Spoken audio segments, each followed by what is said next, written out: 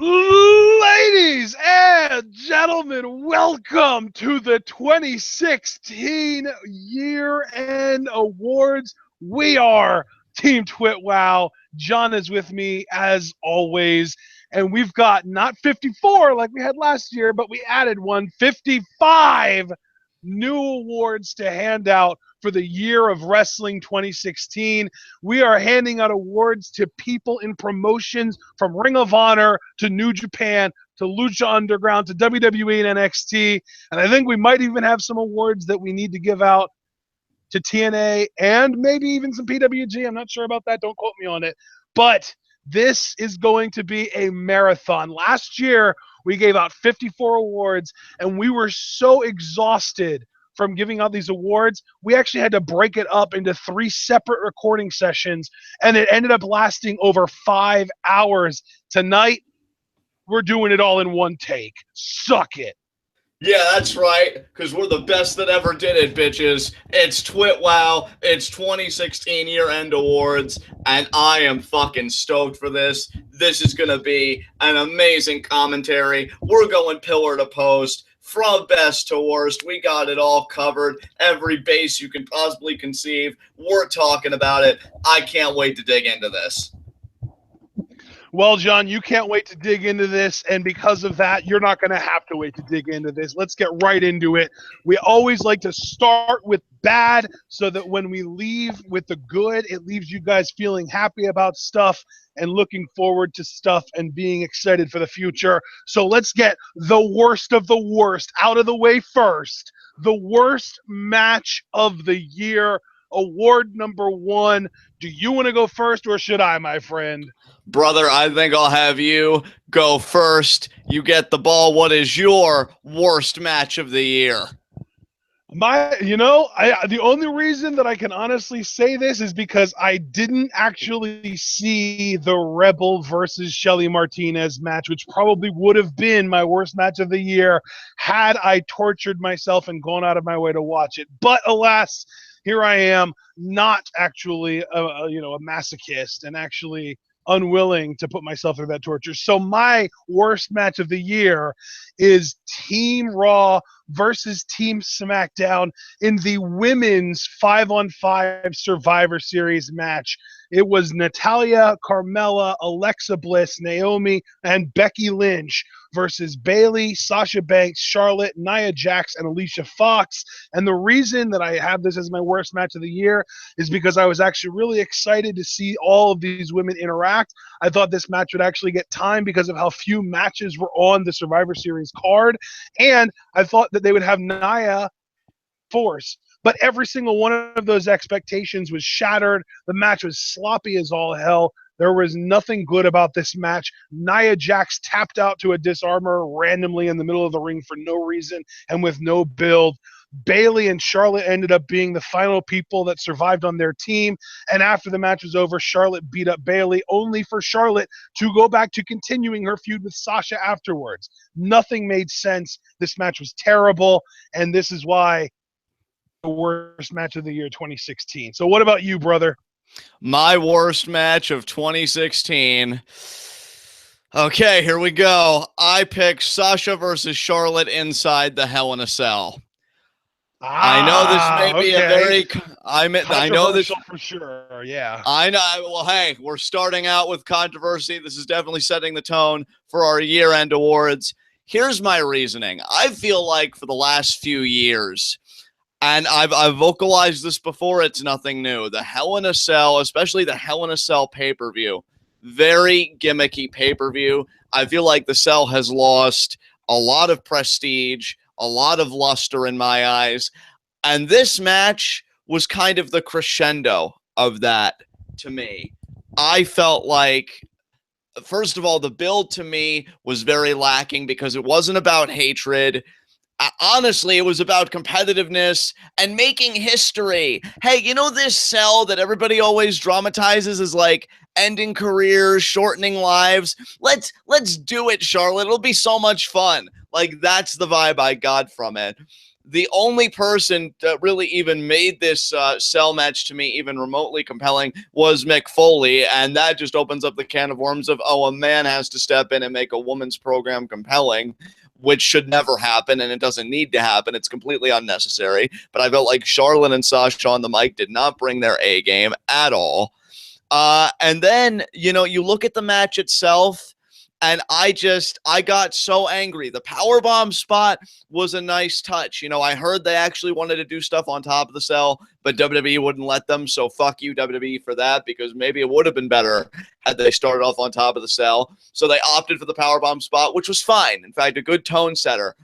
But then you just let the whole stretcher spot drag on and on. Like, I would rather Sasha just continue the bout in immense pain, because she can sell. Sasha can sell in my mind very well. I would have rather just had her really sell the beating than just, oh, can I go on? Can I? And then the stretcher, and then at the last second, no, I can go on. I can. And she goes in for the fight.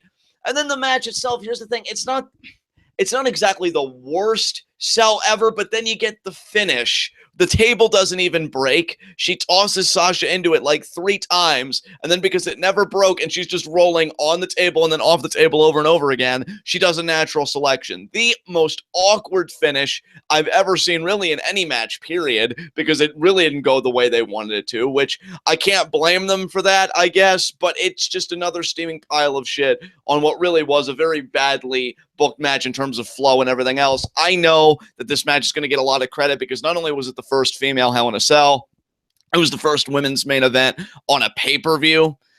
I just wish it would have a better precedent, because I don't know when WWE is going to do this again. And I wish it's a lot like Hillary Clinton being the first female president. A lot of people would have been jazzed about it had it happened. I would have wanted a better candidate. Same thing for the first women's Hell in a Cell and pay-per-view main event. I guess it is what it is, and people can draw strength and admiration and everything and inspiration from it. Me personally, I wish we would have had a better standard bearer of that mark. This is definitely my worst match of the year. That's completely understandable, John. I know it's going to be controversial because of everything you talked about with, you know, the record setting. But when you build a match based on the fact that it's going to break a record, that kind of takes away from the record, in my opinion. And believe it or not, this was actually what I had chalked in as my worst finish of the year for the longest time before I remembered an even worse finish from earlier on in the year. So we'll talk about that later. But yeah, definitely an understandable worst match of the year. Let's move on. Second award, feud of the year. And obviously, John, you're going first for this. So what was your worst feud of the year? Oh, brother, it was Baron Corbin versus Dolph Ziggler. I could not get into this at all. I'm so happy that Baron seems to be doing significantly better on SmackDown Live, but his year wasn't always that way. After winning the Andre the Giant Memorial Battle Royal, I'm like, oh man, who's he going to go after first?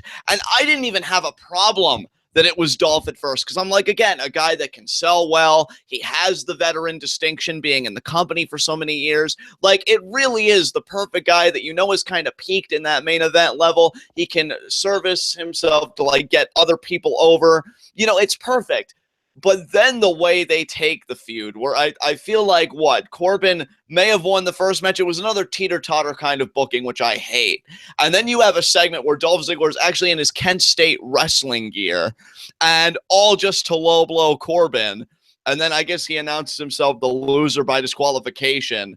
And yeah, it was a match I didn't care for, and I felt like it went on too long. I feel like Corbin should have won this feud more resoundingly. I don't like that Ziggler held his own as well as he did, you know, it going so many matches for me. I would have wanted Corbin to be dominant right out of the gate. So yeah, just for those reasons, this is definitely my worst feud of the year. Hey man, that was horrible. And the fact that we actually got like a little taste of Corbin Ziggler in the Corbin Ziggler Ambrose match that we just had, or AJ Styles match rather, that we just had on SmackDown Live, was sort of triggering my PTSD a little bit for that Ziggler Corbin interaction, because the match, you know, the feud was just so bad earlier in the year. So yeah, I completely agree with you. I do want to be clear. I was really thinking about versus Charlotte my worst match of the year, and the reason that I didn't is because of how good their Raw matches have been. So they saved themselves on that. Yeah, I would agree with that wholeheartedly. Absolutely. That said, though, my actual worst feud of the year is AJ Styles versus Roman Reigns, because let's be real, the entire purpose of it was to convince people that Roman is a good worker. And they buried AJ. Luckily, AJ is a good enough worker that he recovered when he turned heel, and they gave him some wins over Cena. But the whole feud between him and Roman was meant to just kind of bide time and give Roman good matches on his resume until they decided to do something else with Roman. Yeah, you know what's so interesting about that feud, bro? Like, I don't disagree with you for that being your selection, but the funny thing about that selection for me personally is I liked their in-ring matches. It's just like everything you were Well, that was saying. the whole point. Yeah, that Yeah. was the whole point, was so that they could get some good in-ring matches on Roman's resume. I'm telling you. Yeah, like the in-ring matches were great, and for AJ to make his springboard forearm interesting, because I believe it was Payback where the phenomenal forearm was through the announce table, and I'm like, wow, you've actually managed to make this move interesting. So I commended him for that. But the whole story of, oh, is AJ with the club? Is he not with the club? When you can clearly see that people want to support AJ, and it comes back to the central problem: WWE trying way too hard for Roman to be sympathetic. And the thing was, even when he got the #1 contendership, they showed footage of when Raw went off the air of the crowd chanting like, "You deserve it." They were so behind AJ. And then with Extreme Rules, like the Usos getting involved in screwing AJ out of the title, that seemed heelish, but of course we don't run with it. It just, from a booking standpoint, I think it left a lot to be desired, even though kudos to AJ. 2 great matches to start his WWE year, and that would really become his standard throughout the year. But I completely agree. This feud was horrible.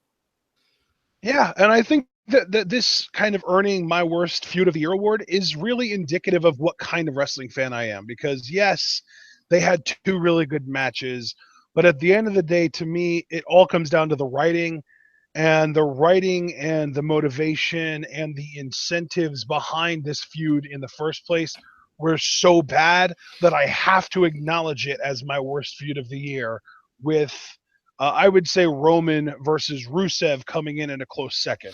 Oh, dude, absolutely. I mean, look, what have you and I been saying, especially for the latter half of 2016, that we feel like great storytelling can compensate even for like an average in-ring match, because we like a strong narrative. So it would be hypocritical to not scrutinize something for worst feud on a narrative basis, and on a narrative basis, Reigns and Styles was sorely lacking to me.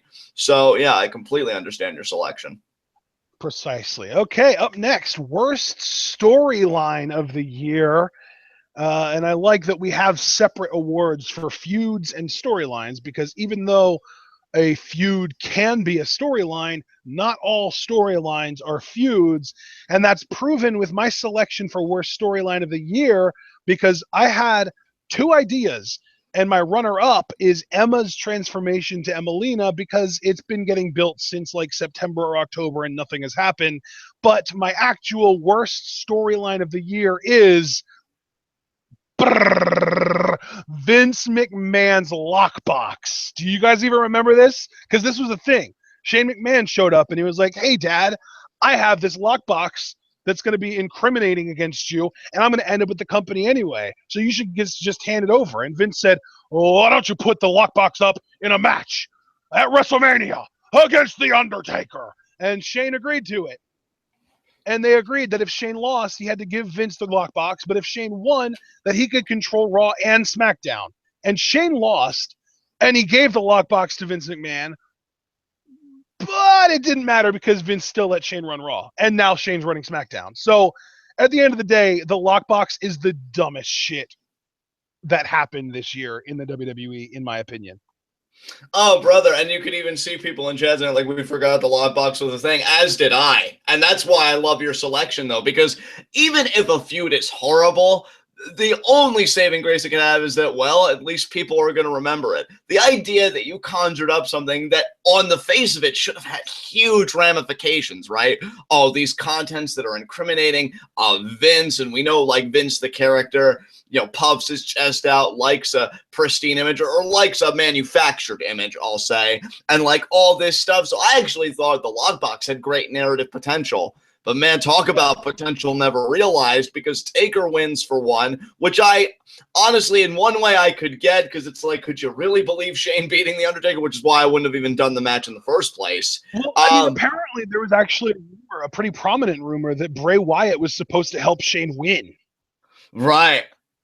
And that instead they decided, oh, let's just have Bray do a random promo appearance and then get Eric Rowan to get squashed by The Rock. Yeah, because that's clearly a better use of his WrestleManias, given that he's only worked with Undertaker and fucking John Cena at his prior WrestleManias. Right? And then, yeah, I completely agree with you, because after Shane gives, well, at least in his mind, what was a valiant effort, but guys, I did the thing. I jumped off the high thing, the cell. Vince is like, Shane, I'm already fully erect, proving myself to be the better man. Why don't you run Raw? And it's just completely pointless. I don't understand it. I don't think even WWE understood it, which is really a sad trend that they have with a lot of their stories. So I can totally understand why you'd have this as worst storyline of the year. This was garbage, straight up. Yeah, I feel like the Lockbox storyline was the WWE's 2016 equivalent of the Anonymous Raw GM. Yeah, absolutely. I completely agree. This was absolutely horrible. What was your worst storyline of the year, John? My worst storyline of the year. Okay. Seth Rollins versus Triple H, or if you'd rather call it Triple H's betrayal of Seth Rollins. You had it. You fucking had it. Seth Rollins has all the makings, and still has all the makings, nothing's changed, of being an amazing babyface for this company. We keep saying that Roman Reigns could be one of the best heels of the decade. I think you could say, the opposite for Seth Rollins. He could be one of the best baby faces of the decade. But you tripped and fumbled right out of the gate, because the most important thing for a babyface, especially, at least in my opinion, a babyface that's been a heel for a long time, is you've got to have their alignments and motivations like all clear and articulate and coherent and everything. And the test was, how is Seth Rollins going to measure up, or what is his motivation for going face? Yes, Triple H betrayed him, but you need more than that. You need more substance. And on the first sit-down interview he had with Michael Cole, where Michael Cole asked the very pointed question, and very sincere question, what makes you different from Kevin Owens? It's a legitimate question, a question that we're all thinking about non-kayfabe when we're analyzing this. He pretty much doesn't answer the question. He kind of skirts around it and says that, I'm going to burn everything to the ground. And I've told you this in conversation. I'm going to tell everybody here how I would have done it. Was I would have had Seth own his shit. I would have had him say, yeah, you know what? The Authority did help me with a lot. I was Mr. Money in the Bank because of them. I did have a dominant reign as WWE World Heavyweight Champion because of them. But when I came back, I beat Roman Reigns at Money in the Bank on my own. I could have done everything on my own, redesign, rebuild, reclaim. I rebuilt myself as a better Seth Rollins, and Kevin Owens is going to find that out firsthand, because the Authority used me. They're using him too, and if he's too dumb to see it, that's not my problem. All I care about is that Universal Championship. Like, own your shit. Own your shit, or at least, I don't know. I just felt like it was so fun. And then you don't even hear from Triple H for months. Only recently now is Seth Rollins been saying, hey guys, just in case you didn't tune in last week, I just want to catch everybody up to speed. He actually said this in a promo, by the way. I want Triple H. Great. We want you to want Triple H, but where's Triple H? Because I've been dying to know, why the fuck did you turn on Seth Rollins? And it's gotten to the point now where I can't speak for you or any of our fans here, but when Triple H finally does make the reveal, I know they probably think that his long absence would make it even more dramatic. I honestly don't care what his motivations were. Too little, too late. Exactly. Because you really haven't been fucking with Rollins all this time. Kevin Owens has been cheating other ways, using Chris Jericho or bending the rules to win. He hasn't even really needed you. So what's the point? Like, if Triple H kept being a needle in Rollins' side, then yeah, I really would want to know his motivations, because he's a consistent presence. But he hasn't had that. So, yeah, I mean, so much potential. I still think Rollins can be a great face, because we've seen glimmers of it, It's just, this was a horrible way to start. So this is definitely my worst storyline of 2016. Absolutely, yeah. That's 100%. Yeah, that makes all the sense in the world. And you know, the funny thing is, someone in chat actually just said Triple H fears football season. At the end of the day, I legitimately believe that this is intentional because if you think about it, the last time we saw Triple H was before football season, and then football season happens and ratings dip, and then we'll probably see Triple H after football season is over. And when the ratings go up, he'll claim that it's because he's on TV. That's how much of an ego he has. Oh God, I hate that you're so right about everything in that sentence. Yeah, this is horrible. All right. So up next, we had our worst pay per view of the year. So, John, I want you to tell me what was your worst pay per view of the year? My worst pay-per-view of the year, my friend, was Payback 2016. I did not care for this show at all. And here's the thing, I was really racking my brain because there really were some crappy shows on WWE's end this year. Clash of Champions I thought was underwhelming. I feel like SmackDown on one pay-per-view where we're like, it was all right. But I mean, Payback 2016. I think that was the second one. I want to say Backlash, maybe? I don't know. Yeah, you might be right about that. And you know what, though? Payback gets the nod to me because, first of all, we had Charlotte facing Natalia and, the whole Ric Flair, Bret Hart thing. So, again, you have people getting overly involved or male figures of legendary status getting overly involved when women should be building something organic. You had the Vaudevillains versus Enzo and Kaz, and that's where Enzo got his concussion because Gotch threw him too hard into the ropes. And then the main event, Roman Reigns versus AJ Styles. Oh, he also had a Dolph Ziggler Baron Corbin match. So again, goes back to worst feud of the year. And then to cap it off, I mean, you had some good highlight. Like the biggest highlight to me, I feel like, was Kevin Owens versus Sami Zayn. That was for the Intercontinental Championship. They had a great match there. You know what, though, John? They had a great match, but we need to remember that their match took place immediately after Enzo's injury, so the crowd was not into it at all. And I also want to remind everyone that this is the same match that Sammy botched the rope moonsault, the acai moonsault, and it looked really bad. So we were also concerned for him during live reactions. So this is just, it was a good match, but it was just not a good vibe at this point in the show. Yeah. I mean, it was absolutely awful. Oh yeah, and Charlotte and Natalia, on top of having the men in there, I'm reading here because I'd actually forgotten the finish. Charles Robinson rang the bell even though Natalia didn't tap. So you had that really shitty finish. And then Roman Reigns versus AJ Styles, because remember, this was their first match together, and they had all of those resets. Oh, AJ beats Reigns by DQ. Oh, AJ beats Reigns by countouts. But then, Reigns beats AJ by pinfall. So AJ beats Roman in ways that are meaningless, but Roman beats AJ in the way that really matters. Great real message there, WWE, that wink, wink, nudge, nudge. Like, we'll let people win over Roman when it doesn't even matter. So, yeah, an overbooked main event to me. Payback 2016 was garbage. Easily my worst show of 2016. All right, yeah, it was a really bad show, but I don't think many people expected a whole lot out of Payback this year. I don't think that was a show that people were like, oh man, Payback, that show's going to be awesome. But my worst show of the year 2016 is the one show that everybody hypes up on. It's the one show that people look forward to every year. It's the one show that is supposed to be the biggest, best, most important show on WWE's calendar. And in my opinion, it completely failed to deliver this year. That is, of course, WrestleMania 32. This show was 7 hours of pain. Yeah, this was not a good WrestleMania at all. Not a good outing whatsoever.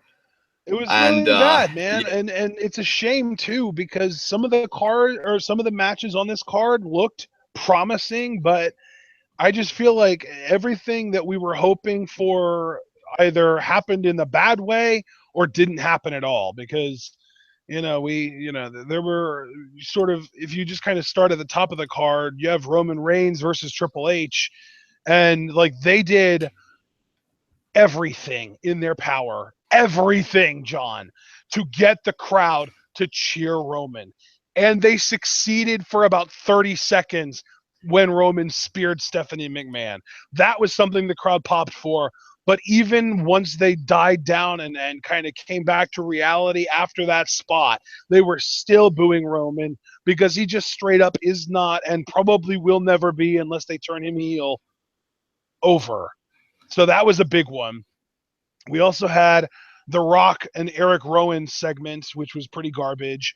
The one highlight of the show that I would say is Baron Corbin winning the Andre the Giant Memorial Battle Royal, but the Undertaker versus Shane McMahon match was a freaking disaster that was carried exclusively by the one spot that Shane McMahon jumped off the cage for.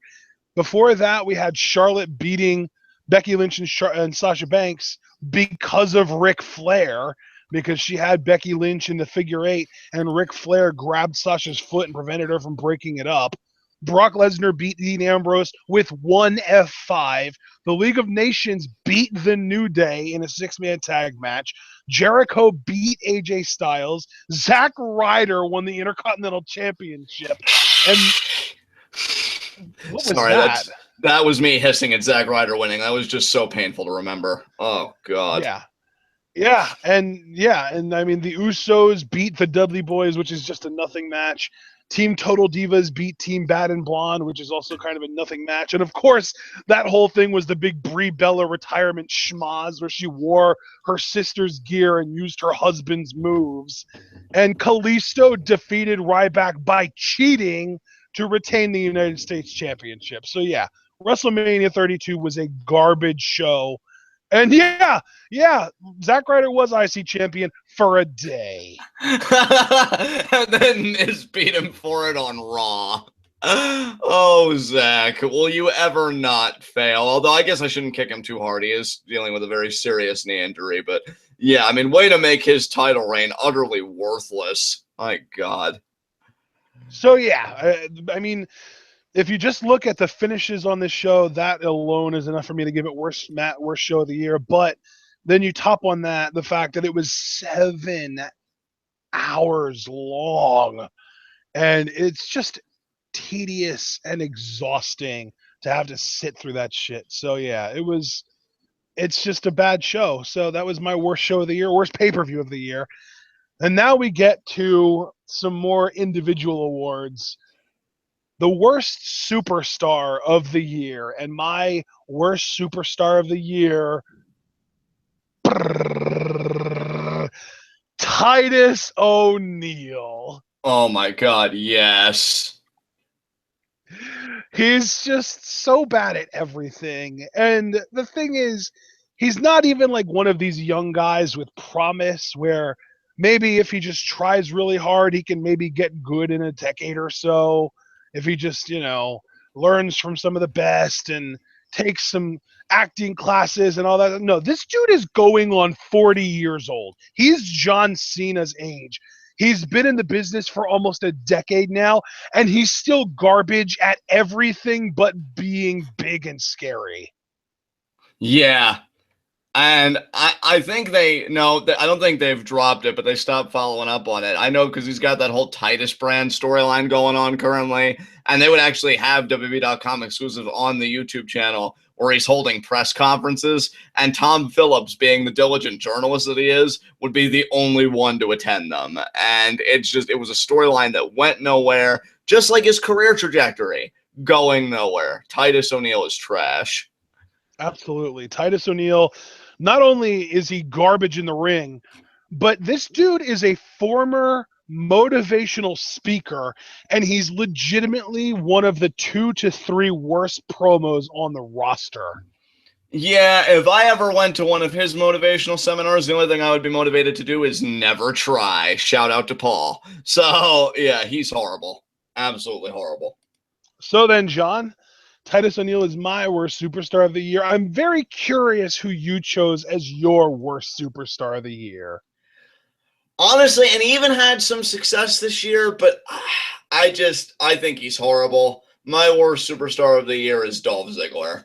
As soon as you said he had some success, I was like, oh, it's totally Ziggler. And it is. Yes. Yeah, honestly, I know he won the IC title, and hell, I'll even say that him and Miz had a great ladder match at TLC this year, but him as a performer, there hasn't been any growth or evolution with Dolph, and that's why I think he's the worst. Because here's the thing.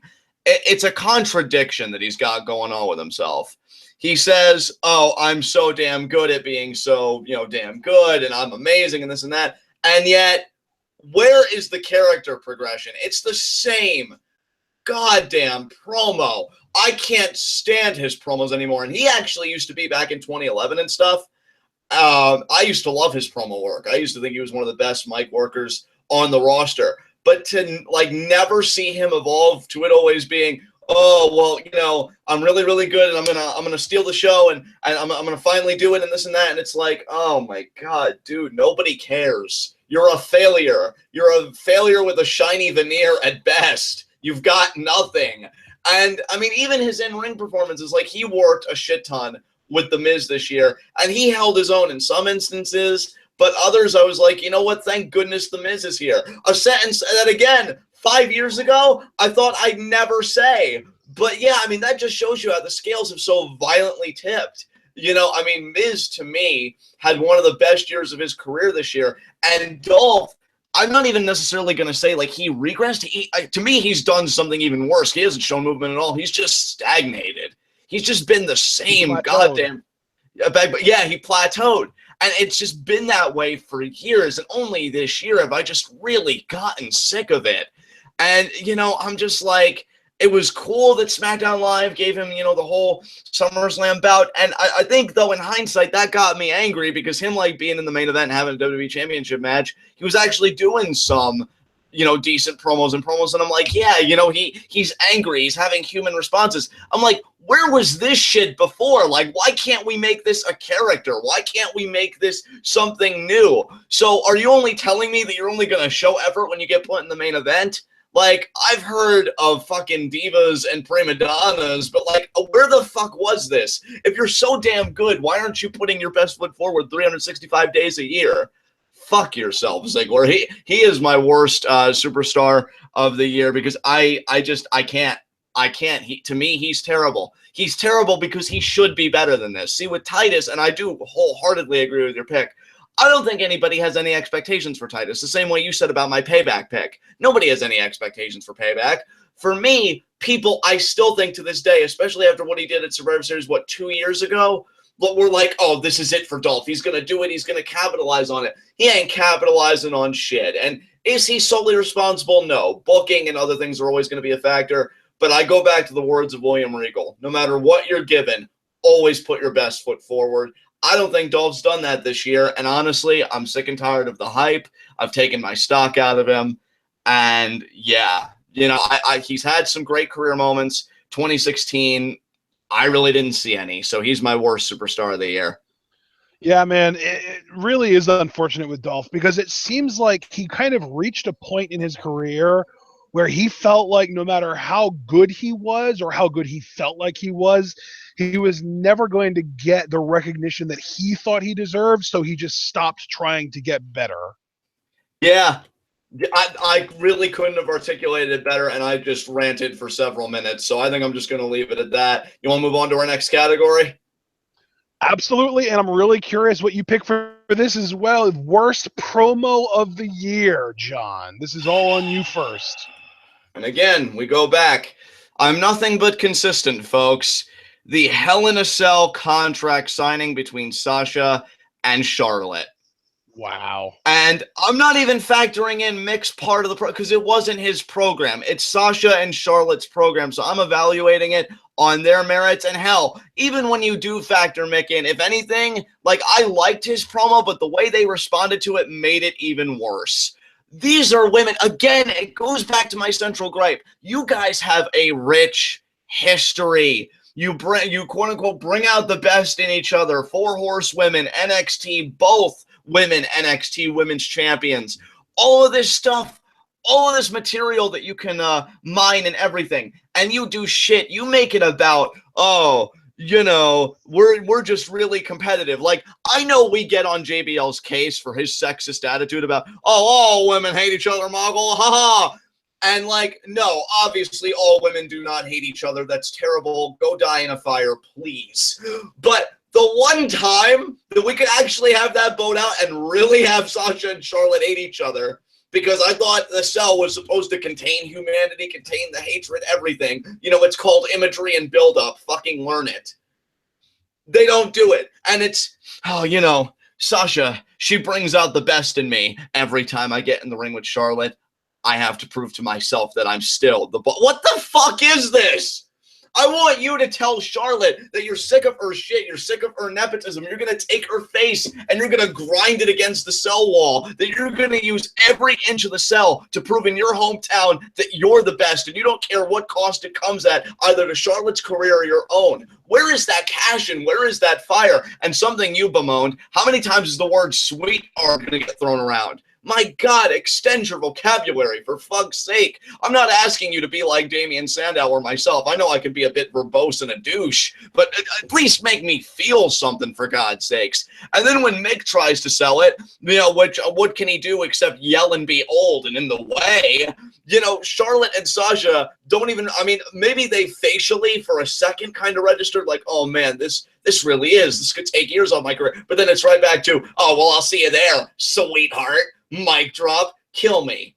Kill me. You can do better than this. That's why I'm so hard on you, because you can do better than this. And if you're setting the example for women, God, I hope what they take from your example is, well, we can jump that bar easily and fucking clear it.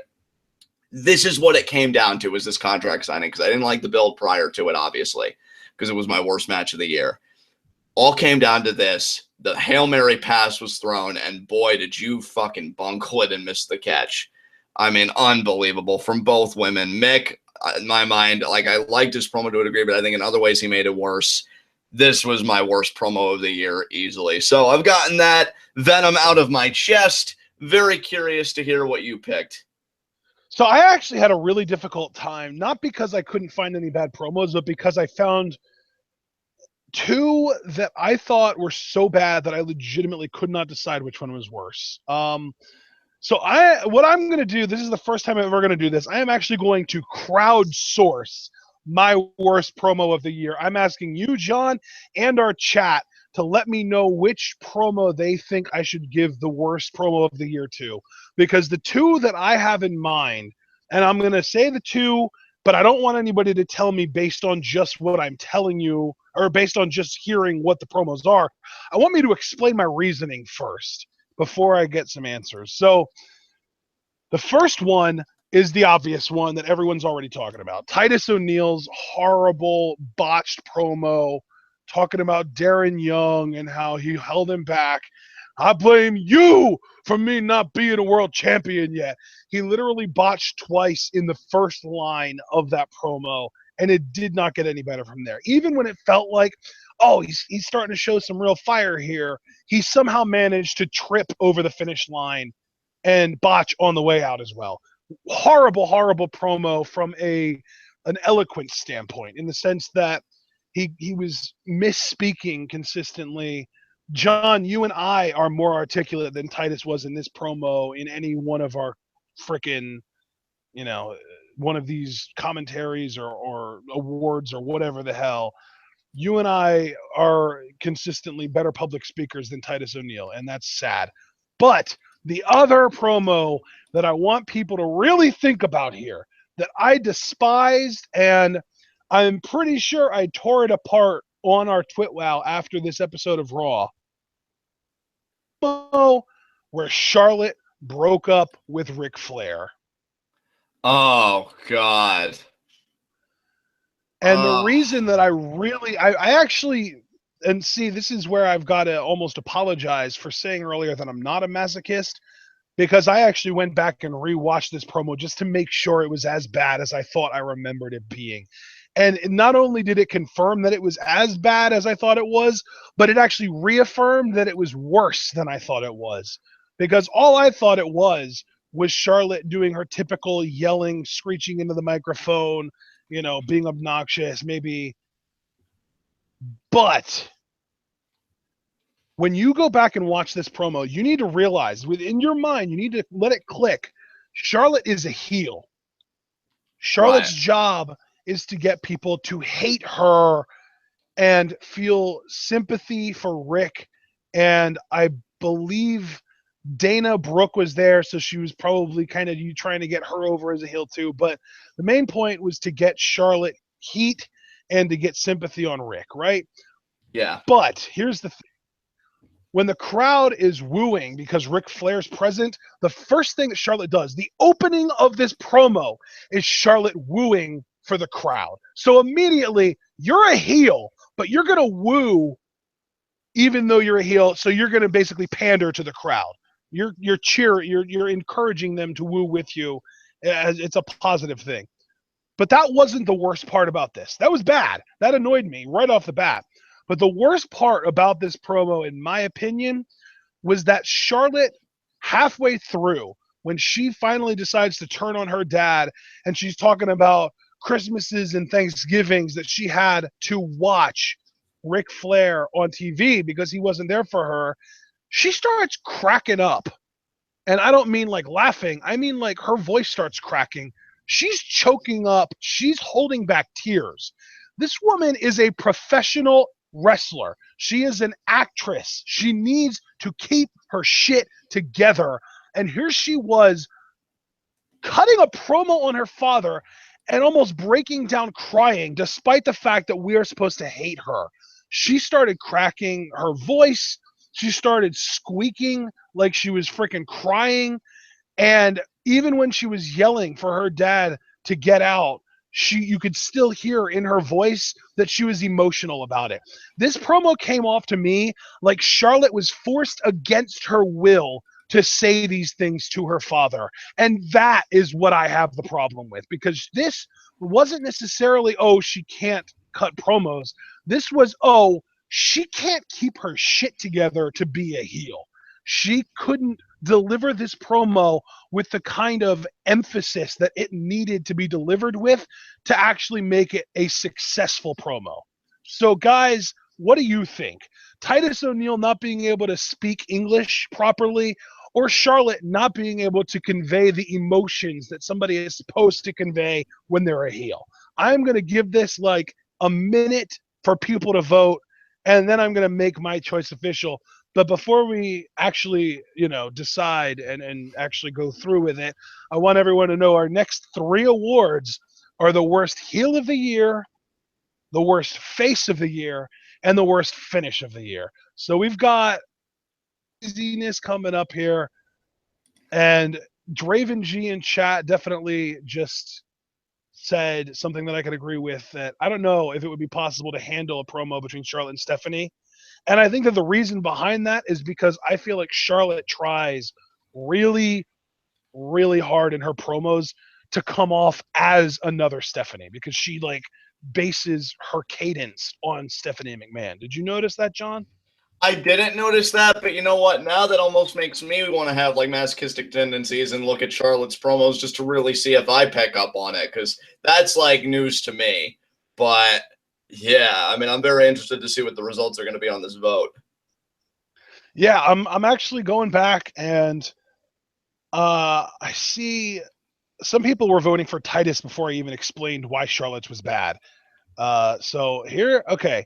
Deluxe Man voted for Titus. Jonathan Herr voted for Charlotte. Hazardous Something and Zane Banks voted for Titus. Javaris Carter voted for Charlotte. The Mastermind voted for a tie. That's helpful. We had a lot of people talking about the Kalisto Lucha Things promo, but that wasn't even on an episode of Raw, so I don't count it. That wasn't even a live thing, like in front of a crowd. So I don't know. Yeah. All right. So Brandon Best voted for Titus. Let's see. Titus. Okay. I think it's going to end up being Titus. I despise the Charlotte promo, and I got to rip it to shreds, and I'm okay with that. So let's just say that my worst promo of the year, 2016, is Titus O'Neil trying to blame Darren Young for all of his problems. So now we can move on, and I get to have even more fun, you guys, because next up is the worst heel of the year, and this was the first I filled out when we got to filling out our lists for these awards. My worst heel of the year Easy choice. By far, it's Charlotte. Yeah. Do you even need to say anything else after how you picked apart her promo? I think like all of that, you could just like say it's just about Charlotte as a performer. And A but lot yeah. of my problems with Charlotte come back to the fact that she's just not a good performer. She's a bad promo. She is an athletic wrestler. She's got a really good athletic background, but at the same time, she's not good at selling, and especially not long-term selling, which really is kind of a lost art these days. But I feel like Sasha Banks and Bailey both do long-term selling really well, and Charlotte is just and Becky Lynch. So really, Charlotte's the only one of the four horsewomen that doesn't know how to do long-term selling. Um, but yeah, that she. It's one of those things where I see Charlotte's flaws for what they are, and because of that, I can't get behind her as a performer.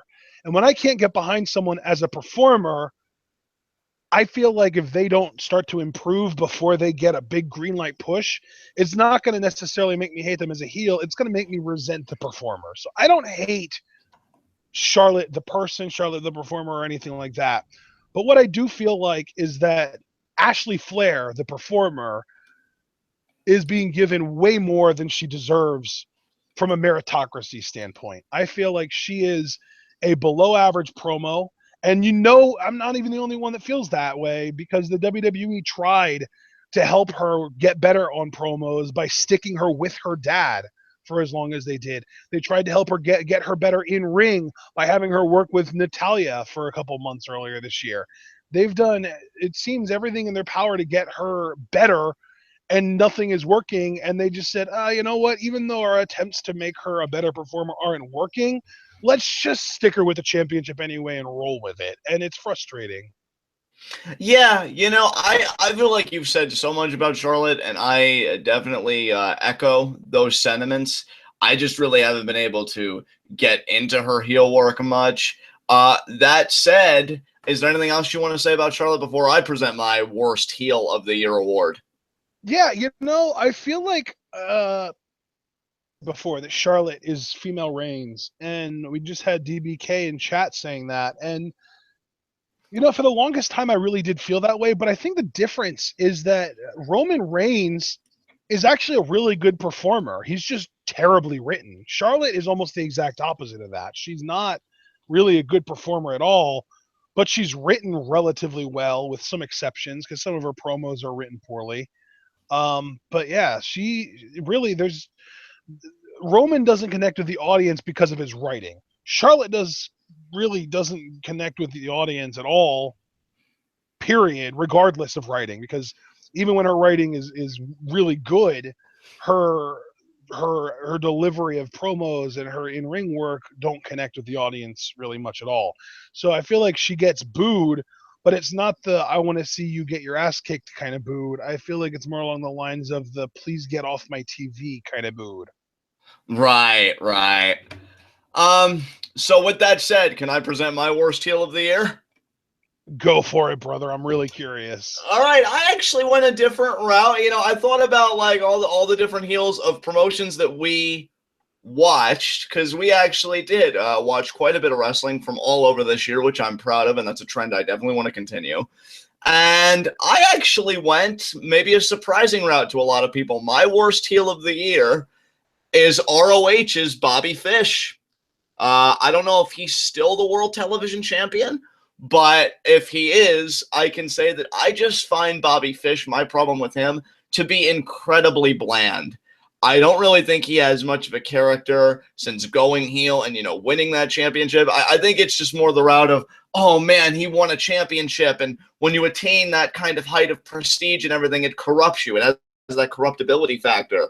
And even like the way he works matches, like sometimes a finish will be like he'll grab the bottom rope or do this, but he really doesn't cheat like that much to me or do a lot in the ring to garner that kind of heat. Now, here's the thing too, with Kyle O'Reilly, where he works, he really doesn't have like much of a defined character either in my mind, but his body language and his intensity in the ring as a face make him, to me, a very likable babyface. Like his promo when Adam Cole screwed him out of the ROH World Championship backstage, where he's like, Cole, you son of a bitch, and just like he's angry. And he's, because Cole was his friend, he wished him good luck. It was the world title. Like, I joke a lot about Kyle O'Reilly, you know, because Johnny Scumbag loves to have a good time with all the baby faces. But if I'm being sincere, Kyle O'Reilly should be very proud of the babyface work he did this year. I feel like I wish that Bobby Fish would actually learn from him, except, you know, obviously the opposite in being a heel, because while O'Reilly may not have this clearly defined character outside of I'm a really good wrestler, when he's wronged or like he's in the ring with somebody he hates like Adam Cole, you feel that intensity, you feel that emotion, you know, you feel that connection with O'Reilly.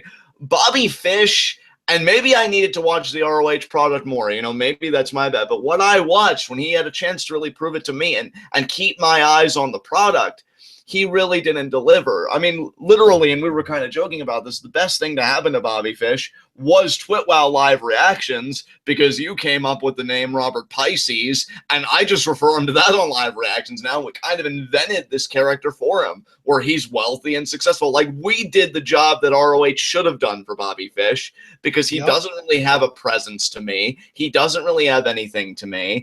And yeah, I've got to say, like, he's the worst hit because he's just there. And, you know, I don't mean to dig my heels in the guy. He's a great in-ring worker. You know, I love Red Dragon from an in-ring standpoint. But if you're serious about doing singles, you know, like I look at other tag teams, like Christian may not have had the star power of Edge, but when he had a character and a gimmick, like he committed to it and he cranked it up to 100. I still to this day love Captain Charisma and all that stuff. Bobby Fish never had anything like that. And I just really have to give him my worst heel of the year on those merits. Yeah, man. I think, yeah, that's really a completely fair award, because the thing with him is the work. Like, if you get a lot of boos, it can be a good thing. If you get a lot of cheers, it's pretty much always a good thing. But the thing with Bobby Fish is most people just don't have an opinion on him. We just don't care about him. We're apathetic towards him, and that is the worst possible reaction that a wrestler can have. And Bobby Fish, if I had to describe him in one word, it would be bland. There's just nothing really that stands out about him. Yes, absolutely. And by the way, thank you, chat, for correcting me, because how could I forget that Marty Scurll, the villain, again, a much better heel than Bobby Fish, is currently the world television champion. So, yeah, he couldn't even really hang on to the gold. Bobby Fish, I do wish him well, because he does seem like somebody, if you gave him a proper character, maybe he could do something, but I just really haven't seen anything to the contrary. So that's my recipient. All right, now chat. I know you guys have been jumping the gun during these awards, where we'll say the name of the award and then you'll be like, oh, I think that award should go to this person or this match or this promo. But I'm going to need to ask you guys, God damn it, Deluxe Man, I'm deleting your message. I'm not going to report it. I'm just going to remove it. I really want you guys to not do that for this, because everyone is going to say my award recipient. And because of that, it's going to get spoiled. But John, you go first. So John, who's your worst face of the year? Well, God damn it, Deluxe Man, you got what you wanted, because my worst face of the year is Roman Reigns. You had fun. What? So it's both of ours. So they can say it now, because now it's spoiled, because it's the same for both of us. Well, you had fun with Charlotte, so I'm going to have fun with this. My final, Roman Reigns ran as a babyface. You can't be a babyface when everybody fucking hates your ass, except for a small segment of the audience whose genitals haven't even dropped. Okay? You get booed out of buildings everywhere. And the funny thing is, like, he's my worst face. And here's the thing about Roman Reigns, and you touched on this earlier with your discussion of Charlotte. You were talking about a guy that was made to me for professional wrestling. Great look, has a better in-ring product than a lot of people give him credit for. Because I will give him this. As a face when he had to show up, you know, in the matches with Bray Wyatt, AJ Styles, but let's keep in mind it's AJ fucking Styles, and other people. Yeah, Roman held his own, and I felt like they were good in-ring matches. So you can actually deliver a quality in-ring product. But your character and the idea that you still, all this time later, haven't moved on from the Shield. And I'll tell you why he hasn't moved on from the Shield. Because WWE, because they had to know. Somebody in that room had to be smart enough to know. Guys, if we go through with this, it's dead in the fucking water. Let's just brace for impact. Give him the Shield gear. Give him a kind of altered version of the Shield theme. And let's just hope for the best. Well, what's the best you got? Fucking shit. Fucking shit. This is a man that if he was heel would be owning shit right now. Would be looking at me and saying, that internet nerd wouldn't even be worthy enough to swallow my own goddamn jizz if I wanted him to. Like, just really, really sticking it to me. Like, he's not even good enough for me to shit on this guy on the internet. And when you see him on Twitter saying, oh, I make more money than Kevin Owens, or, oh, maybe you should make your own money and actually come to events, or, you know, my leg's bigger than you, shut up. He's amazing on Twitter. And I just want to shake him and go, oh my God, why? Why? And then, you know what? This is just a personal thing. This has no basis in reality. I will be the first one to confess that. This is my personal feeling.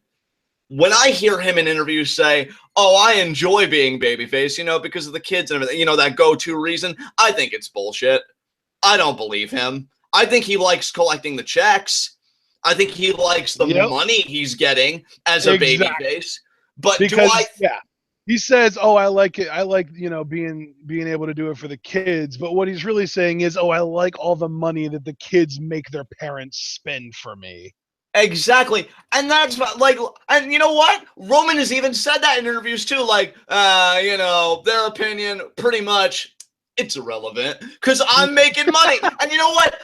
A lot of people got mad when he said that. Like, oh, Roman Reigns doesn't have his heart in this business. Fuck him. I'm like, whoa, whoa, whoa, slow down, Marks. Like, I approve of this. Yeah, Roman, shove that bank account in everybody's face because they say there's a... Would you say, John, that Roman Reigns doesn't even know it, but he would make the perfect addition to the Scum Squad? Yes! Heel Roman Reigns. Call me.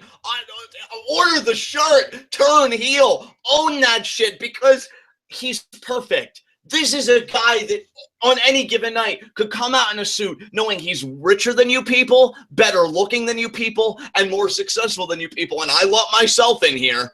And there's not a damn thing any of us can do about it. And that's a successful heel. When you know what they're saying is true. He could look at me right now with this rant and say, you using crutches? Yeah, I'm an athlete. My own legs work to. And I'd be like, wow, Roman, that's really hurtful. I might kill myself. Thank you.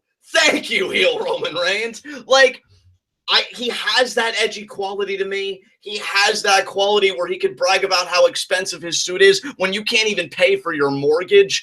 Like, all of that potential is there. And what do we get? Hey, guys, the tater tot's scared to come in the ring. Shut the fuck up. That's the best you've got. And Jack and the Beanstalk, who could forget that? What is even happening? But that's all, folks. This is a guy, from an artistry standpoint, could be an amazing heel. As a businessman, he's doing just fine. His bank account is fatter than mine could ever hope to be. And if he's content with that, fine. And I even had a conversation about this, I believe, with Deluxe Man. I said, look, as a man having to provide for his family and himself, he don't give two shits. The green is nice, and he's making good money. As an artist, as somebody that takes pride in their work or actually believes in a craft, I don't think he likes what he does. I bet he wishes he could get on that microphone and tell people, hey, when Roman Reigns is talking, you shut the hell up and get those boos. So I don't think he's a man satisfied with his craft. but he's going to shut up about it because the checks are fat and everything else is sitting pretty. So you know something? You're the worst face of the year because, yeah, you're making more money than any of us, but you fucking suck at what you do. I've never rooted for you one time. Even Rusev, you had the guy that gets heat from being a foreigner alone, which, I mean, way to show those really horrible tendencies, audience. He comes from another country. Burn him! Burn him! And you couldn't even ride that wave. You couldn't even ride that fucking wave to a pop, to even one pop. You're pathetic. And you know something? It's not irrelevant because you've given me anger issues about this. I have problems. Every time I open my mouth about how you should be heel, I can't shut the fuck up about it. And for that, I hate you. I hate you. And you're just the worst face, not just of the year, but that I've ever seen in my natural born life.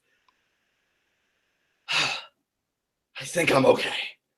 All right. Who is your worst face of the year?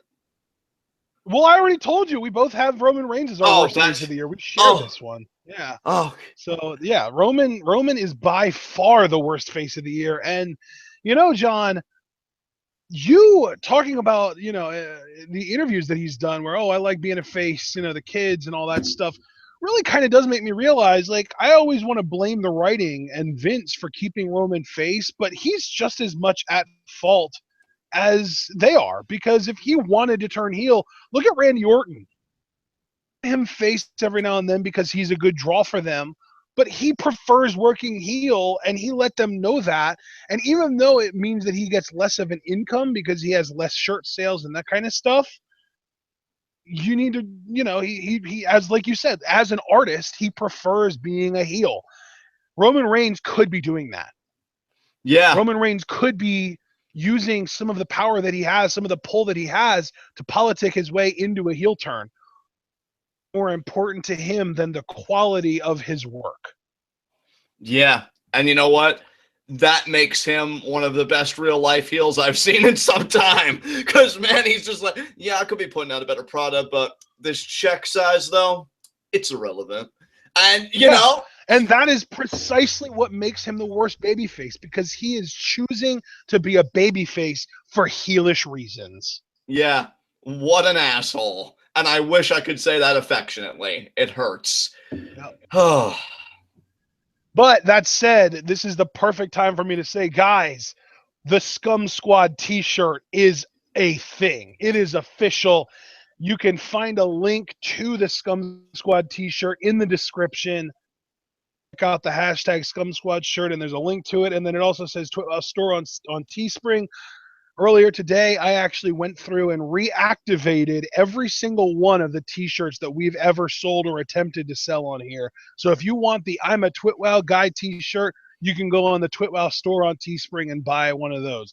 If you want the John doing the intro, the best wrestling podcast made for wrestling fans by wrestling fans on the web today. If you want that t-shirt, it's available. If you want either one of the two, I'm because he's a father, damn it t-shirts, those are both available.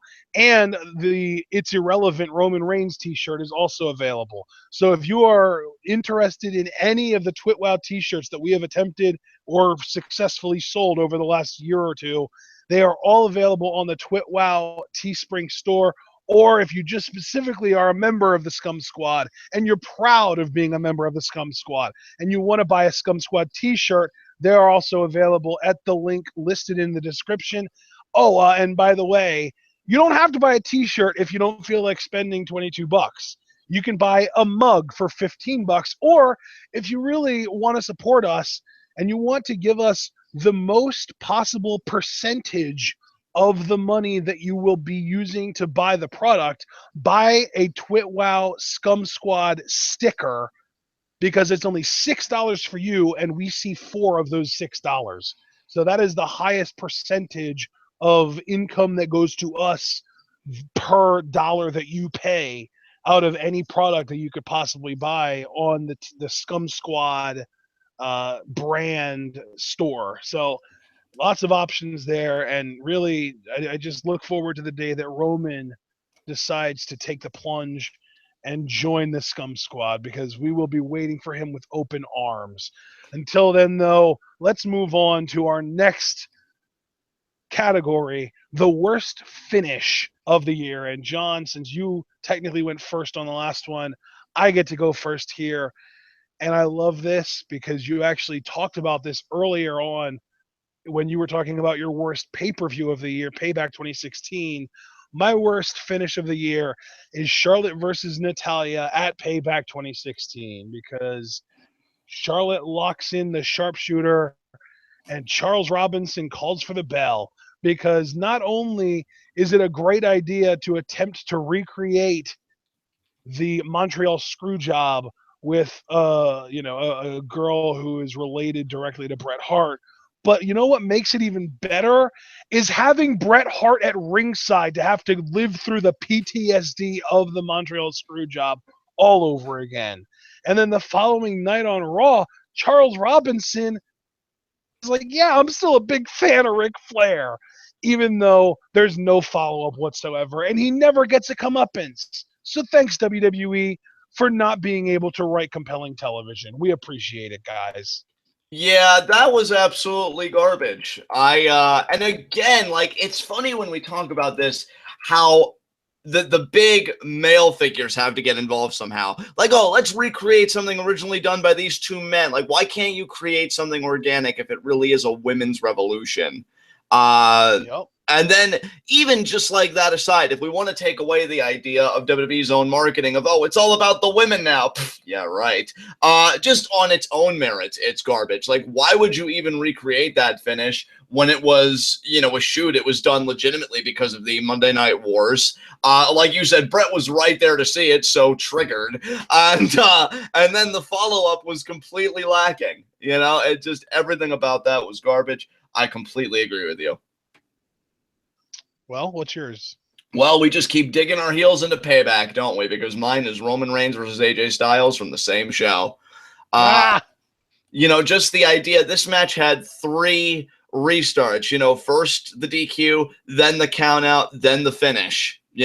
Because it was so bad that AJ Styles could actually legitimately beat Roman Reigns and have the show go off the air. No, we've got to make Roman look really, really, really strong. And to me, it was just overbooked to shit. And again, like, I think both guys can be quality in-ring workers, but you could tell, like, WWE's fingerprints were all over this shit.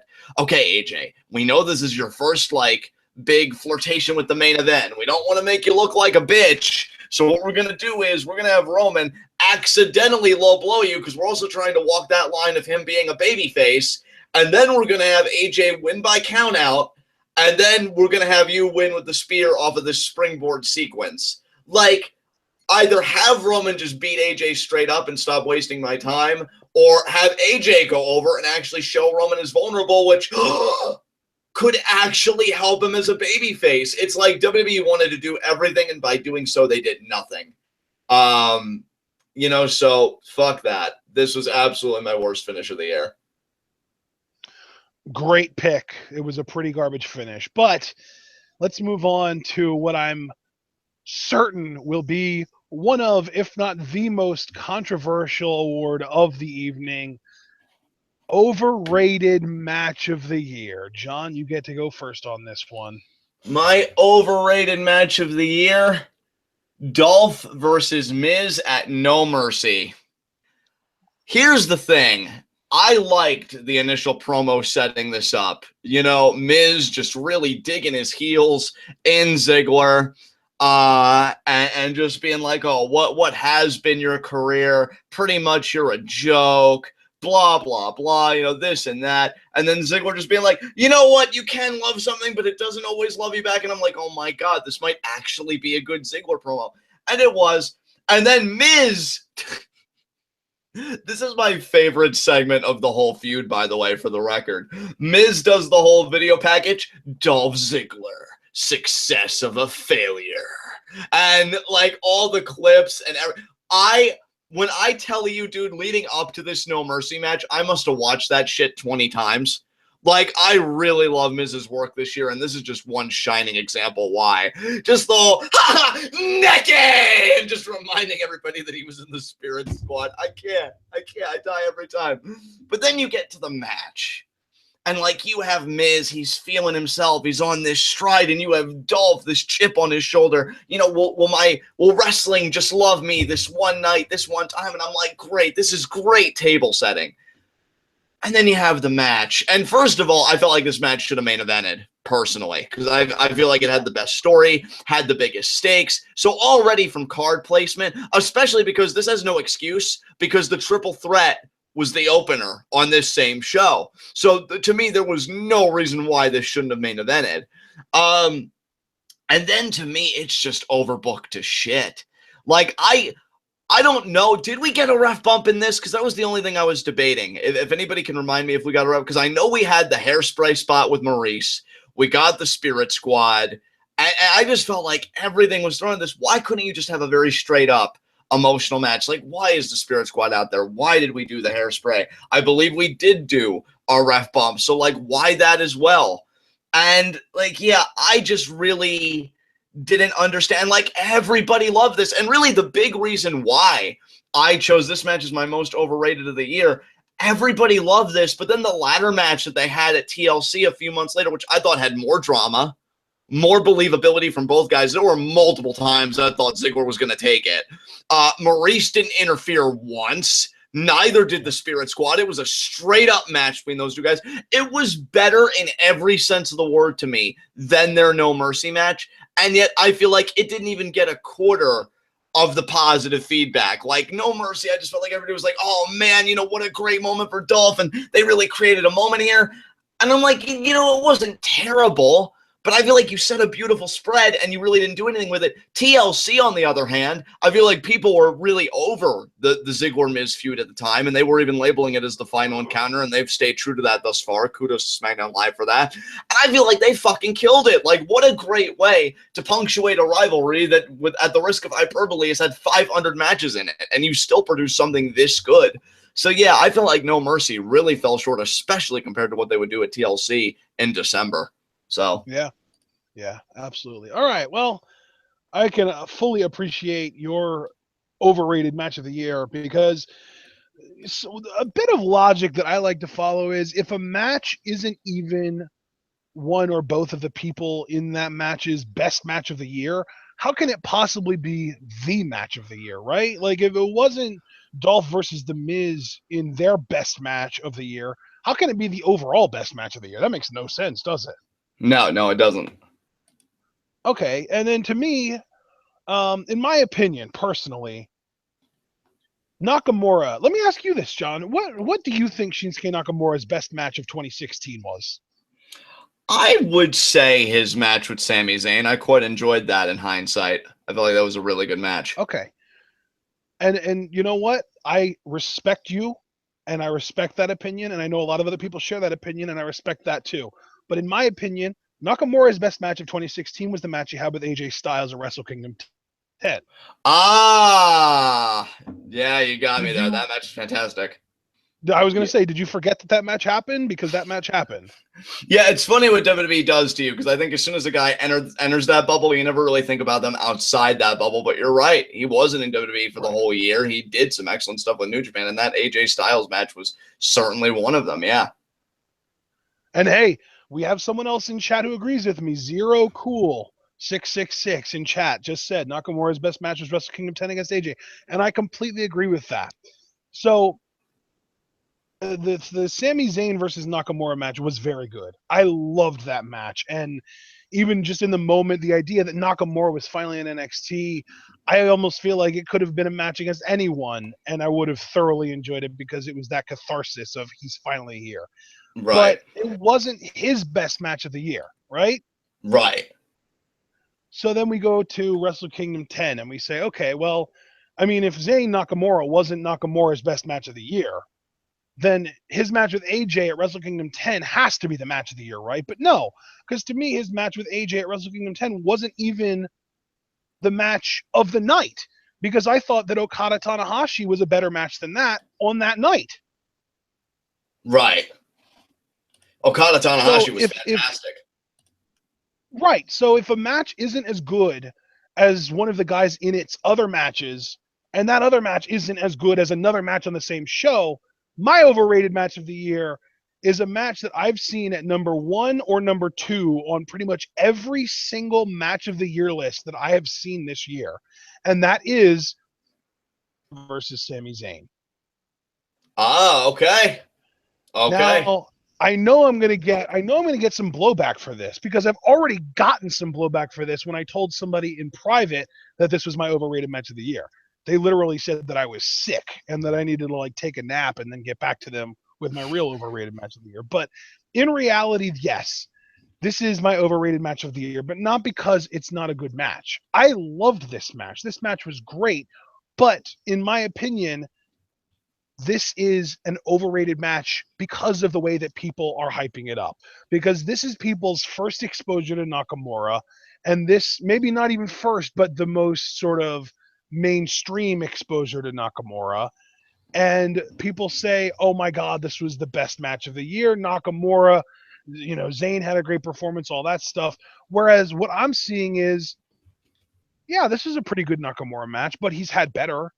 And not only has he Right. had better in his career, but he's had better this year against AJ Styles. And to me, just because a match is the best match of a show and an amazing match within the confines of NXT, that doesn't necessarily qualify it for match of the year.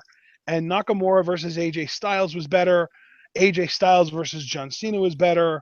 Tanahashi versus Okada was better, and none of the matches that I just listed were even my match of the year. So you know that there were a ton of match of the year candidates. So yeah, Nakamura Zayn, while great, is overrated in my opinion because I've seen it at the top of way too many match of the year lists, in my opinion. Hey, brother, you know what? That's what I love about this video. That's what I love every year with TWitWoW End of the Year Awards is because of moments like this where you can come out of left field because you just look at something differently and say, you know what? While everybody's kind of hyping this up, I'm viewing it from a different angle because you've been a Shinsuke fan for a long time, and that's what I want people to understand. Like this guy here and Ashton was telling me about Shinsuke Nakamura when I barely even registered who he was. Like I remember him seeing him on ROH occasionally, and I'm like, he's all right. And it's like, no, you gotta like really see this match to really see him put in the work and everything. So Ashton has been a long-standing Shinsuke Nakamura fan, which is why I feel like this perspective has so much merit to it, because you do have that history with Shinsuke. And I do love that that's the angle you're coming from. And you know what? Good on you, man, because what we got to understand about wrestlers, their careers don't start and stop in WWE. There's a whole wrestling world out there, and Shinsuke is sure as hell has made an indelible mark in it. And it's a mark that you recognize. So I really like the perspective you're coming from, man. Absolutely. Yeah. So, and we're getting a lot of people in chat saying Women's Hell in a Cell, but I feel like that might be the most overhyped match of the year, but I can't call it overrated because I haven't seen anybody trying to say that it was the match of the year at all. Right. Yeah, I agree. So, all right. So now we can get to those. That was, by the way, for those of you following along, that was award number 10. And it was also the final negative award of the night. Yes. Everything else from here on out is going to be positive and happy and fun. So get ready. Here we go. The first positive award, nice transition. I already mentioned this. My underrated match of the year is, like I said, it's a match I've already talked about, and it's actually a match that I just was talking about in our last discussion. My underrated match of the year is Tanahashi Okada from Wrestle Kingdom 10. Yeah, you know what? I love that you picked this because I'm even guilty of underrating it because they really did have a barn burner at Wrestle Kingdom 10. But give your own reasons, please, for why it's your underrated match of the year. This was my match of the year until Aztec Warfare 2 happened, and I would still put this match in my top 15 or so, maybe even top 10. But what I've noticed is that because of the other great matches that have happened this year, nobody gives this match a second thought. Not a single person that I've talked to has this match in their top 10, top 20, top 25. This match just isn't mentioned as a match of the year candidate anymore. And a big reason for that is because of when it happened. This happened on January 4th. It was literally the fourth day of a 365-day year. So people forget about it. But if you go back and you watch it and you realize this match was a culmination of a 4-year story. When is Okada going to win the big one against Tanahashi? When is Okada finally going to beat Tanahashi at a Wrestle Kingdom. He lost to him 4 years ago. He lost to him last year, or not, was it? Yeah, he lost to him in 2015, 2013, 2015, and then in 2016, he finally got the win. He went in as champion, he left as champion, and this was a 1 year anniversary of Tanahashi beating Okada for the title at Wrestle Kingdom 9, and Okada literally leaving the building crying. Yeah. Big this was. And the match itself was like 40 minutes, and it was just incredible from beginning to end. Their best match that I've ever seen, and I don't know if they're ever going to top it, but regardless, the reason that's why it's my underrated match of the year, because I legitimately feel like it is the best Tanahashi Okada match that I've ever seen, and I've seen like 4 of them now, so it's not like I'm completely inexperienced watching these guys wrestle. And yeah, people just don't talk about it as a match of the year contender, and it's unfortunate. It's not my match of the year, but I feel like there are definitely people that haven't seen what I'm giving my match of the year to, who should probably have Tanahashi Okada as their match of the year. So yeah, that I loved this match, and not enough people talk about it. So that's my underrated match of the year. John, what is your underrated match of the year? I'm curious. I don't know what this is. Brother, I gotta tell you, before I get into this, I love now that we're in the positive portion of our show, because now the party's really getting started, right? And you set a great tone, and I love everything you said about Tanahashi Okada. 2 quality workers. I would like to think the same of my award recipients. So I proudly give my underrated match of the year to Marty the Moth versus Killshot from Lucha Underground in a weapons of mass destruction match. Yes, I love it. Oh, thank you. I am so glad that this got brought up, because this really is an underrated match. And believe it or not, Killshot and Marty Martinez, this is not the last that you guys are going to hear of them on this awards show. No, it is not. And let me tell you something, guys. Here's why this match is so great. Because to me, Killshot, otherwise known as Shane Strickland on the Indies, and I feel like from an independent scene standpoint, he had a great year too, and I'm happy for Mr. Strickland for that. But as Killshot, this to me was his first really defining feud as a Technico. It was very personal. Marty the Moth messing with his dog tags, and if anybody knows the story of Killshot, those dog tags mean the world to him, because he fights to forget, and he fights because he can't. And it's a very personal place for him. And Marty the Moth looks at those dog tags as trinkets, as toys, as, oh, look at this, because he's wealthy, he has no empathy, this and that. This, to me... He's a freaking sociopath. Exactly, a sociopath. Perfect word choice. So for me, this was Killshot having a feud that really said to everybody, I can be a main event babyface. I can carry that emotion. I can carry that gravity. But for me, the big selling point of this, and I can never give this guy enough credit, I love him to death, Marty the Moth is a heel that I hope to God in 2017 more people talk about. Because hear me when I say this, you guys. In an age of Naito and an age of Mundo, believe me, we'll get to that later, and an age of Marty, Skrull, and Roderick Strong at PWG this year, so many great heels. Marty the Moth is my favorite heel in professional wrestling right now. Because to me, he just gets it. How he is so committed to this Moth character, and how he just sniffs and flaps his arms near Melissa Santos for every ring introduction. It's the little things, and he gets it down to a science. His promo to Killshot, where he's in the war paint and the military gear, and he says at the end, it's going to be fun. It's going to be fun. It's going to be fun. And, I love it.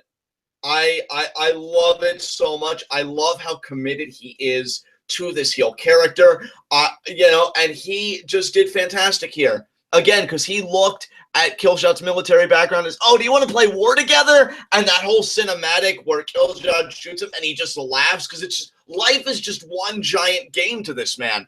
And I love Killshot to death. I am not trying to shortchange him. I know a lot of people love Killshot, and for good reason. He is amazing, and I'm glad he had the year that he did. But people seriously need to be talking about Marty the Moth more, because he, to me, was absolutely astounding this year, and this program was one of the central reasons why. He is absolutely incredible. And the WMD match to cap it off, I mean, they did everything. You had Marty in his war gear, any weapon you could think of, you know, ladders, chairs, table. I mean, they threw everything. And then the finish of Killshot looking down at Marty where they're both on a ladder, finger gun, bang, double stomp, through the table, win. It's just an amazing babyface moment for Killshot.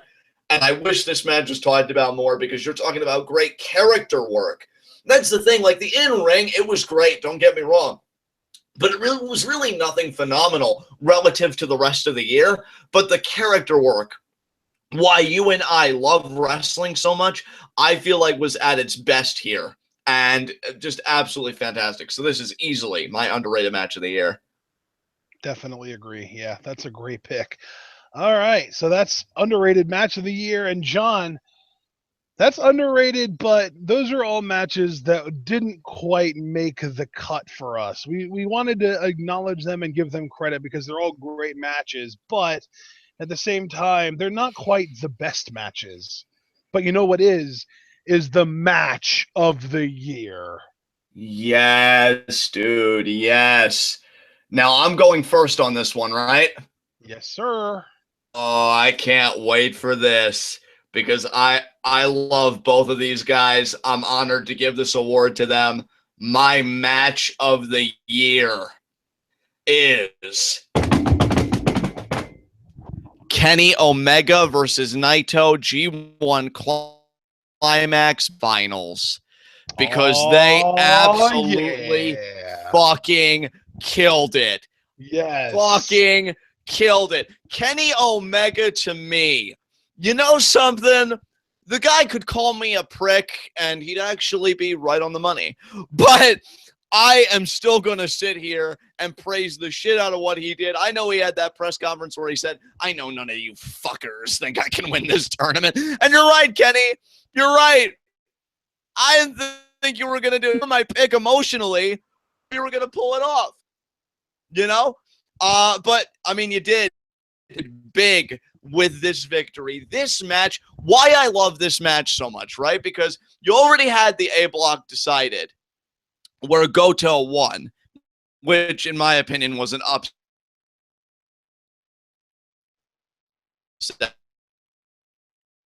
Omega needs to win. He needs to win. If it goes to a time limit draw, Naito wins the block. Naito wins, he obviously wins the block. So literally Kenny Omega's back was against the wall because he had no other avenue for victory. He had to win this match. And I love it. That's precisely why I love this match. It had atmosphere. Because, and Ashton, I gotta credit you too for giving this match the nudge for match of the year, because when we were live reacting to this, you actually periodically updated us on the time. And I feel like that only enhanced the match to me, because time really was a legitimate. Hooray for commentary enhancing a match. I know, right? It's amazing what that can fucking do when you're actually competent. And you're talking about the clock's ticking down.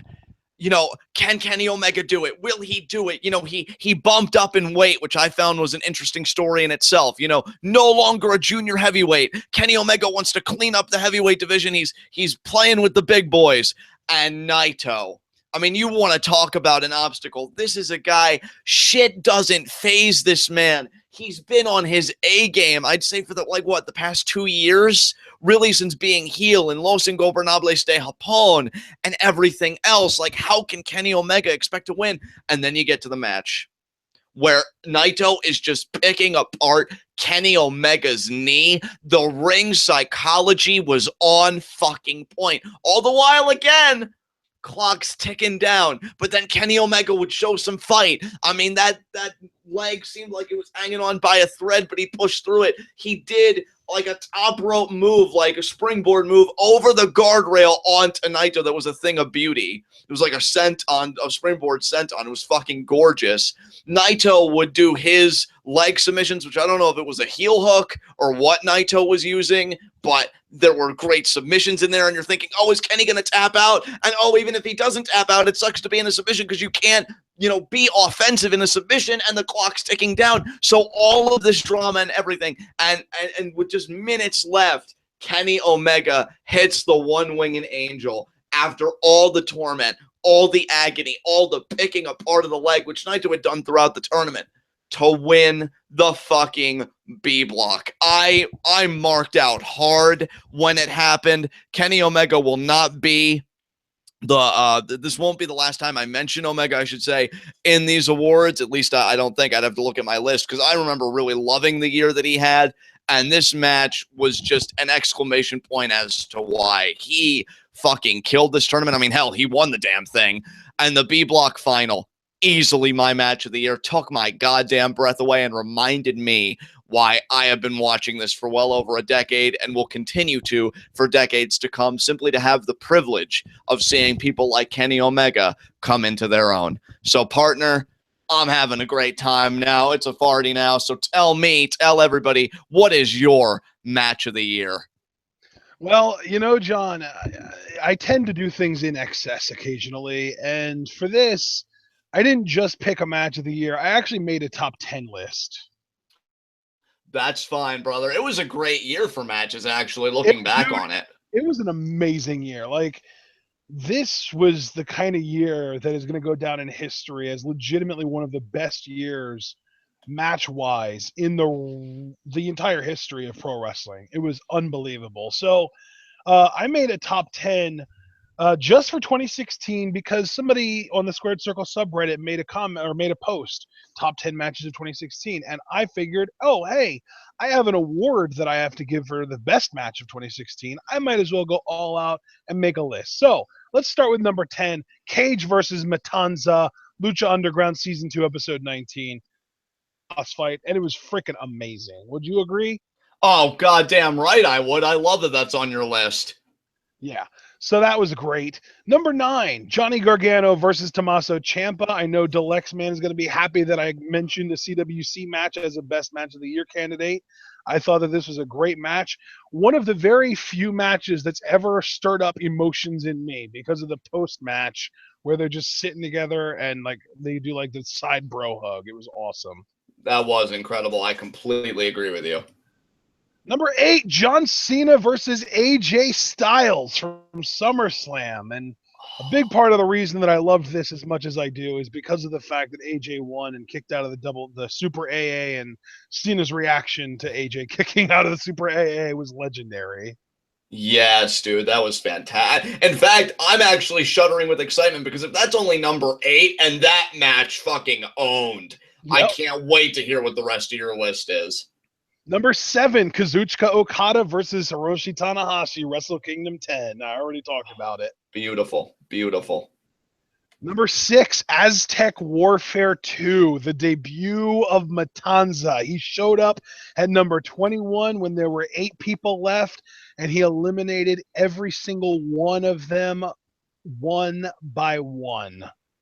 Yeah, excellent. Love it. Number 6, that was number 6. Number 5, Marty the Moth Martinez versus Killshot, WMD match, Lucha Underground Season 3, Episode 2. I'm right there with you, brother. This match was phenomenal. I loved it. And yeah, you said it was underrated. It's number 5 on my list, and my underrated match of the year is number 7 on this list. So both of the underrated matches of the year, according to us, are in my top 10. The Miz versus Dolph Ziggler ladder match, TLC. That was a fucking fantastic outing those two had. Absolutely. And you know what? I will objectively say that this wasn't necessarily a top 10 match of the year, but from a subjective standpoint and our experience live reacting to it and being behind Miz as much as we were, that's what put it over the top and made me love it so much. Oh, absolutely. I completely agree with you. Number 3, Sexy Star versus Mariposa No Mas match. Lucha Underground Season 2, Episode 15, and literally the only Sexy Star match that I've ever thought was awesome. Yeah, that match was fuck you, Mariposa! Fuck you! It's just great. Great That match. was amazing. Yeah, that was great. Number 2 versus Tetsuya Naito, G1 Day 18 B Block Finals. Well, wait. If my pick got second place for you, I gotta do a drum roll for this shit, may I? Yep. And your number 1 pick is DIY versus the Revival. 2 out of 3 falls at NXT TakeOver Toronto. I said it was going to be the match of the year going into it. I said it was my match of the year coming out of it. And now, a month and a half later, it is still my match of the year. DIY versus Revival TakeOver Toronto. 2 out of 3 falls was a phenomenal match. And I'll go as far as to say it was a masterpiece. I mean, dude, you talk about with that match, masterpiece. That's the best, most succinct way to put it. I, of course, am more verbose. That is tag team wrestling at its absolute best. And I think that match, if they didn't already, solidified the Revival's place as the best tag team in the world right now. Just incredible. And Gargano and Ciampa, amazing work from them as always. Best tag team match I've ever seen. Finally unseated, by the way, for those interested. Edge and Mysterio versus Angle and Benoit, as far as standard tag team matches go, from No Mercy 2002. Took 14 years, but these 4 amazing competitors did it. What a tag team match this was. Absolutely. And you know what is great, too, is that I wanted to point out that just in my top 5, we had a ridiculous hardcore ladder match. We had a more traditional ladder match. We had an I Quit match. We had a semifinal match in a tournament, and we had a 2 out of 3 falls match. Look at that diversity, people. And at number 6, we had a battle royal. So such a diverse year in awesome matches in wrestling. I completely agree. Dude, I love that pick so much. I love that pick so much. I think that tag team match really illuminated more than most just the brilliance that we got in ring in 2016. Just amazing. And you know what? The ball keeps on rolling because up next is our Feud of the Year award. And mine, I actually kind of struggled with this because I was trying to decide. Really, it came down to which Lucha Underground feud was the best feud of the year for me because I felt like Lucha Underground does stories and feuds better than any wrestling promotion on the planet. So I really kind of had to narrow it down. I think my honorary mention has to go to Sexy Star versus Mariposa because they have such great chemistry in the ring. They had a good few months feuding with each other. And even to this day, Sexy Star thinks Mariposa is the one putting all these spiders near her and trying to psych her out with that. She's going after her for that. So my feud of the year, though, that was just honorary mention. My feud of the year is Killshot versus Marty the Moth. Love it. Love it so much. Talked about it quite a bit earlier today, earlier in this commentary. Good Lord, we've already gone for an hour and a half. It's not ending anytime soon, people. Take a deep seat. We're 13 awards into a 55 award show. We're not even a quarter of the way done. How about that? So yeah, my feud of the year, because my whole thing with this, if I was ever to try to inform someone how awesome Lucha Underground was, telling them the story of Killshot and Marty the Moth. Talking about a former prisoner at war, had to escape. He wears dog tags to remind him where he came from. And some sociopath rich boy thought that it would be cute to steal the dog tags and make a game out of it. And just everything that ensued, the psychological warfare, the weapons of mass destruction match that culminated the feud. I loved everything about this feud. And the entire feud happened within the confines of the 2016 calendar year. So that makes it even better for my candidacy. This was amazing. I love that you picked that, dude, especially because, that was my underrated match of the year, WMD to really punctuate the feud. So I love that you're giving those two guys shine because they're two amazing workers, especially from a character standpoint on Lucha Underground. My feud of the year, it's funny because with your match of the year, you celebrated tag team wrestling, and I love that.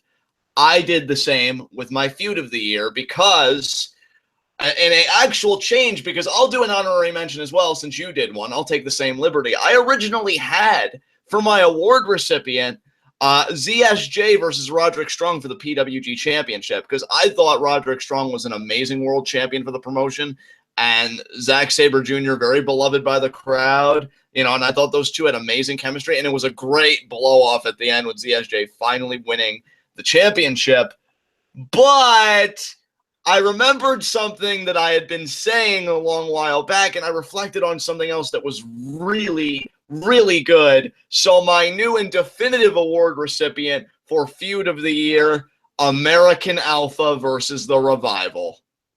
Yeah. I fucking loved these tag team matches. Oh my God. Absolutely incredible. And I love the story too. I mean, you've got the Revival, top guys out, Clink me, Jack Dawson to me is an underrated promo. He is so fucking good on the mic, and Wilder is good enough, but his strength really does come in ring because we've always said, like, one big thing about tag team wrestling that we don't think really is done enough is a great defensive wrestler, breaking up pins, doing all that stuff. Dash Wilder has been the MVP of really all those tag matches, even your match of the year in my mind. Dash Wilder did some amazing stuff as far as like, oh, he cheated the good guys out of their finish. I know he's helping his team with their, and it's crazy how good they are.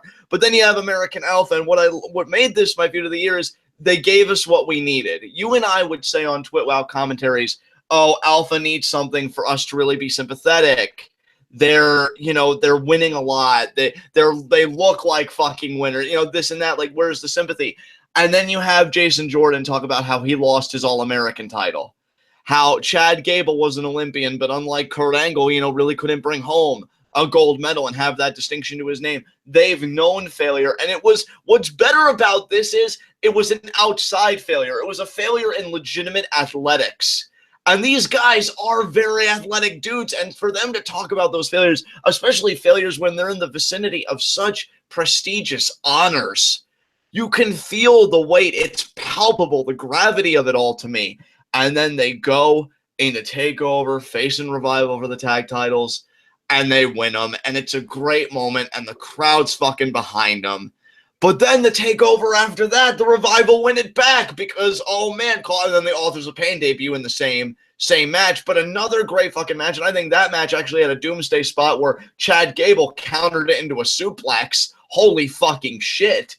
And then they cap it off on NXT at Full Sail with a 2 out of 3 falls match where the Revival solidify themselves as the winners of the feud. But I can't wait for these guys to do it again on the main roster. To me, their tag team matches are ones that should be showcased at a goddamn WrestleMania. They were brilliant every freaking time, and I loved it. So, yeah, I'd really be doing a grave injustice if I did not acknowledge this feud, and I'm acknowledging it the best way I can by giving it my Feud of the Year award.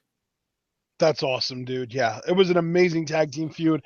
And the only reason that I did not even really consider that in my Feud of the Year candidacy is because I personally have preferred Revival DIY to Revival American Alpha. And, bro, that's completely understandable. I mean, you're talking about two great baby faces in Ciampa and especially Gargano. Especially Gargano.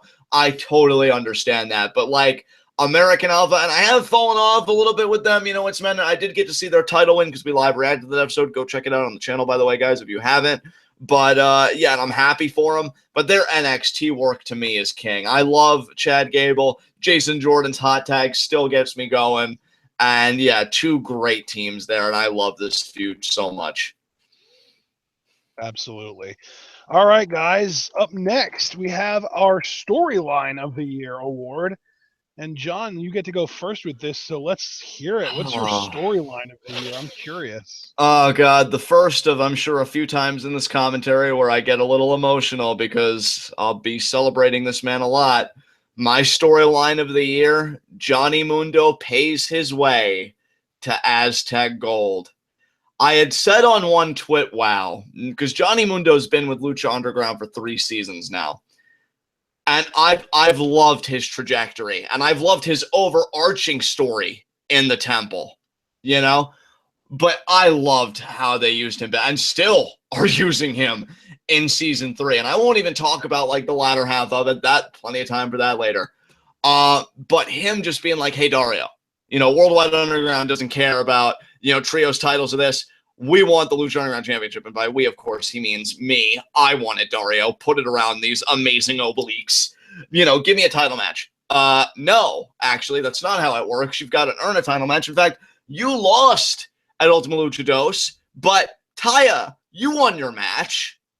So, yeah, you're going to get a shot at Sexy Star. She fails.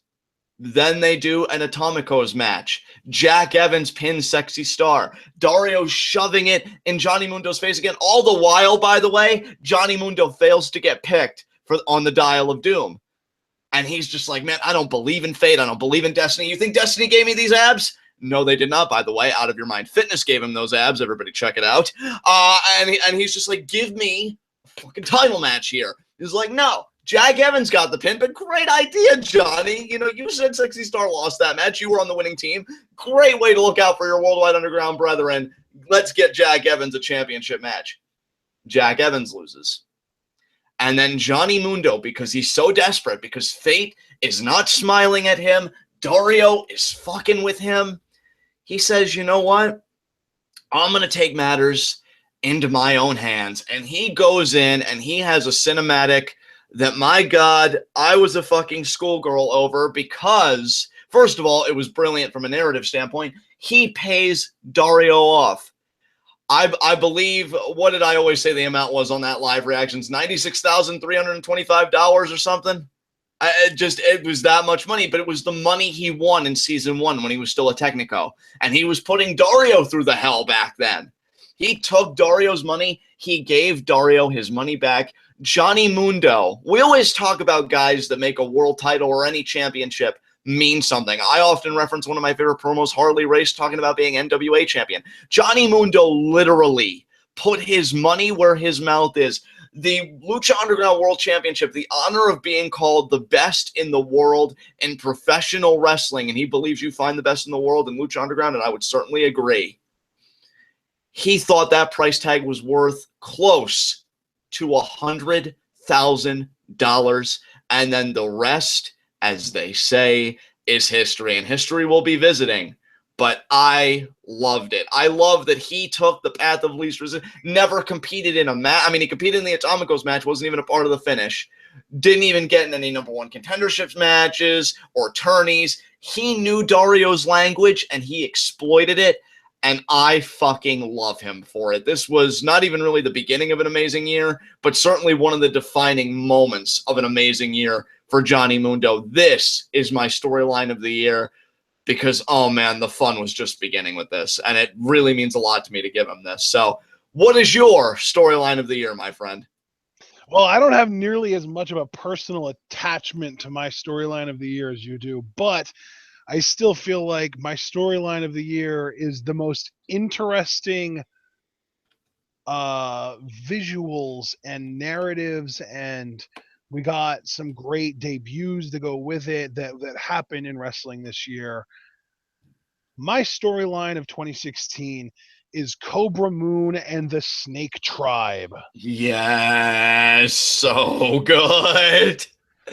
You start things off with Cobra Moon getting sort of a generic vignette of her saying that she is deadly and sexy and cold, etc. And we kind of feel like, oh, she's just like a common jewel thief. And that's kind of all we really know about her for the longest time. But slowly she develops an interest in Daga, and we're not really sure. We don't really know anything about Daga. We don't really know why she likes him. But then season 3 rolls around, and it turns out that all she really cared about Daga for was a sacrifice to Lord Pindar. And at first, when we heard Lord Pindar, we were thinking, oh God, we've got another one of these overlord types who Cobra Moon answers to. But then there's another twist because it turns out, no. Pindar answers to Cobra Moon. She's the queen of the reptile tribe, and Pindar is one of her generals, along with, as we found out via promo, Drago, formerly, and currently Vibora, who ended up having the second best debut of the year in 2016 in wrestling, in my opinion, immediately behind Matanza. Matanza still takes the cake for me, but Vibora's debut was the second best in 2016, in my opinion.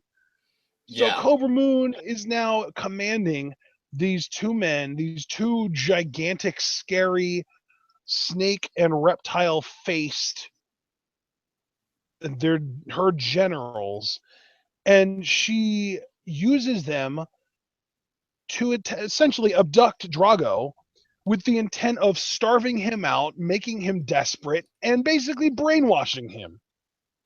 Now, if that's not a compelling wrestling storyline, I don't know what the hell is. Dude, and this storyline is yet just further proof. I love how Lucha Underground legitimately empowers women, and it never feels forced to me. I mean, whether you want to look at Katrina from season 1, or Black Lotus Triad, or Captain Vasquez, but to me, Cobra Moon might well be the best of the pack. I am loving what they are doing with her. I think it's a very talented performer carrying the reins. And what I love about this selection by you, like a lot of the cinematics and stuff really have come down on the shoulders of Cobra Moon, you know, to talk and to maintain the atmosphere and everything. And I think she's done a brilliant job of it. And this is the same woman. And that's another reason why I love everything about your pick so much, because last season, everybody's like, where's Cobra Moon? What's Cobra Moon doing? What's she do? She went from that to almost like damn near obscurity in a lot of people's minds to honestly, when this season's over, I would not bat an eye if people were to say, yeah, Cobra Moon was the MVP of season 3. Because she has just been killing it. Her and this whole snake tribe. I mean, you mentioned Pindar and Vibora, who, my God, if I ever cross him in a dark alley, I will shit and piss myself simultaneously. That man is so terrifying. She has really shown how brilliant she is as a performer. And this storyline, I think, is going to go down when we look at the history of Lucha Underground years and years from now, when it's still on the air, as one of its best. I absolutely love that you did this, dude, and I completely agree. Absolutely. All right. Up next is pay-per-view of the year. And when we say pay-per-view, we are specifically talking about WWE pay-per-views, TNA pay-per-views, Ring of Honor pay-per-views and iPay-per-views, and AAA and New Japan pay-per-views and iPay-per-views. So the pay-per-view of the year is sort of an offshoot of show of the year, because we have our show of the year split into 2 awards. We have a pay-per-view of the year and a non-pay-per-view show of the year, which includes all episodes of Lucha Underground, NXT live specials, and non-pay-per-view network specials on WWE. So that being said, my pay-per-view of the year is TLC, and really, I don't think anything really comes close. Yeah, you know what? I agree with you so much. We actually share that one. Mine as well was TLC 2016, because I tried thinking of another show, but to be honest, it goes back to exactly what you said. Nothing came close to this. I thought this show killed it on every front.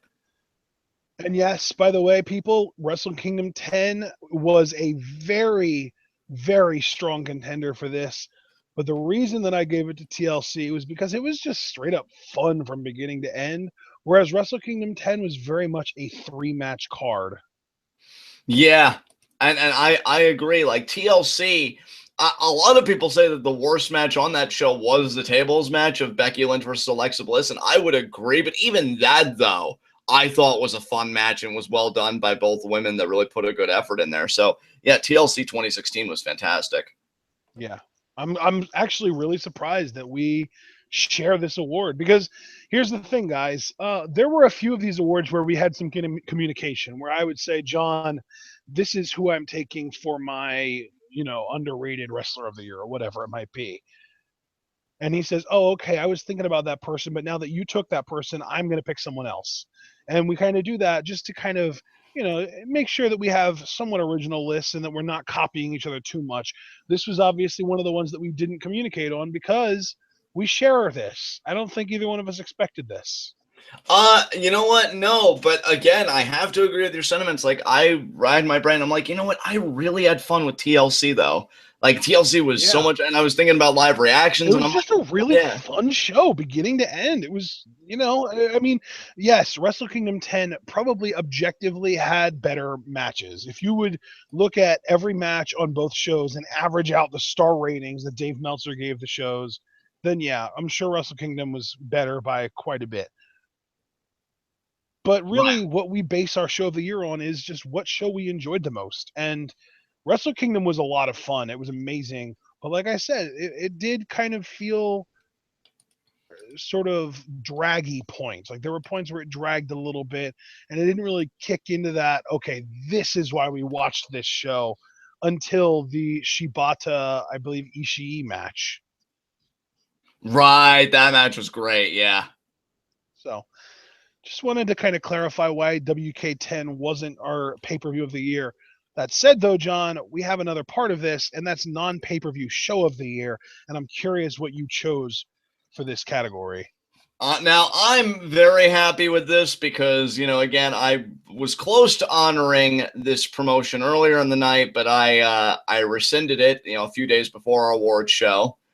But now I get to honor them here because my non-pay-per-view show of the year is PWG Bola Night 3, subtitled The Night of the Villain, as far as I'm concerned. PWG Bola Night 3, it all came full circle. Marty Skrull winning the tournament. We had some great matches prior to that, too. Like, I love that PWG, much like Lucha Underground, just owns what it is. Like, we are entirely an in-ring based promotion. Every match is going to get a respectable amount of time, and every match is going to have that feel to it like, yeah, it could main event any other wrestling show. And Marty Skrull, and he's been with PWG for quite a while, finally getting the nod, finally saying, you know what, you're going to win Bola, you're going to challenge for the PWG world title. And I freaking love Marty Skrull. So from a sentimental standpoint, this show has a place in my heart, absolutely.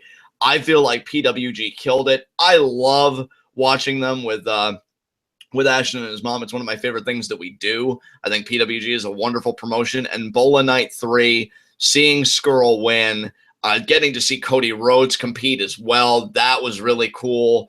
Great to see him working the independents, and I know he's doing really well right now. Just this show to me had everything. And Skrull's victory speech at the end, I mean, again, it's why I'm a wrestling fan. It's why I love this business. It's why I'll love it probably till the day I die, if I had to guess.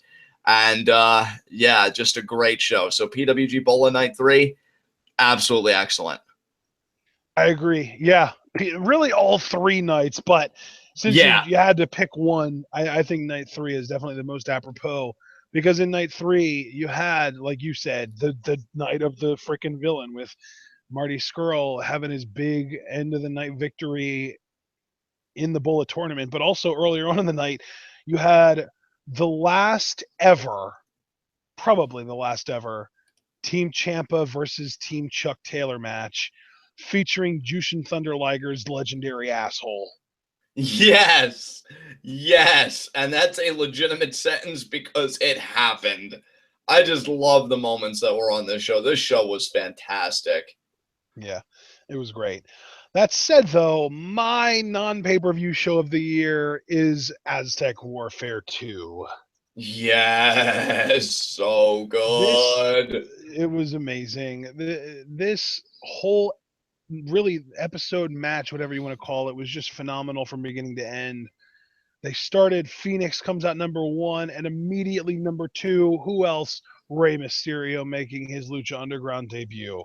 And then, if I remember correctly, number three actually was Prince Puma, I think. I could be wrong on that, but I know Puma came out relatively early as well. And, we had, of course, Mill set to come out last, but of course, Pentagon, who Katrina had earlier that night told wouldn't be in Aztec Warfare at all, comes out and beats the hell out of Mill with a chair, rolls him in the ring for Rey Mysterio, or it might have even been Mundo hitting End of the World for the pin and eliminating him. So, and then Matanza. Not only was this Matanza's debut, this was the first time that anyone in the temple had seen Matanza, and they had been building him for, I believe it was 45 episodes. He was getting built and built and built. They didn't even mention him until, well, I shouldn't even say that. They mentioned him as early as episode 3 of Lucha Underground season 1. And from season 1, episode 3 to season 2, episode 9, it was just build. To episode 9, he shows up, and it was one of the, if not the best debut for a monster character in the history of pro wrestling. It was probably even better than the debut of Kane in 97. Didn't just show up and beat up one guy or two guys. No.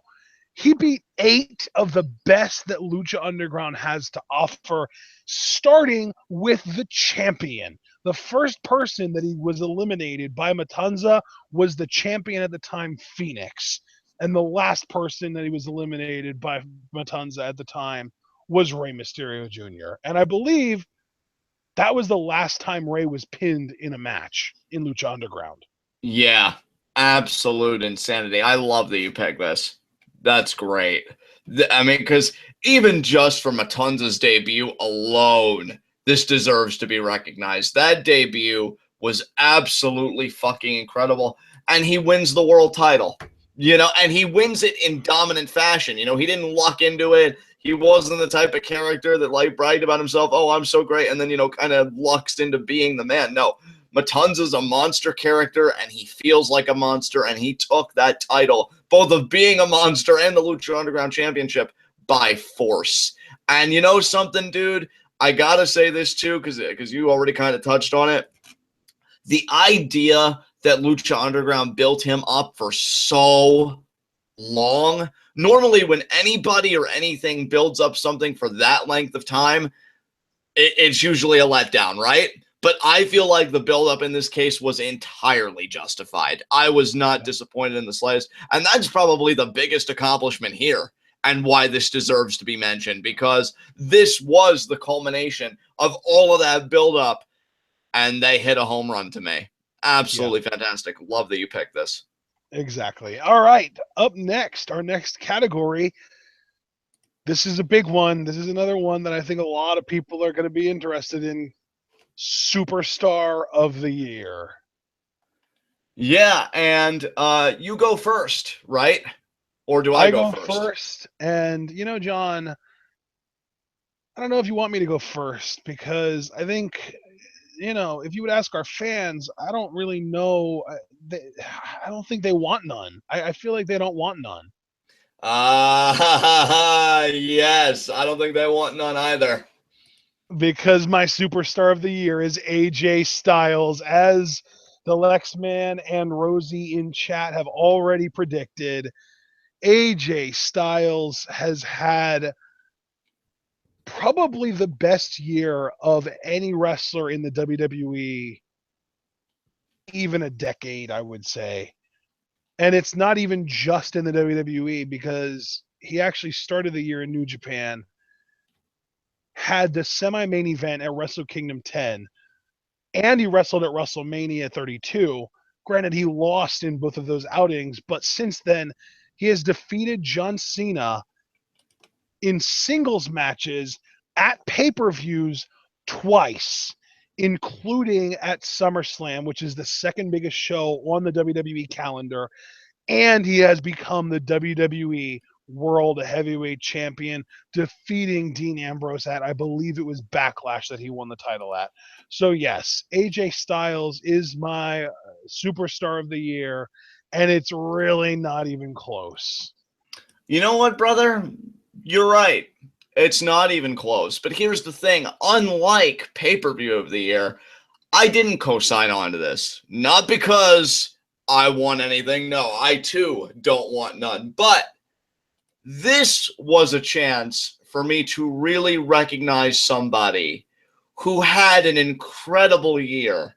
And to me, if you want to look at our years as commentators as a kind of story, then this is a kind of full circle ending to me, because I never thought we'd be here. Enough of the teasing. My superstar of the year, and I shit you not, is The Miz. Yep. The Miz absolutely fucking killed it this year. He, to me, first of all, okay.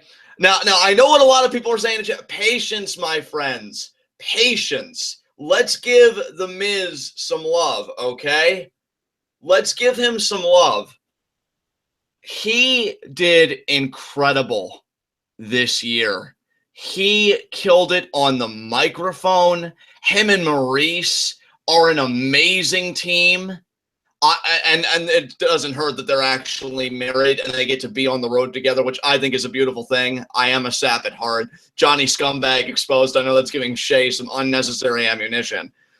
And his feuds, he made the Intercontinental Championship seem important. I mean, even his feud with Ziggler, I found him to be the anchor of that feud. And let's not even get started about his antagonisms of Daniel Bryan. That Talking Smack promo where he says, oh, this is my show. And he says, to Daniel, you talk about me being a coward. I'm still doing this. Well, you have to sit there and be a GM because you can't wrestle anymore. That was a career-defining promo for him. And you know something? Like, he deserves this recognition to me because of all that work. His matches have been great. He imitates Bryan's offense in a way that garners legitimate heat.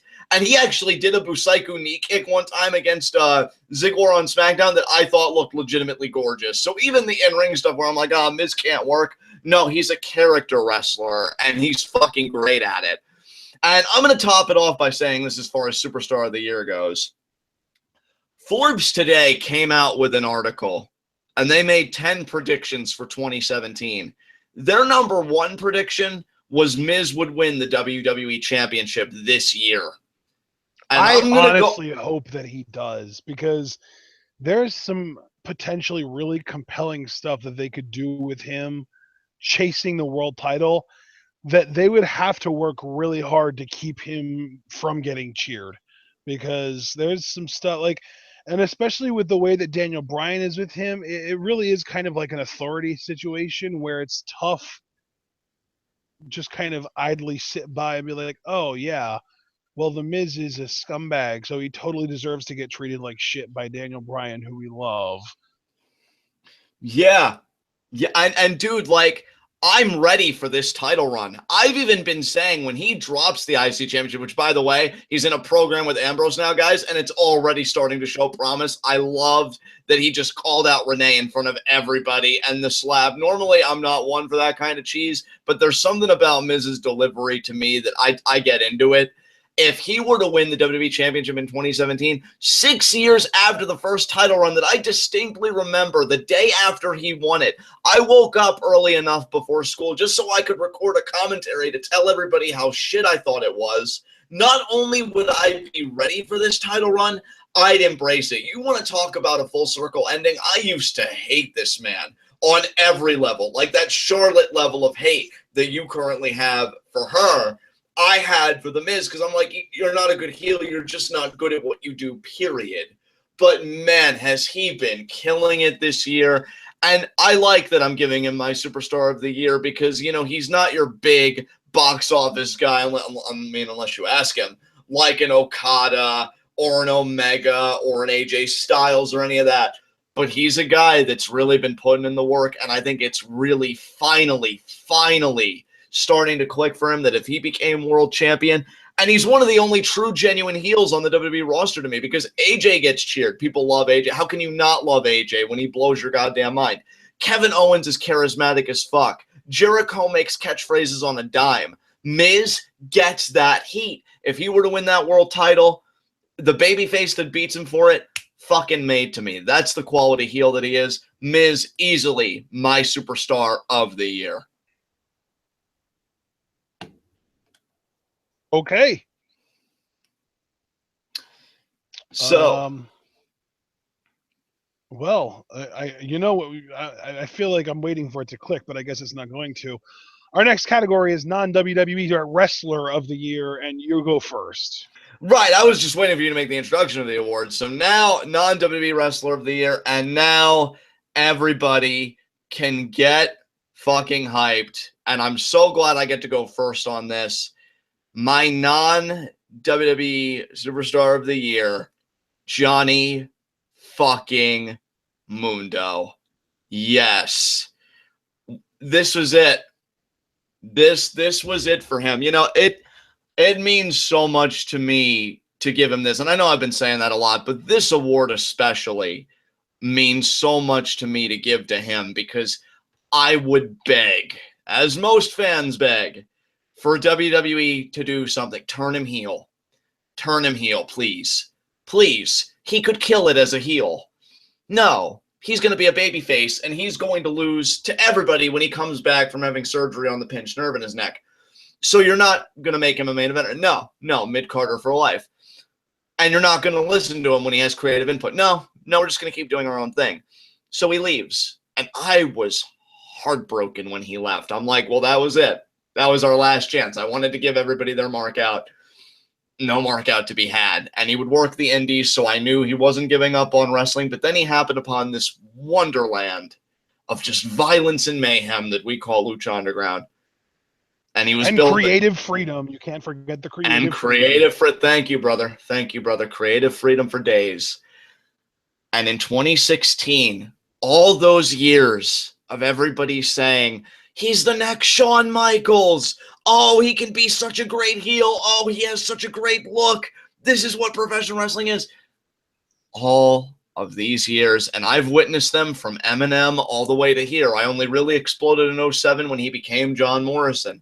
But all of these years later, he finally clicks, and he finally becomes that main event heel that we all knew he could be. He had the most stellar year of his career, Triple Crown champion in Lucha Underground, Latin American champion for AAA at Triple Mania, beating Pentagon for that, beat Pentagon prior to that too, for the Lucha Libre World Cup for Team Lucha Underground, is the 5-star wrestling heavyweight champion, so still killing it on the indies. Recently, back in September, won the Mondo Lucha tag titles against Zero Gravity and his partner's Matt fucking Cross, a.k.a. Son of Havoc, who's also freaking wonderful. Has an amazing faction in Worldwide Underground. And yeah, getting a bit cheesy on the personal front, he is so happy right now. He's the world fucking champion of Lucha Underground. And he got to do this big promotional thing with Cricket Wireless with the belt over his shoulder, and it really crystallized for me. Finally, fucking finally, he's the man. He's running shit. He is the face of Lucha Underground, and he won the very first match on that show. And then you have freaking, Eric Van Wagenen. I did not want to forget his name, and I didn't. I clinched the pass. Say on a podcast, if there's a better wrestler in the world than Mundo right now, I haven't met them. That is respect, which he never got in WWE. Everything went right for this man this year, and I'm not saying his 2017 is going to be shit, but I'm not taking the chance. He had a legitimate year where I can make this claim, and I'm going all the way with it. My non-WWE wrestler of the year, Johnny fucking Mundo. You bet your ass. And it's only going to get better from here. He deserves this. One of the best at his craft, and it means the world to me because he kept me in pro wrestling to give him this. So, Johnny, great fucking job to you, brother. amazing. I'm so glad that you got to do that this year because I feel like Yeah. you want to do it every year and it always feels like, well, no, I can't just give it to him because he hasn't really earned it. But this year, I really do feel like he's earned it more than pretty much anyone. Yeah, again, this was the year that everything clicked. He's just on his game right now. God damn. Yeah. Yeah, and there are very few people in contention for non WWE wrestler of the year. And the one guy that I want to give credit to that I haven't actually chosen as my non WWE wrestler of the year, just a really strong honorable mention, is Naito. And the only reason that I can't fully embrace Naito as my non WWE wrestler of the year is because he only held the championship for like a month or two before he dropped it back to Okada. And he's only, Intercontinental Championship is cool and all, but it kind of got devalued when Nakamura left, and then Michael Elgin won it from Omega, and there was just a whole schmoz. So I love Naito as a performer. He's probably my favorite performer in the world right now. Probably like if I had to make a list of who my personal favorites are, he'd probably be number one. Right. But had a better year, whose name isn't Johnny Mundo, than Kenny Omega. Oh, fucking yes. So Yes. Kenny Omega is my non WWE wrestler of the year. Starts the year out as and this is the crazy part. Kenny Omega on January 1st, 1 year ago today, January 1st, 2016, was the junior heavyweight champion in New Japan. And 3 days later, on January 4th, he lost that title to Kushida. And then the following night, he and the Young Bucks and Anderson and Gallows and Tamatonga turned their backs and beat the shit out of AJ Styles. And Kenny Omega declared that he was no longer going to be a junior heavyweight, that he was a heavyweight, and he even specified Nakamura. He was coming for the Intercontinental Championship. And guess what, John? He won the Intercontinental Championship, but he didn't do it by beating Nakamura because Nakamura was stripped of the title and ended up in NXT. No. Kenny Omega beat Tanahashi for the Intercontinental title, and he held that thing for, I believe, 5 or 6 months before losing it in the first ever New Japan Pro Wrestling ladder match that Kenny Omega wanted to happen in the first place. He was the one, he basically held up the title and he said, no, it has to be a ladder match. So then he loses the title in that ladder match to Michael Elgin in July. And no more than a month later, enters the G1 Climax, cuts that amazing promo that you talked about how people don't believe in him. And then he goes on to win the whole freaking thing. Yes. Oh my dude. Here's the thing too. Like, I love that you did this because you know for a fact that Kenny Omega had my non-WWE Wrestler of the Year on lock, even though I didn't want him to because I was waiting. I even made the deal with you. I said, look, if Mundo wins the world title in Lucha Underground this season and he does it in time, like, he gets it for me. I just need that little push to really objectively validate giving it to him because I like to be fair on these. I don't really like to go with my emotions too much. I need a genuine body of work. If Mundo hadn't done that, Kenny would have been my pick, and for all the reasons you mentioned. He came out like fucking gangbusters this year, and why I love your pick, and it was something I mentioned to you in conversation, and I want to reiterate here. Anybody can have a good year in the confines of like their promotion or even in several promotions like Mundo did, where I will say why I love your pick and it has superiority even over to mine. And Mundo, again, had a career year this year. Kenny Omega revolutionized New Japan not once but twice.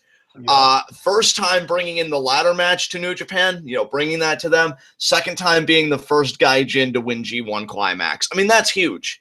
And, when you hear Kenny Omega in interviews, and I remember not his most recent one because he talked about WWE has a monopoly, though that one was a great one as well. But the one before that where he said, like people asking me about WWE. Finn and AJ are doing their own thing, and I'm so happy for them, but I want to carve my own path. You know, AJ did unique things in New Japan, so did Finn. I want to do things in New Japan. I regard this place as my home. Well, the feeling must be mutual because he did two things that neither AJ or Finn did in their time there. I love this pick so much. Kenny Omega was absolutely incredible this year and more than a worthwhile recipient of your award. Yeah, absolutely. So there you go, guys. There was my and John's, of course, non-WWE Wrestler of the Year. Next category, a little bit more difficult this year because there were certain performers that were being kind of held back by their situation. Female Wrestler of the Year. Last year, this was a lock. I'm pretty sure we both gave this to Sasha Banks because she was just such an incredible heel last year. But this year, she spent pretty much the entire calendar year as a babyface, which she really struggles as. So that kind of opened up the field. And Charlotte, being female wrestler from a kayfabe perspective, but not the best performer. Bailey has had a solid year, but it was mostly NXT accomplishments, so you kind of muddle it a little bit. Becky Lynch won the women's championship, but she only held it for like 3 months before dropping it. A lot of the WWE's women are really difficult to pick in this.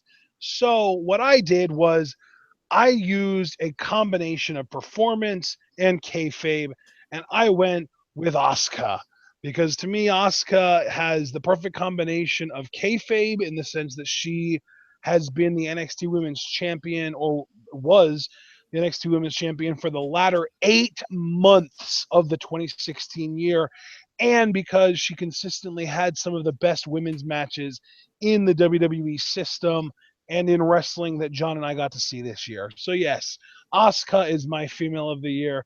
And to be perfectly honest, you guys, it really wasn't even close for me because there was just nobody else that put together the resume of both having the kayfabe accomplishments to back it up and the overall quality of performance to really deserve the award than Asuka. John, who was your female of the year?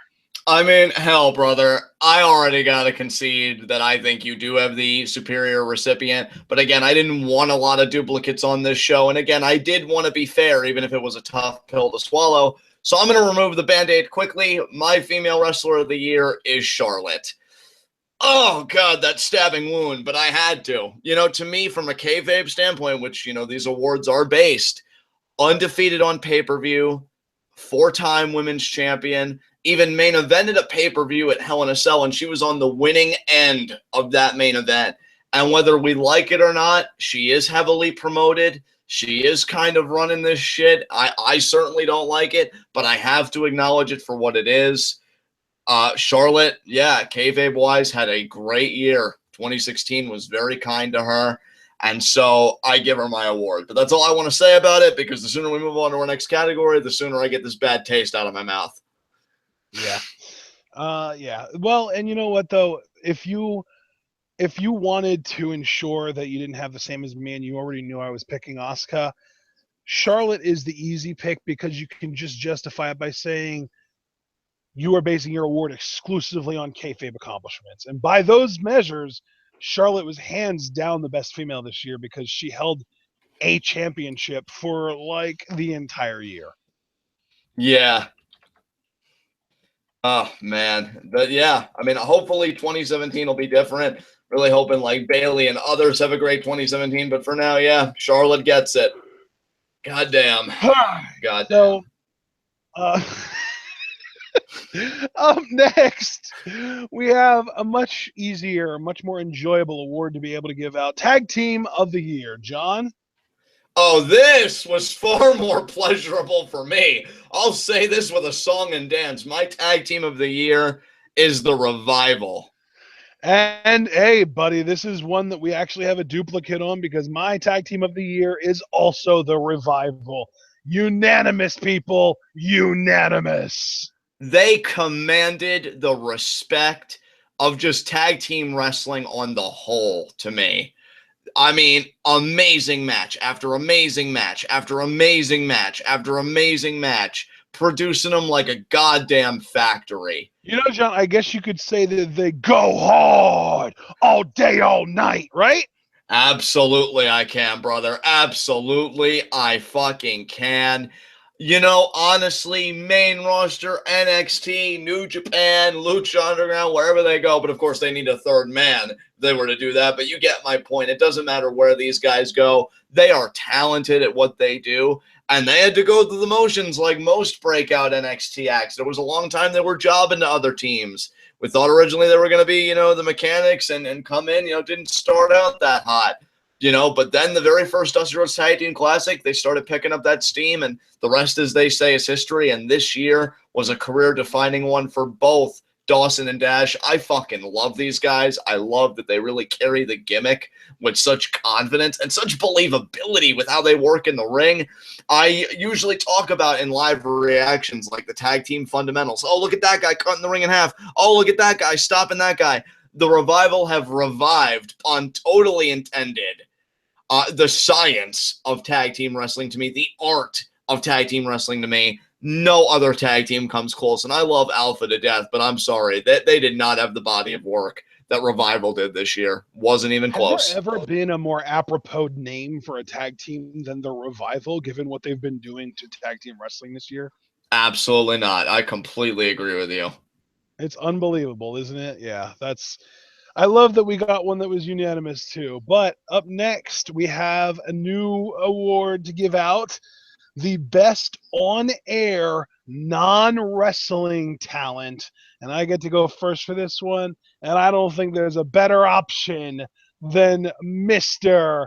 Dario Cueto El Jefe, the man who runs the temple, the only, or at least I'm pretty sure the only, one of the only, because I forgot about Captain Vasquez and Delgado, one of the only actual actors to be a part of the Lucha Underground product, and everyone is agreeing Dario Cueto, it's hands down, John. So the fact that Dario Cueto is getting such unanimous praise from chat, I'm curious who your choice was that could possibly counter the only possible correct pick.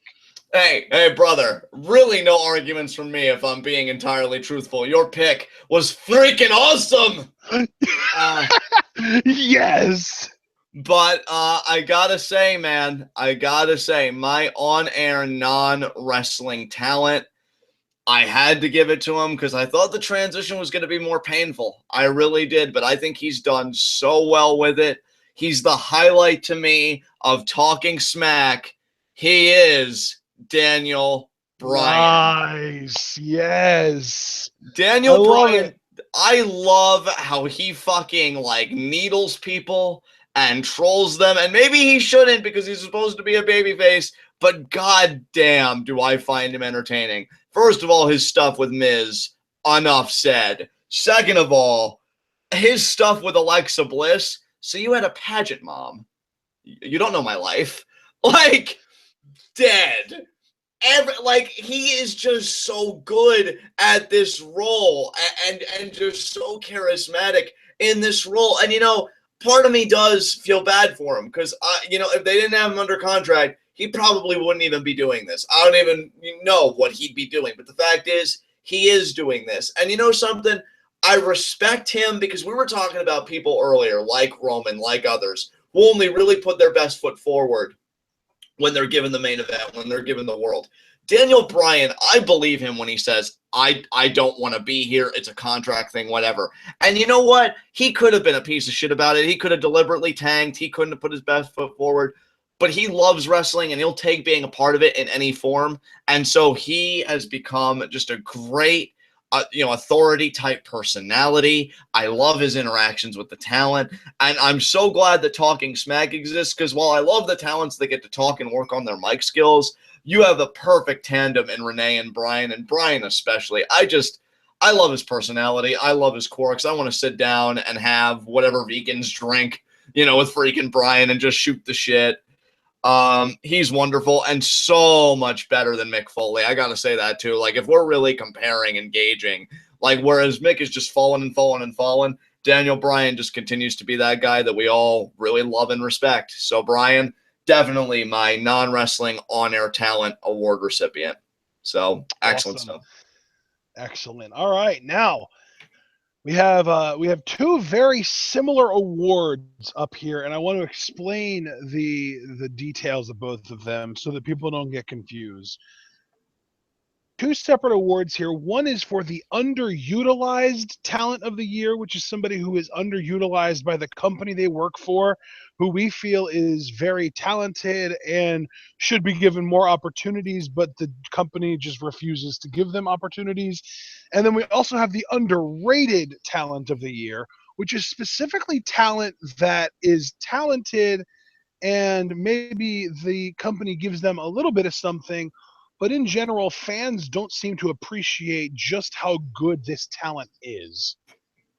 So those are the two Yes. categories coming up here.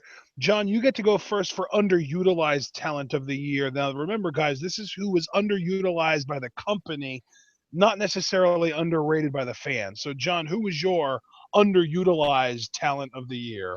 You guys ready for another rant from old Johnny Scumbag? Because I'll tell you who my underutilized talent of the year by the company is. I think I know. Yeah, and you know what? Chat, I can agree with you, but to me, the thing is, I'm used to that by now with Cesaro. So he did not get it from me.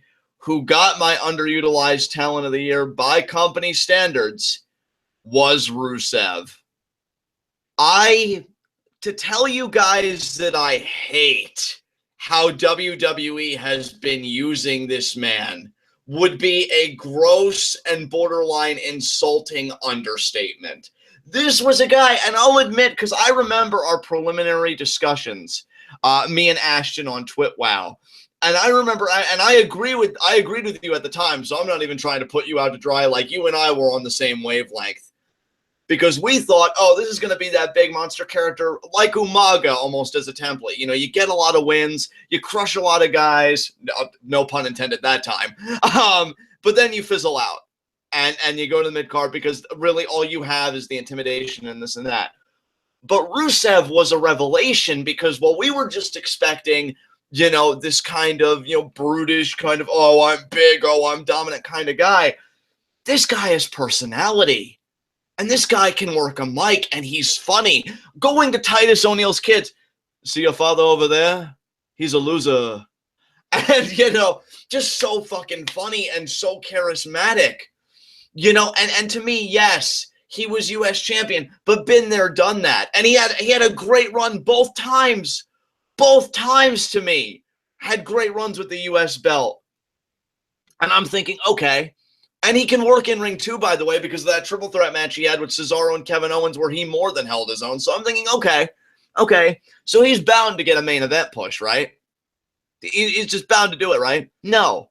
This guy now, for 2 times now, horrible fucking storylines. The first, oh, Lana's leaving me because apparently I'm abusive, but then she comes back to me, which just makes it all the more disturbing. But in the meantime, though, I'll just go to Summer Rae, and then Dolph Ziggler will come in the picture because he's stealing girlfriends, even though she already left me and there really was no stealing involved. It was more like a rebound, what the fuck ever. And then you do it again. I'm like, oh my God, that was such utter shit to me, but really, you can't make the same misfire twice, right?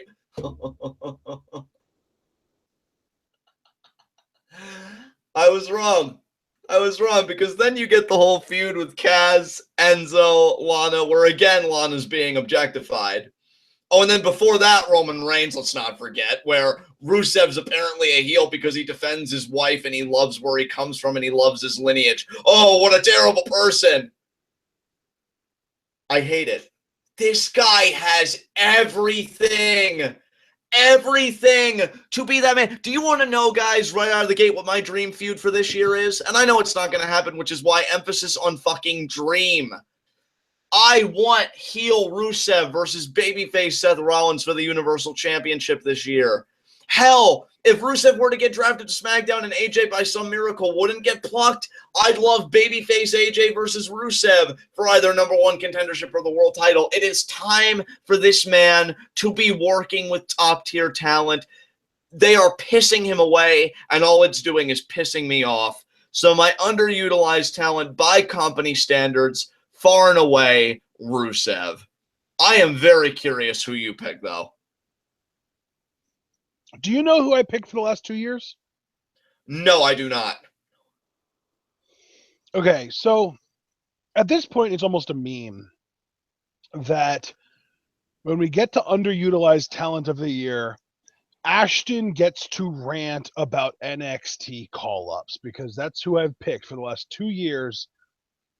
Anytime we do this award show, both of the last 2 years, my choice has been NXT call-ups. Last year, I don't even remember who all got called up, but I know Tyler Breeze was one of them, and he was horribly underutilized. So there were, and the women too. Everyone other than Charlotte was also highly underutilized. So really, the year before that, we could have talked about Bray Wyatt. We could have talked about a bunch of people. Every time utilized awards, rather than picking an individual, I just say NXT call-ups in general. Right. This year, things have changed this year. And I personally think that things have actually changed for the worse. And I think a lot of people are going to be really kind of taken aback by what my underutilized talent of the year is. 16.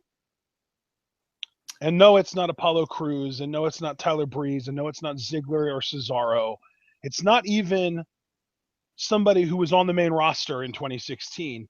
And the reason behind that is because my underutilized talents of 2016 is established NXT stars who aren't getting called up to the main roster. Oh, I love it. I love it. I'm talking about Samoa Joe. I'm talking about Shinsuke Nakamura. I'm talking about Bobby Roode. And yes, I'm talking about Ty Dillinger. But I'm also talking about Asuka. And I'm also talking about Billie Kay and Peyton Royce. And I'm even talking about undercard guys who could make it big on the main roster as potentially main event or at least mid-card heels. Guys like Buddy Murphy, guys like Elias Sampson. I just named 10 people in NXT doing either something important that deserve more like Nakamura and Joe, or doing nothing that deserves something like Murphy and Sampson and potentially Dillinger. So no, Kid Coheed, I don't think that a mid-card solve this problem, because at the end of the day, a big and probably the biggest part of the problem is main event guys like Bobby Roode, like Nakamura, like Samoa Joe, who are basically trapped in NXT rather than being on the main roster, making main roster money, drawing main roster crowds like they were put on this earth to do. Yeah. I love that pick. I think it's creative, and I think it speaks to a very troubling truth about NXT at present, that you've got guys like Nakamura, especially, to me, is the face of this award, at least as far as your pick. If I had to pick an individual person, it would be Nakamura, because yes, he's been the champion at NXT, but the problem is right there, NXT. Nakamura should have been on the main roster as of SummerSlam. He shouldn't have won the championship at TakeOver Brooklyn 2. He shouldn't have even been in the championship picture. He should have been called up to the main roster. He should have been competing with AJ Styles. He should have been competing with John Cena. He should have been competing even with the upper mid-card guys like Ziggler, like Miz, like Corbin. Oh, he should have been competing with Owens. He should have been competing with Jericho. He should have been competing with Roman. He should have been competing with Rusev. Nakamura should be the biggest draw right now, but instead he's just the biggest draw in the developmental system, because clearly that's not a freaking, I don't even know what to call it. I don't want to even call it ironic. That's a freaking idiot. What's it called, John? Moronic. What? I said moronic, but I don't think that's what you were thinking of. No, it's like it's back. It's ass backwards. It's I can't think of the word, but it's completely backwards. It's ridiculous. And you know something, man, kind of the cherry on top of your rant there, which I'm only reaffirming something you've been saying for a while, so I know it's like nothing new to you because you've been saying it for the longest time. Remember that Forbes article I referenced earlier about 10 predictions for 2017? Oxymoron. You said moronic. It's oxymoron. Oh, well, I was close. Oh, nice. I'm glad you thought of the word, though, bro. But yeah, that Forbes list I referenced earlier, they actually agree with you. Another one of their 10 bold predictions. Seriously, guys, go check that article. I thought a lot of them were very, very fun. But this one wasn't. One of their predictions was Nakamura will not be leaving NXT the entire year of 2017.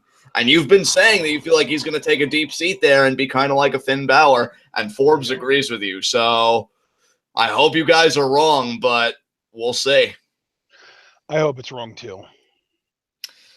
All right. Well, now I guess though it's time for underrated wrestler of the year in terms of underrated by the fans. So, who do you have?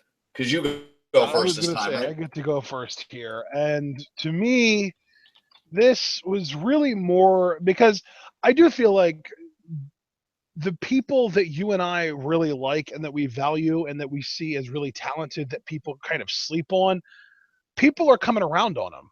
And kind of Right. the face of that kind of movement is Baron Corbin. Because for the longest time, you and I were big advocates of Baron Corbin, and we thought that he was a really good performer, and people were just kind of meh on him. But now finally, people are starting to see, like, yeah, Corbin's really freaking good. And Yeah. another Exactly. guy another guy that kind of falls into that category is Rusev, where for the longest time you and I both really liked Rusev, and people were just kind of like, yeah, he's pretty good, but he's that foreigner heel or whatever. And now again, people have come around on him and love him. And Braun Strowman is another one where he's this big guy, and you and I are much more open-minded about big guys because we know that they can be attractions. And we've been fans of Strowman since before he even showed up, since he was Braun Strowman without the R. And when he Yeah. debuted, we were like kind of the only people on the internet that actually knew who the hell he was because we had familiarized ourselves with him. Right. So to me, I had to kind of dig deep on this one. I had to really kind of go to what most people would perceive as the bottom of the barrel and get a guy who I think is good in the ring, who I think is a good performer, who I think has a really good gimmick with a lot of potential, who I think could be a mid card heel champion on the main roster if pushed properly. And because of that, my underrated talent of the year is Elias Sampson. And it's one we share, brother, because a lot like pay-per-view of the year, I really racked my brain to think, well, who's more underrated than Samson? And the answer to me right now is nobody. I feel like nobody sees the value in Samson, but because you went first, please articulate why you gave Samson your award. Well, because people it's not necessarily, a heel heat thing where Samson's a bad guy.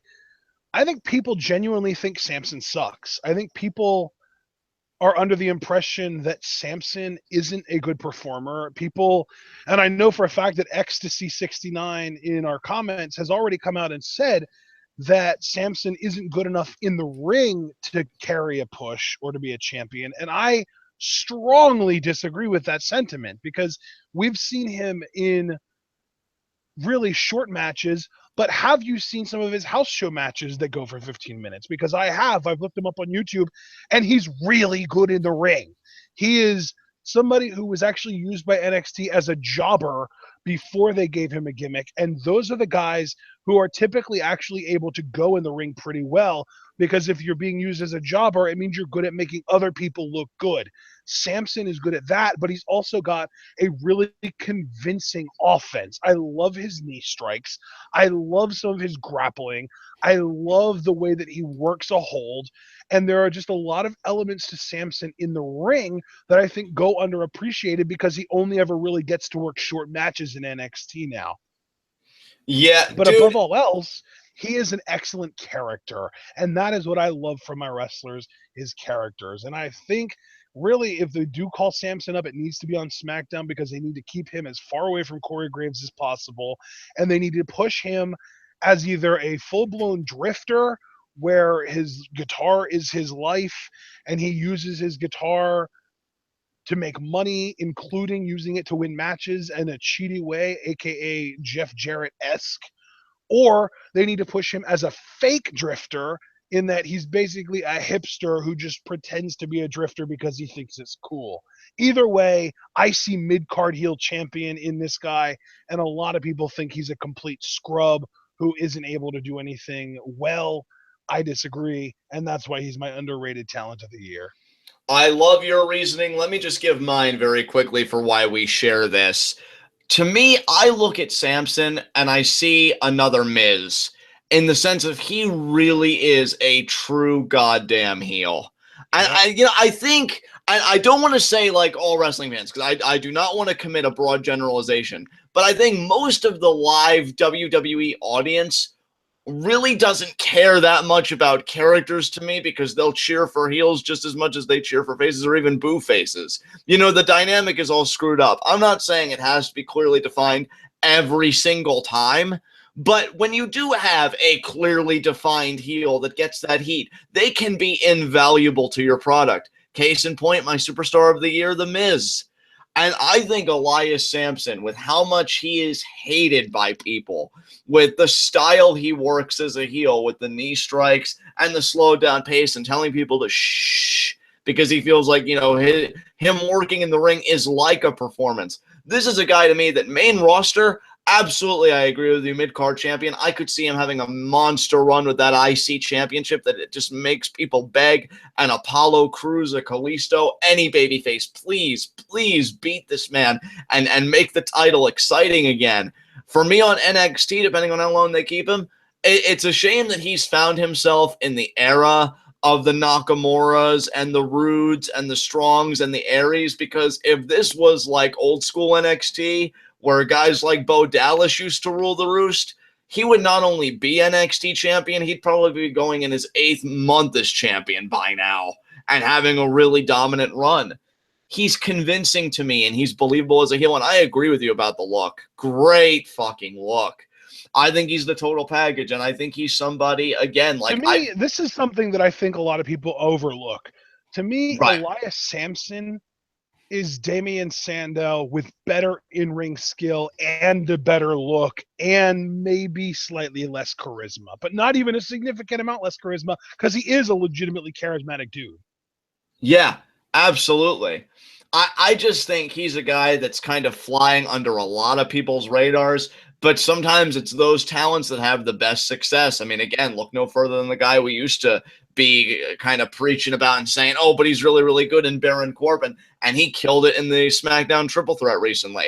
I don't know if Samson's going to be able to return that degree of a profit, you know, because it all depends on like how he's booked and all those other factors that are beyond our control. But we know he has the goods, and for now, that's enough, which is why we share this award. All right, awesome. Up next, John, we want your answer, and we want your award recipient for Jobber of the Year. Jobber of the Year, I'm going to be just straight to the point, James Ellsworth.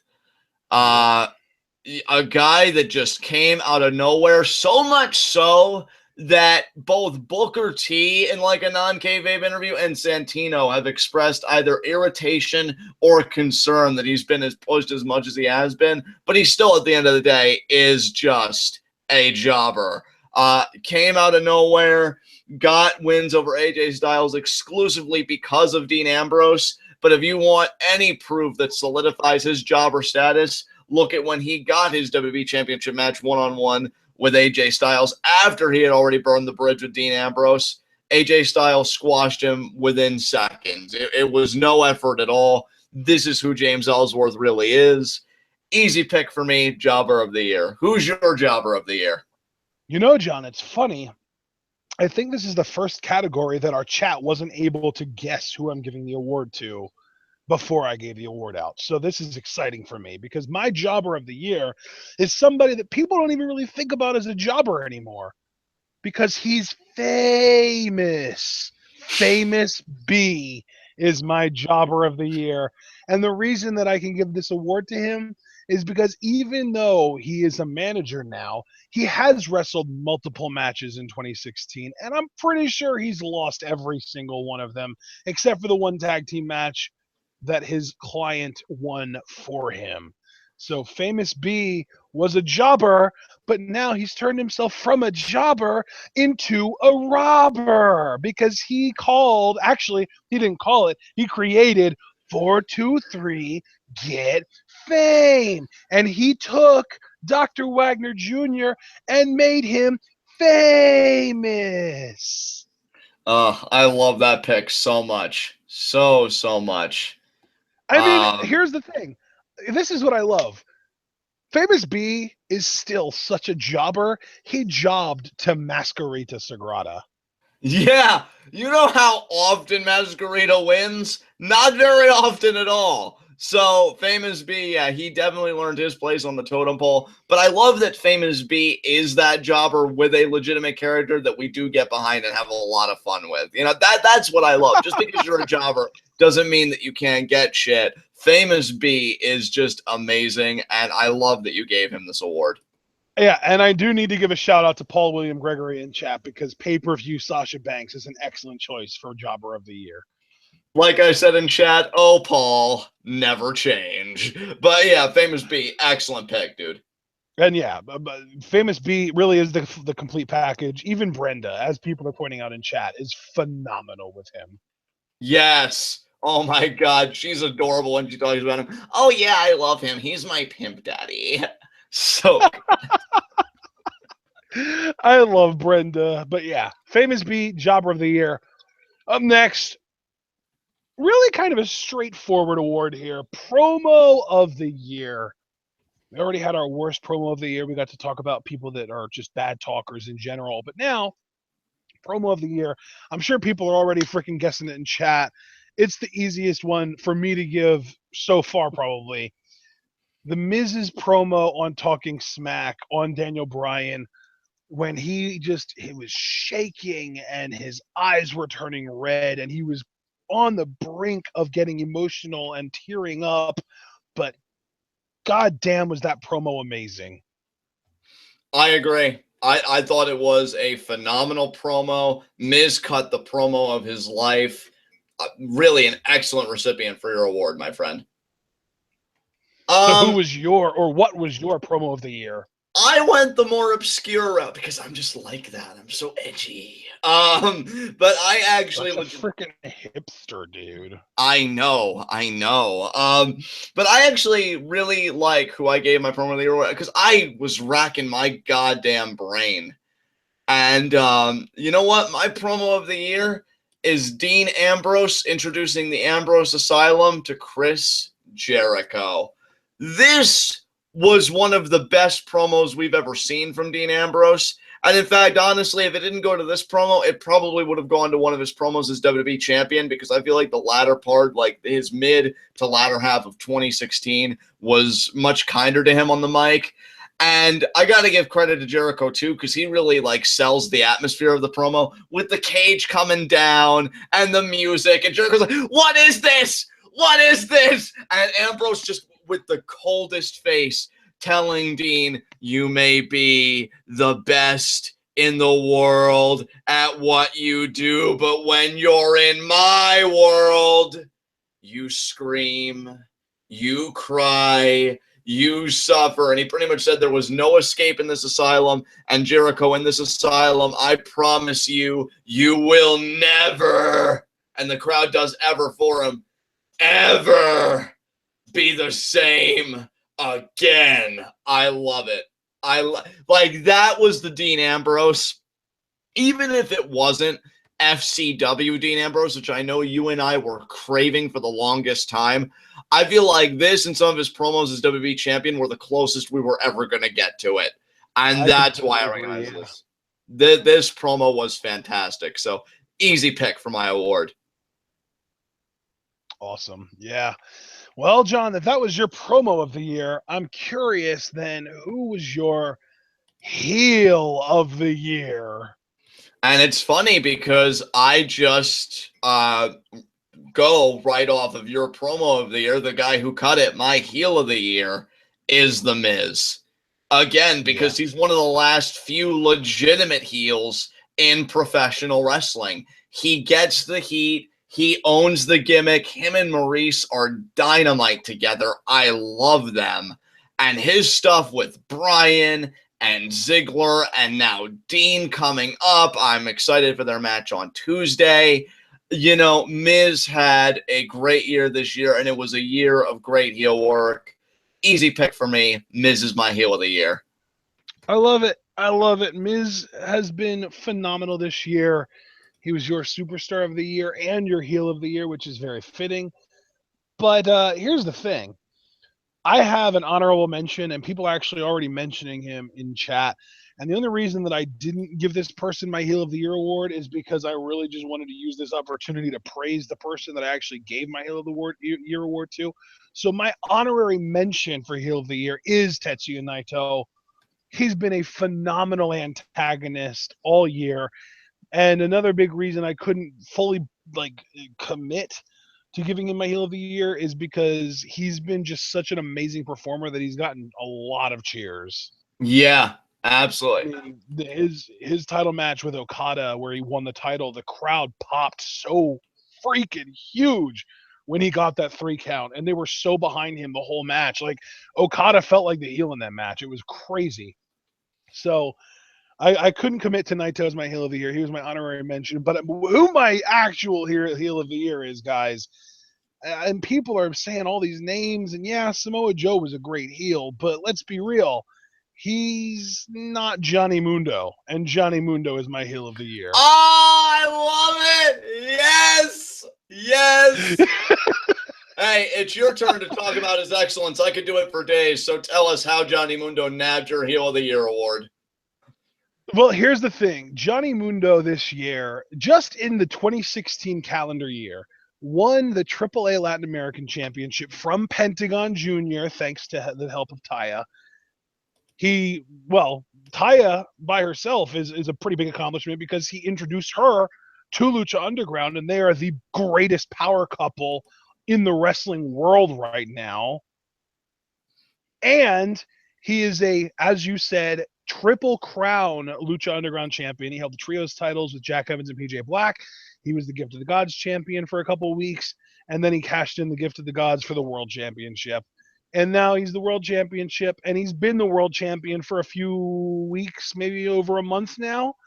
And the big thing that I don't even know if you mentioned or not, he won the Lucha Libre World Cup for Team Lucha Underground. I did mention that when he was my non-WWE Wrestler of the Year. I mentioned how I pinned Pentagon for it. But yeah. So how glorious is it, though, now, and this has actually sorted itself out perfectly, that the dirt sheet of the year. Not only that, and I love that, by the way. I mean, what a magnificent way for that to come together. I love, like, the synergy of all of this on the TWitWoW end, because I'm the guy that was begging forever, please, I want Heel Mundo. Please, I want Heel Mundo. Please, I want Heel Mundo. And we get it. And you find it to be so good he gets your Heel of the Year. I love that shit so much. That's amazing. This was one of those things where I asked you who your Heel of the Year was, assuming you would say Mundo, and when you said it was someone other than Mundo, I had to take Mundo. Yeah, Mundo was fantastic. I mean, and you already know that I'm going to say that, and I'll have more to say about it later, I'm sure. I just love that you gave him that recognition. That is fucking amazing. Love it. He upgraded in every way imaginable, and mostly in the female department, because Taya is just so superior to Melina in every way imaginable. I love them together, dude. They do Instagram videos together, and it's totes adorbs. And yes, I said that, sue me. I have feelings. It's so fucking... dude, from a personal And you know level, what the best part about Taya is, about her being so unlike Melina, is that she doesn't post Johnny Mundo's erectile dysfunction pills on Instagram for the whole world to see. Like I know. Dude, on a personal level, I don't think I've ever seen him happier. And like the idea that we're both recognizing him on different levels for the year that he's had. Oh my God, I love it. It's such a happy ending for me as a Mundo fan, and the story's still going. But I mean, if it were to end right here, I'd be like, you know what? Nice. I love it, dude. Great fucking nice. Oh, All oh, right, so yeah, that was heel of the year. Heel of the year was amazing because we got to talk about the dirt sheet guys. And by the way, didn't know this. The person who produced those amazing dirt sheet segments just so happens to be the one and only Krista Joseph, aka the executive producer and head writer of Lucha Underground. There's a little trivia ah, for you. nice. I didn't even know that. God, as if I couldn't love that man enough. You're Yep, wonderful. I love yep, all of you so yep. much. I remember one day on Twitter, I was like, "So you're a pretty big fan of Mundo, aren't you?" And he was just like, "Who do you think produced the dirt sheet?" And I was like, "Ah!" That's the only appropriate reaction to have. Yes. Oh my, All oh right. dude, that whole thing gave me my second win. What's fucking next? I'm ready to What's rock and roll. next is Face of the Year, which I gave to a female because not all women's wrestling this year sucked.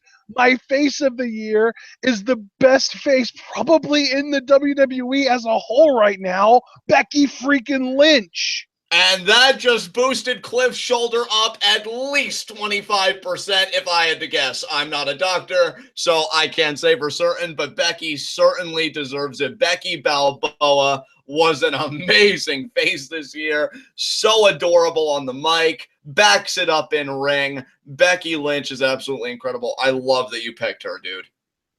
And the beautiful thing about this pick is that she has all the credentials. She has the kayfabe reasoning because she did win her first ever championship in WWE this year, winning the women's championship on SmackDown back in September and holding it for 3 months. And from a performance standpoint, she is the best combination of good matches and good promos on the main roster because Charlotte and Sasha are horrible in the promo department and they have great matches, but only on Raw, and then their pay per view matches blow. So Becky is everything. Yeah, Becky to me is such a complete performer. I love that you gave her this, dude. She deserves to be recognized. I mean, hell, I'm a heel and I enjoyed watching Becky lose the title because, scumbag. But Becky is somebody I hope many more championships are in her future. Not quite at the rate of consumption as Charlotte's title reigns, but, I'm sure Becky will be one hell of a champion in the years to come. And I love that you recognized her like this. Yes. So, John, I'm curious, Mr. Hashtag Scumbag himself, who could you possibly have a soft enough heart to give your Face of the Year award to? When you phrase it like that, it makes my recipient all the more shocking. And we can consider this the ultimate comeuppance, for me, and the ultimate triumph for this man. My Face of the Year is Ty Dillinger. Dillinger! Yes! The same guy that I gleefully dig my heels in.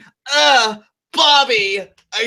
Just laugh any chance I get. Damn it. Yes. And I think Cliff always joins me on that, so I know he'll get a kick out of that. Him and Paul, I think. But something objectively, because that I take these awards very seriously. Maybe even a little too seriously. That's up for debate. But I really love this time of year. I love that we do this every year. And I like recognizing people that deserve it. And Ty Dillinger, and he did great work. He's got the new yes chant to me with the 10. I think it has major crossover appeal to me. He's worked so hard. And honestly, I really should. I'm going to take this time to apologize to him. I apologize to Ty Dillinger because I thought when him and Jason Jordan broke up that Jordan was going to be the star and he was going to be left to flounder. But then I realized that the beauty of pro wrestling sometimes is there doesn't have to be a loser, that both guys can really be stars. And for as much as I like Jason Jordan, I think Ty's the bigger star because he's standing on his own right now. And he's doing it with tremendous success. I mean, this is a guy. And to be fair, Jason Jordan, even though he isn't a wildly successful tag team, to this date, we still aren't entirely sure if a personality exists in his body. That's right. We don't. And, one day we are going to have to find that out. And, my thing with Ty is, though, you're talking about a guy that when Cody Rhodes was giving interviews, like Ty Dillinger, for whatever reason, came up. And he said, my dad, his notes for Ty Dillinger were no complaints. He's ready.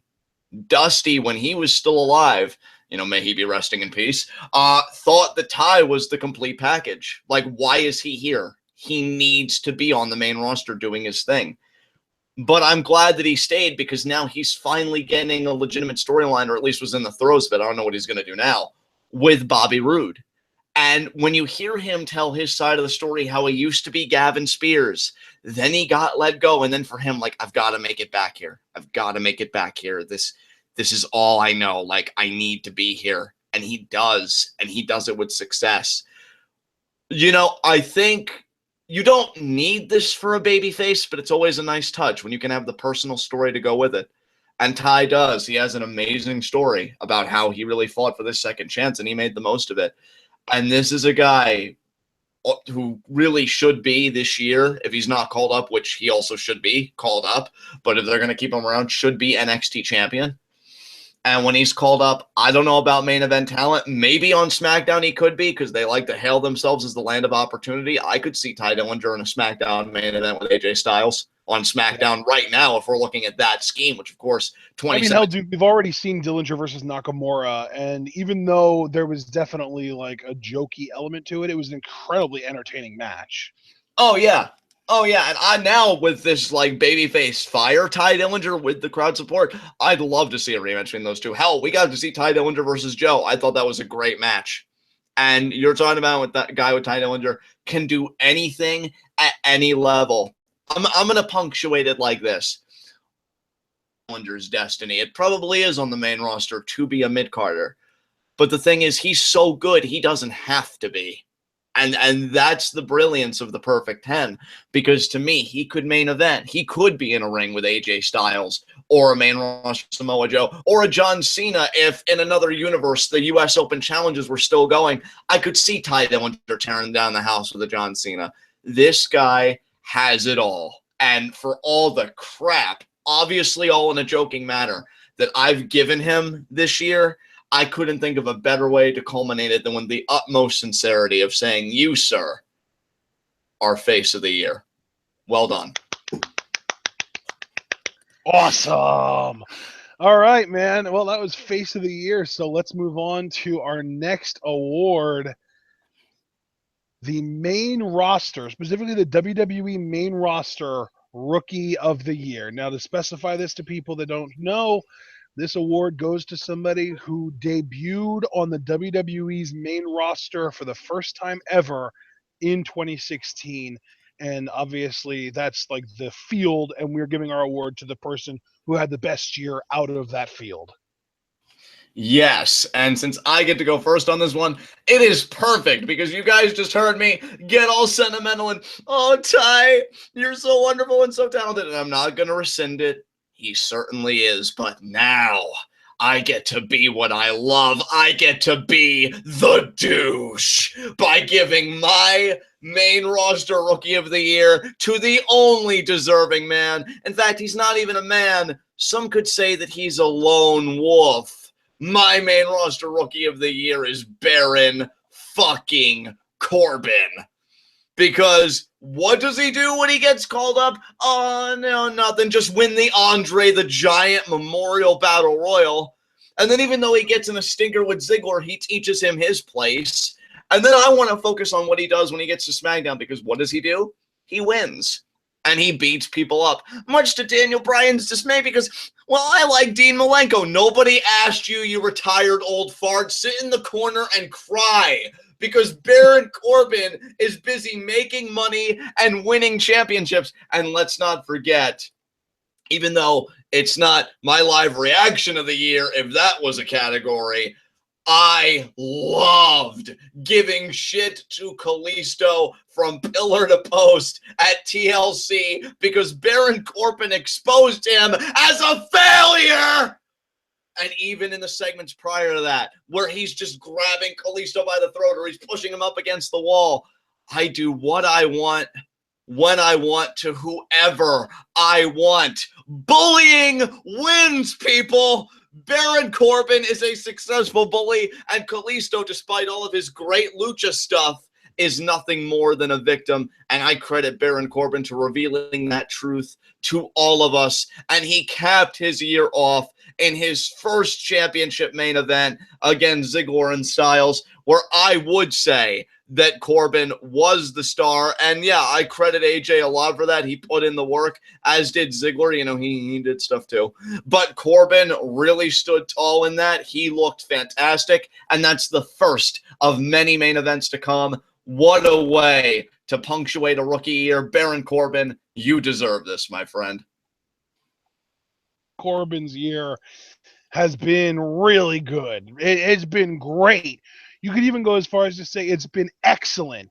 But the one word you cannot use to describe it is phenomenal, because it feels like he's been around forever, for years even.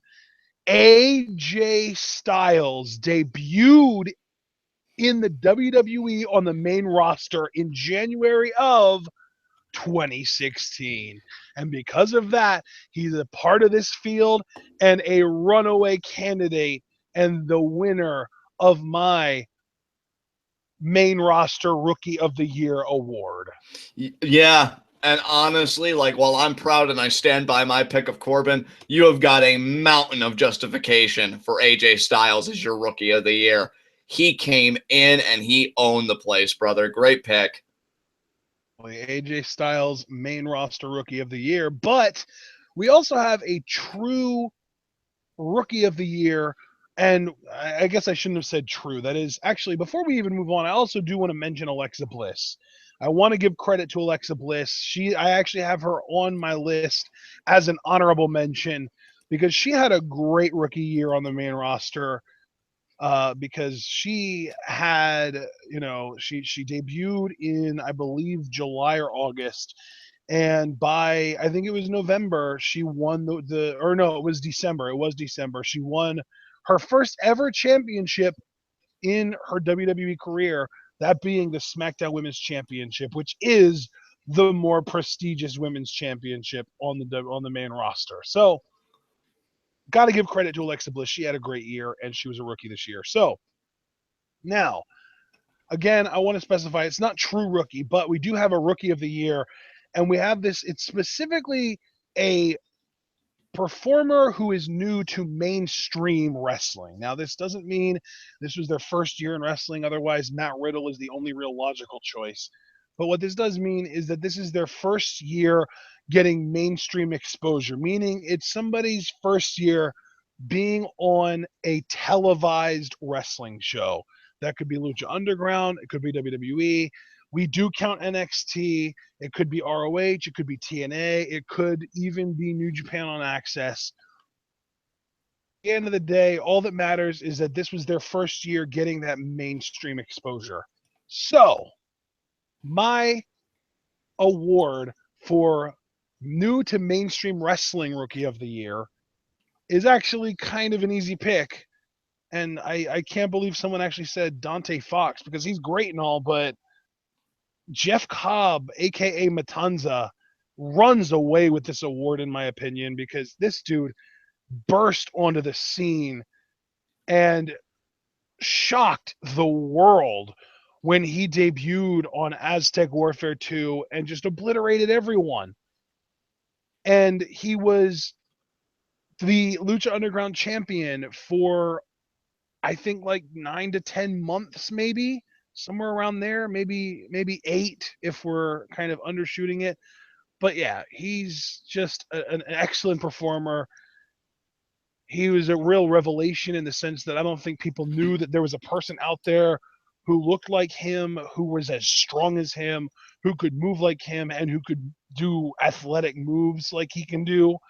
I mean, for Christ's sake, this year in Aztec Warfare 3, he eliminated Drago with a moonsault fall away slam. Like, that's the fact that somebody who's built like him and has his power is able to do a fall away moonsault slam. It's pre-steroid Scott Steiner-esque as far as freak levels go. And Yeah. for that, Matanza is my Rookie of the Year, as in the new to mainstream wrestling rookie.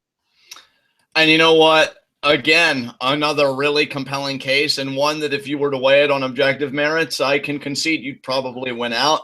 But I gave my Rookie to Mainstream Wrestling award to Marty Scurll because he came to ROH and almost immediately won the World Television Championship, and recently, from what I understand, had a successful defense and is still the current champion to this day. It's not often that you get somebody that comes in and wins a championship, in their first mainstream appearance, though Jeff Cobb did. That's another reason why yours works. But yeah, Marty Scurll also did, and it's really been a great year for the villain, a year that he can be proud of, and he's finally a part of ROH. I'll be honest, I really didn't want him to go to ROH. I wanted him to either be on Lucha Underground or honestly, even New Japan before NXT. I think NXT would have come third for me, but ROH would have been fourth. But he is where he is, and he's already finding success. And I hope there's nothing but more of that for Scurll in 2017. So he is my Rookie of the Year as far as new to mainstream wrestling. Yeah. And I mean, really, Scurll has had a great year as the villain, which really kind of makes me think you should probably send him a link to the new Scum Squad shirt, because I think if anyone's going to join the Scum Squad, it's Marty freaking Scurll.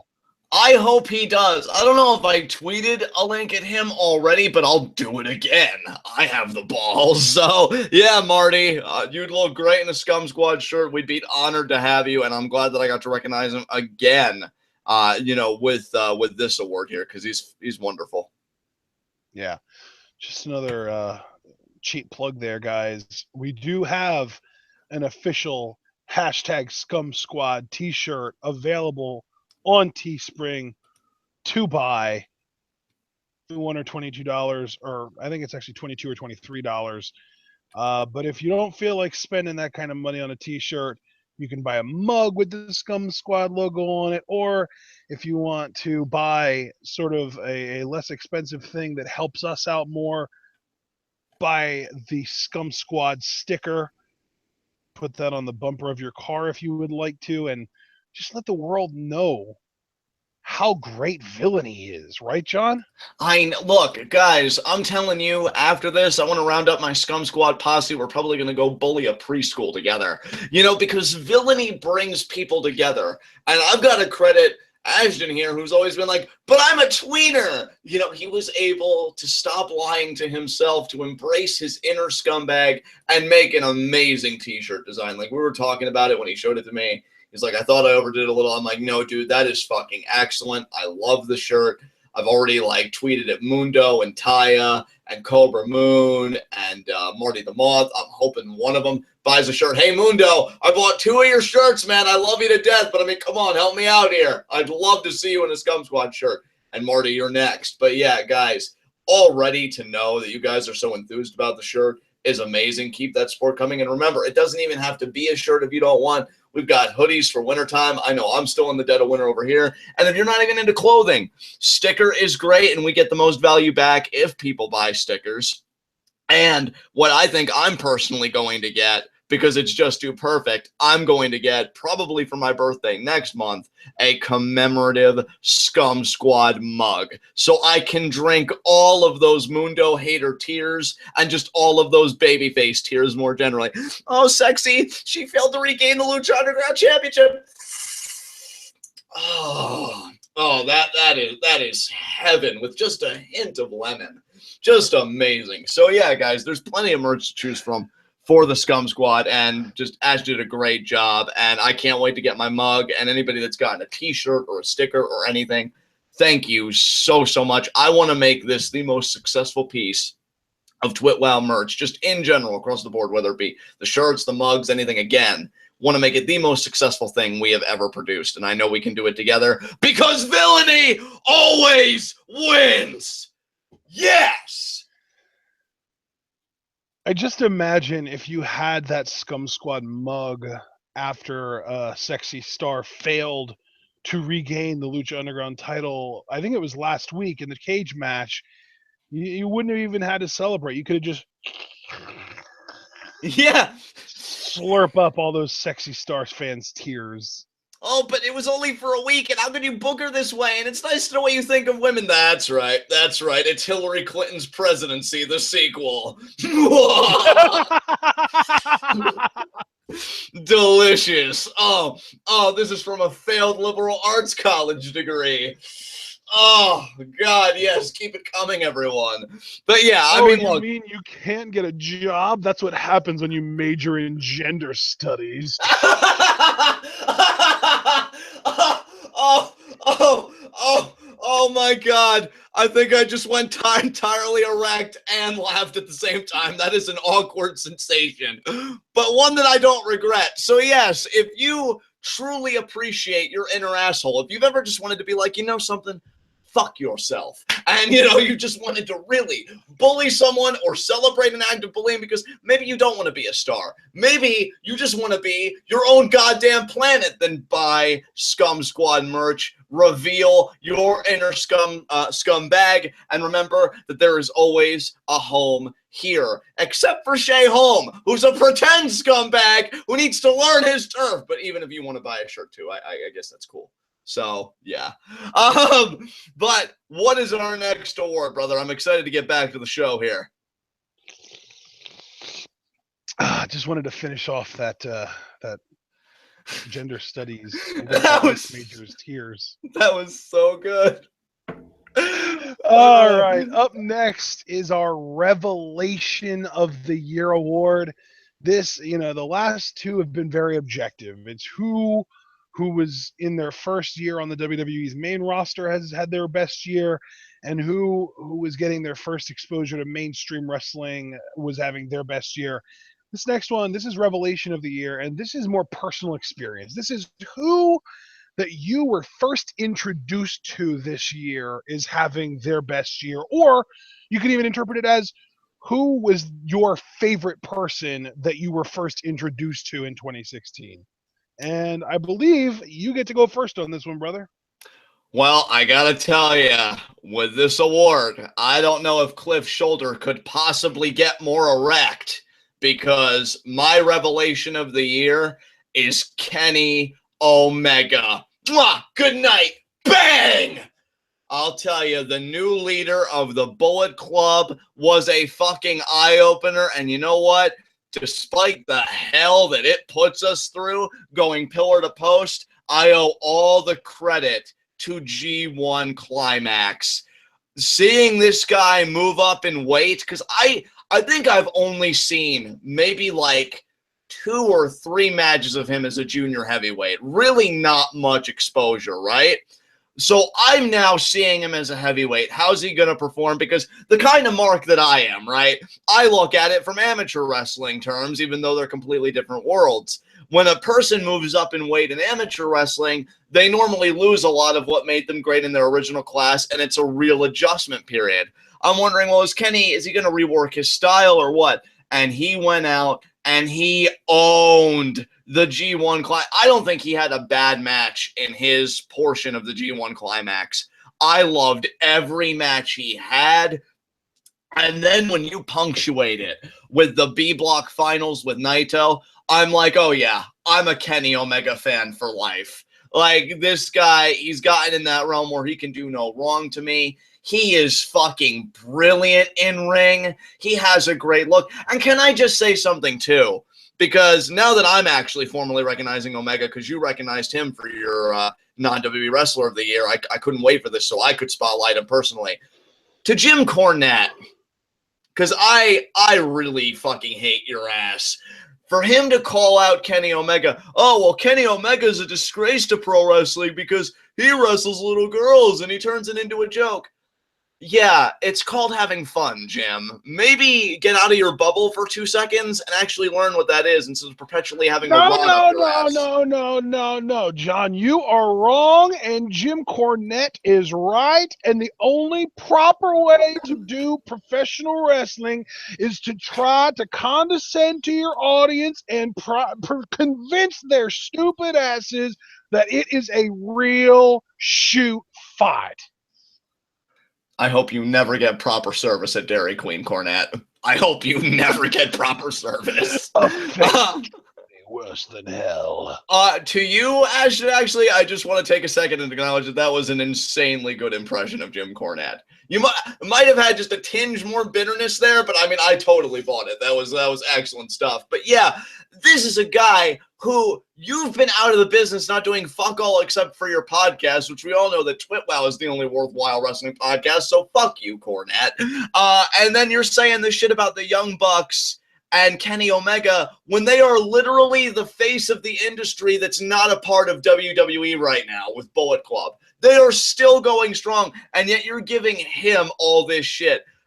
Corny, just shut the hell up. Nobody cares about your opinions. If anybody does care about your opinion, I will personally drive to them, shame them in front of their family, and tell them that they're wrong in front of their children, because somebody needs to raise them properly. You're a disgrace. But Kenny Omega isn't. Kenny Omega is a guy, to me, you hear him in interviews and he's so fucking sincere. And he loves this business and he loves New Japan and he goes out and he proves it. He's been doing all of this amazing shit. And I'll tell you, when I'm rooting for him 350% at Wrestle Kingdom 11 to beat Okada, even though admittedly I'm not entirely confident that's going to happen given the way that this whole story's been going, I think he would make an outstanding IWGP Heavyweight Champion. And even if he doesn't win it at Wrestle Kingdom 11, I don't think he's going to leave New Japan until he wins it and then go on a monster run. So that title for him is an inevitability. And I just want to thank Kenny Omega for revealing to me his brilliance because he's absolutely fucking incredible. Oh, and by the way, the idea that he can name wrestling moves after video games and not be such a fucking mark about video games like TJ Perkins is, +5, Kenny Omega. +5. You own it life, sir. Congratulations. He clearly doesn't need to get a life.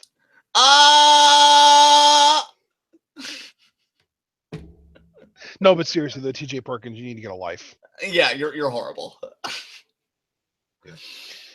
So that said, my revelation of the year, and I think this is going to come to a surprise to a lot of people because I've seen people, trying to speculate who it might be. I've seen names like Ospreay, Strowman, Gallagher, Tommy End, but Tommy End I was familiar with last year. Keith Lee, whoever the hell that is, probably someone in WCPW, which I don't give a shit about. But no, I love Jack Gallagher, but I can't give him my Revelation of the Year award because to me, Revelation of the Year should be going to somebody that you can honestly see being a main eventer sometime in the near or even distant future. And to me, what I saw in Andrade Cien Almas this year is a legit main event talent waiting to be unleashed. Oh my god. Because this guy, complete and total package as a heel. When you let him be a heel, when you let him be a hashtag scum squad member, buy the shirt or the mug or the sticker, and you let him do what he truly wants to do, he is one of the best overall performers in the world today. He legitimately is Naito West, is what it comes down to. Because Naito is my favorite performer in the world right now. And when you let CN be a heel, he does all the stuff that Naito does with a little bit of that Mexican flavor that we all know and love. And I just adore Andrade as a heel now. The heel turn was a phenomenal moment where he just had this moment of not only clarity, but it almost seemed like he had a moment of serenity, a moment of catharsis when he finally was able to reveal his true inner self to the world. It's unbelievable how great that segment came off to me. And ever since then, he's just got the attitude and everything you look for. And yeah, Kid Coheed is even saying it in chat. This dude is Naito version 1.0 because when he was La Sombra in CMLL, he started Los Ingobernables. And then Naito came to CMLL on an excursion, joined Los Ingobernables, and took it to Japan with him in the form of Los Ingobernables de Japón. So yes, La Sombra was Naito before Naito was a thing, before Naito got awesome. And for that, the fact that we've got that performer in NXT being able to kind of do what he can do, and by the way, amazing theme song as well. I just I fell in love with this guy pretty much as soon as he turned heel as a performer. Dude, I love that you're recognizing him with this award. Andrade is fantastic. I love him to death. That's all I'm going to say about it because this was your portion of the award. Great pick, dude. All right, awesome.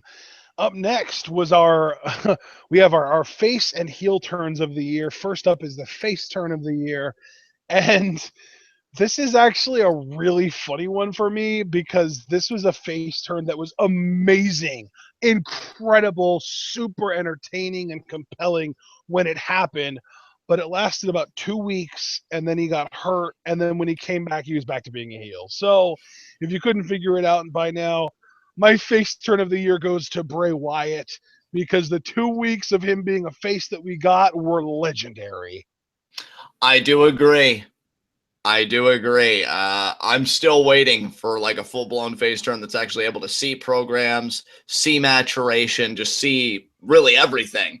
And Bray, I think, is that face turn that we're really all waiting for because that morsel that we got was fucking incredible and definitely enough to be the recipient of your award. Though I've got to say, Ashton, you've had like a few picks where you're like, oh, this pick, it's the best pick. I don't really see how any other pick can compare. Well, all I have to say to that is, who's better than my pick? Nobody! Because my face turn of the year goes to Brian Cage of Lucha Underground. Yes. What a technico this man turned out to be. I've complimented Cage before, and it meant a lot to me that he heard like my really big compliment of him, on TWitWoW, where I said, like, I look at him and I see what professional wrestling is supposed to be and when pro wrestling's at its best. Cage, when he came in as a heel, was great. I mean, you're strong, you're dominant, you impose your will, all that good stuff, But as a face, and see, when you take a great performer like Brian Cage, and you combine it with the brilliance of Lucha Underground Creative, because they've got an amazing writing team, you get magic because you have got this, really what he calls himself, this machine, and he's never been world champion. Never been world champion. And he's still struggling for it and this and that. And he just recently won the best of 5 series and he got, the gauntlet of Dario and all that stuff. But he's still a babyface that struggles. I bet you even with that gauntlet, like he'll probably murder a lot of people, but there'll probably be another struggle that shows itself. They know how to write a babyface, and who knew that they could write a babyface that looked like Cage? And I just love everything about it because it's just such a unique face turn to me. I've loved it, and you know what? Even with our our kayfabe difference, because I'll get on his fucking ass like, you'll never beat Mundo for the title, this and that, and he may not. But when Mundo's run is done, Cage is the one that I'm looking at next to get his turn because he fucking deserves a run with that world title. He is my face turn of the year because ever since then, it's been absolutely incredible. Yeah, I completely agree. That was a great pick. And yeah, Cage, really, the interesting thing to me with Cage is that he was an awesome heel, but I feel like the added vulnerability that he's been allowed to kind of exude as a face has really helped him become a more compelling character overall. Oh my, yes, dude. I completely 150% agree with you. Absolutely. Yeah.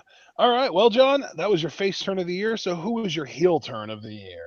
My heel turn of the year? Well, we bring it all full circle, brother, because my heel turn of the year was who you just got done talking about a bit earlier, Andrade Cien Almas. Tranquilo.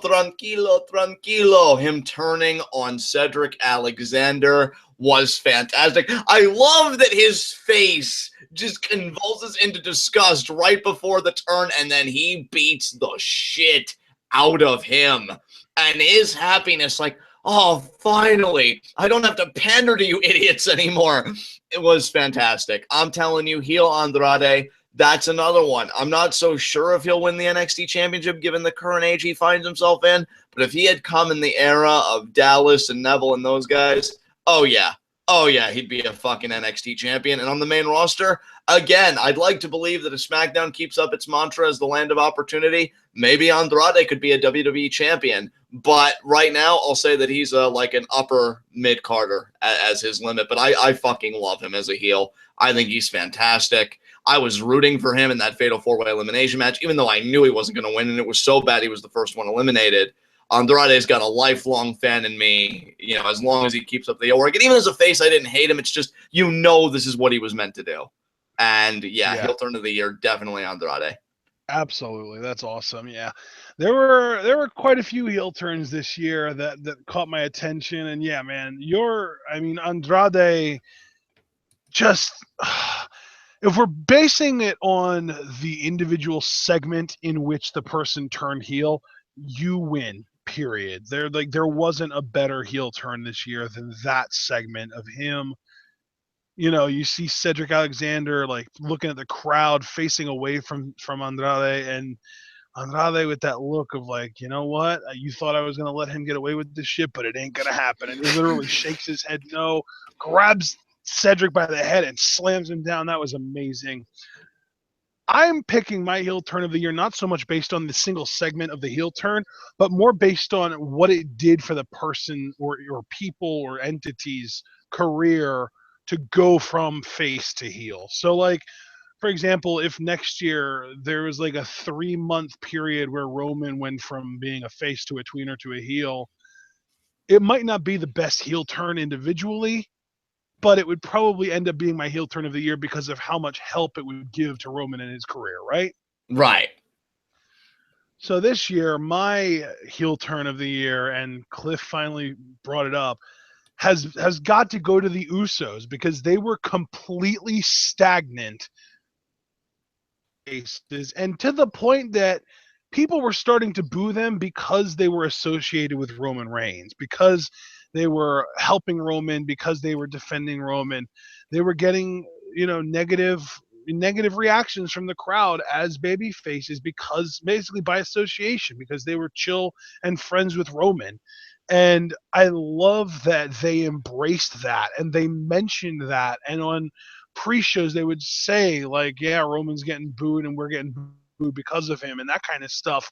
And SmackDown doing for people what they need most, giving the Usos the heel turn, and boy, have they been incredible since that heel turn. I really wish, and it's funny because for the longest time they were getting all the TV time and I wanted to see less of them, but now that they're not getting as much TV time, all I want is more Nusos or Boosos or whatever you want to call them. The awesome new heel Usos have been on fire, and I just really, I really want a program with them and American Alpha to be a prominent fixture in the tag team division and get at least one, maybe even two tag team matches on pay-per-views that go for at least 15 minutes, because that would be great to me. Oh, dude, I love your pick so much because, and this is the thing where, like, I really don't feel like one pick is objectively better than the other in this case. Yeah, because they're different types of like reasonings for why we gave the awards. Exactly. And for this, like, I agree with you. Usos turning heel breathed fresh life into their careers. I've wanted them to win the belts, and that hasn't happened yet, which astounds me. But then again, American Alpha are champions. Maybe we'll see it down the road. Maybe we won't. But it's been great for them. And you know what? I don't know if WWE did this to, like, cut their nose off to spite their face. Like, oh, you want Roman to turn heel, but we're going to tease you with how great it could be, by turning the Usos heel instead. And now that it's worked and they do really well, like, you'd think that would encourage them more. Oh, let's get a complete set. But no, they're still intent on Roman being a heel, or Roman being a face. So, we're stuck with this. But, it's not even really being stuck in a bad way. I'm loving heel Usos. I love, too, that they kind of rein it in on, oh, we're only going to go for a top rope splash if we feel like it's absolutely necessary to beat the opponent, because they do that. What's that submission called?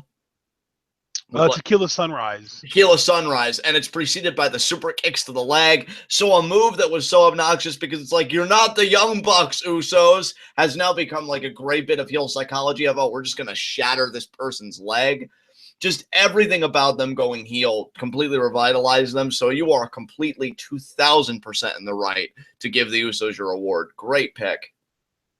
Awesome. And up next is the Most Improved Award for 2016. And this goes to, as expected, the performer who improved the most from the beginning of 2016 to the end, or just from 2015 to 2016. And I feel like this is a pretty easy one for me personally because I gave my award to none other than The Miz. Never in my life did I expect somebody letting their wife come to work with them and be a performer along with them would improve somebody as a performer as much as the Miz and Maurice have done this year. It's incredible. Miz went from a solid heel performer who can get most people over to legitimately one of the most enjoyable aspects of any main roster part of the product, period. Yeah, you know what? I love your award choice. My most improved, going to keep the ball rolling. Andrade Cien Almas again. Yes. And even from a kayfabe standpoint, you could even say, yeah, he deserves this too because he's babyface. And, he's just kind of working matches here and there, the feud with Dillinger and then the random match with Rude. He goes heel. He beats Cedric. And then even though he lost the match, he ended up being in the main event of an episode of NXT competing for the #1 contendership for the NXT title. As a face, he was nowhere near #1 contendership.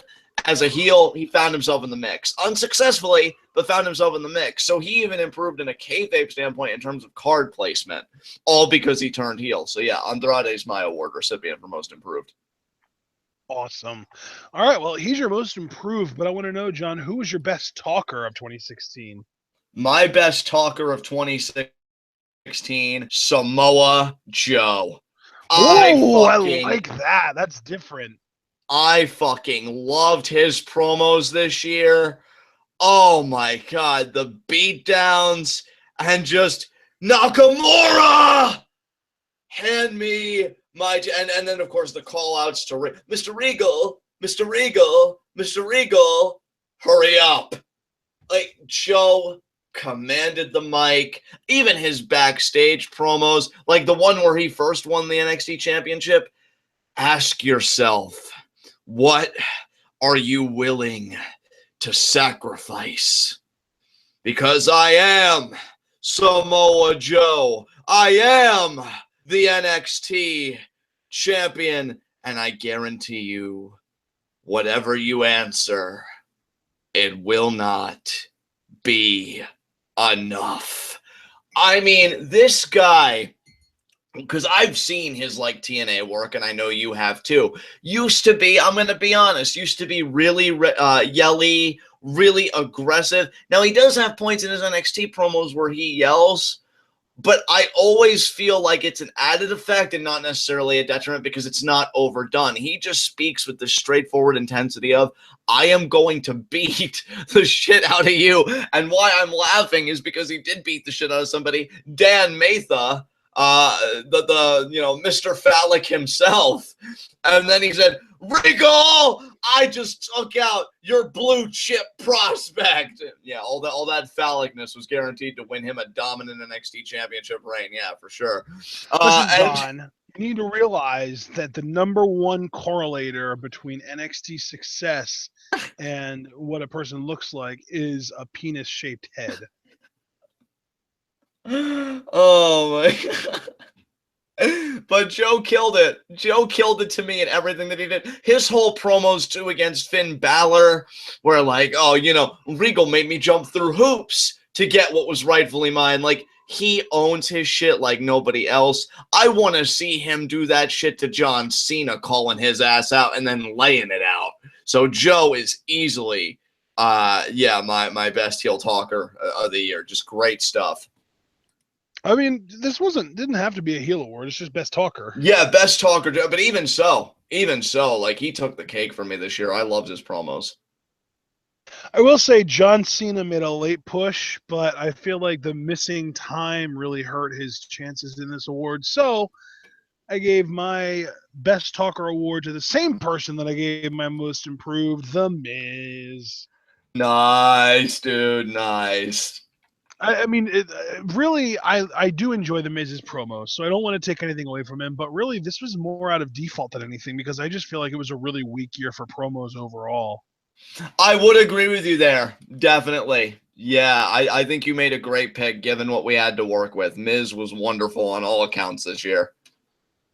Yeah. So Miz gets my Best Talker award, and up next is the Pop of the Year award. Now, this is an award that we give to what we felt like was the biggest, loudest, positive reaction out of any event in wrestling of the year. And I personally gave my Pop of the Year award to Bayley's reaction in Glasgow, Ireland.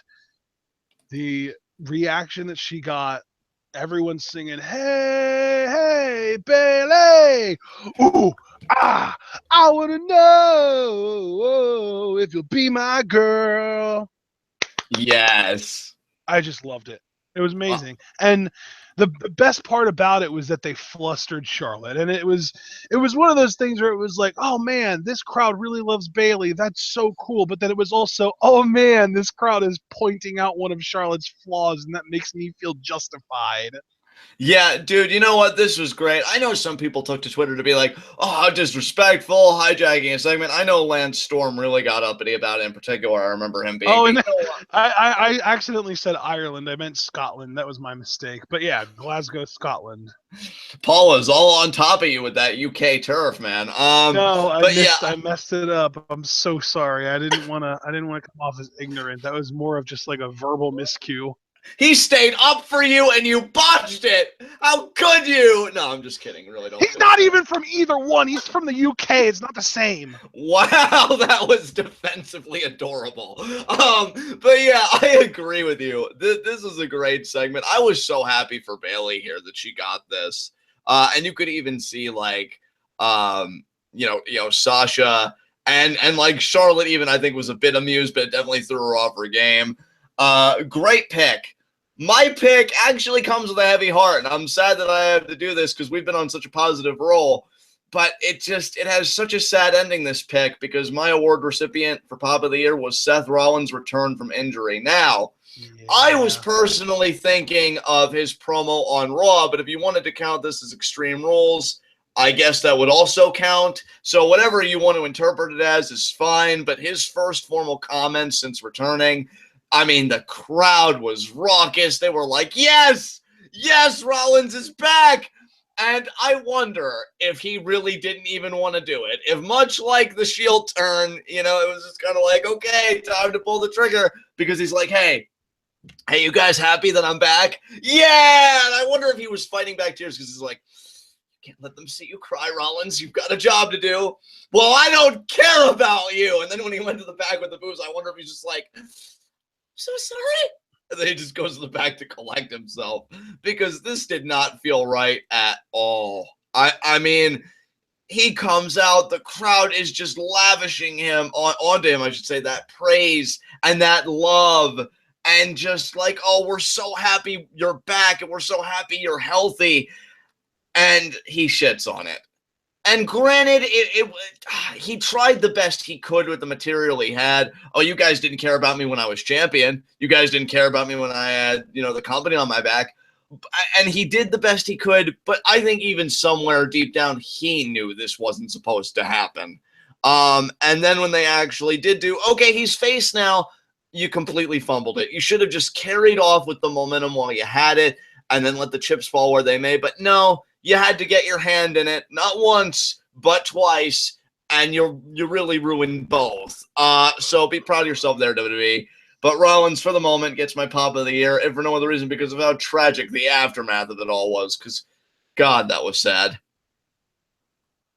Man, I'm telling you, how much better would it have been if the writers were actually competent at their jobs and rather than forcing him to double down on being a heel, if they let him go out there and say, listen, guys, I know I've been gone for a while, but while I've been gone, I've really had a good chance to be able to think about my place in life, my place in the WWE, and most importantly, my place in the Authority. And when you get injured, it really puts a lot of things into perspective. It makes you realize who out of the people that claim to care about you actually care about you. And the entire 6 or 7 months that I was gone, did I hear from Triple H? Not once did I hear from Stephanie McMahon. Not once did I hear from Kane. Not once did I hear from J&J Security. It was almost as if they had just moved on and forgotten that I existed. But do you know who I did hear from? The fans.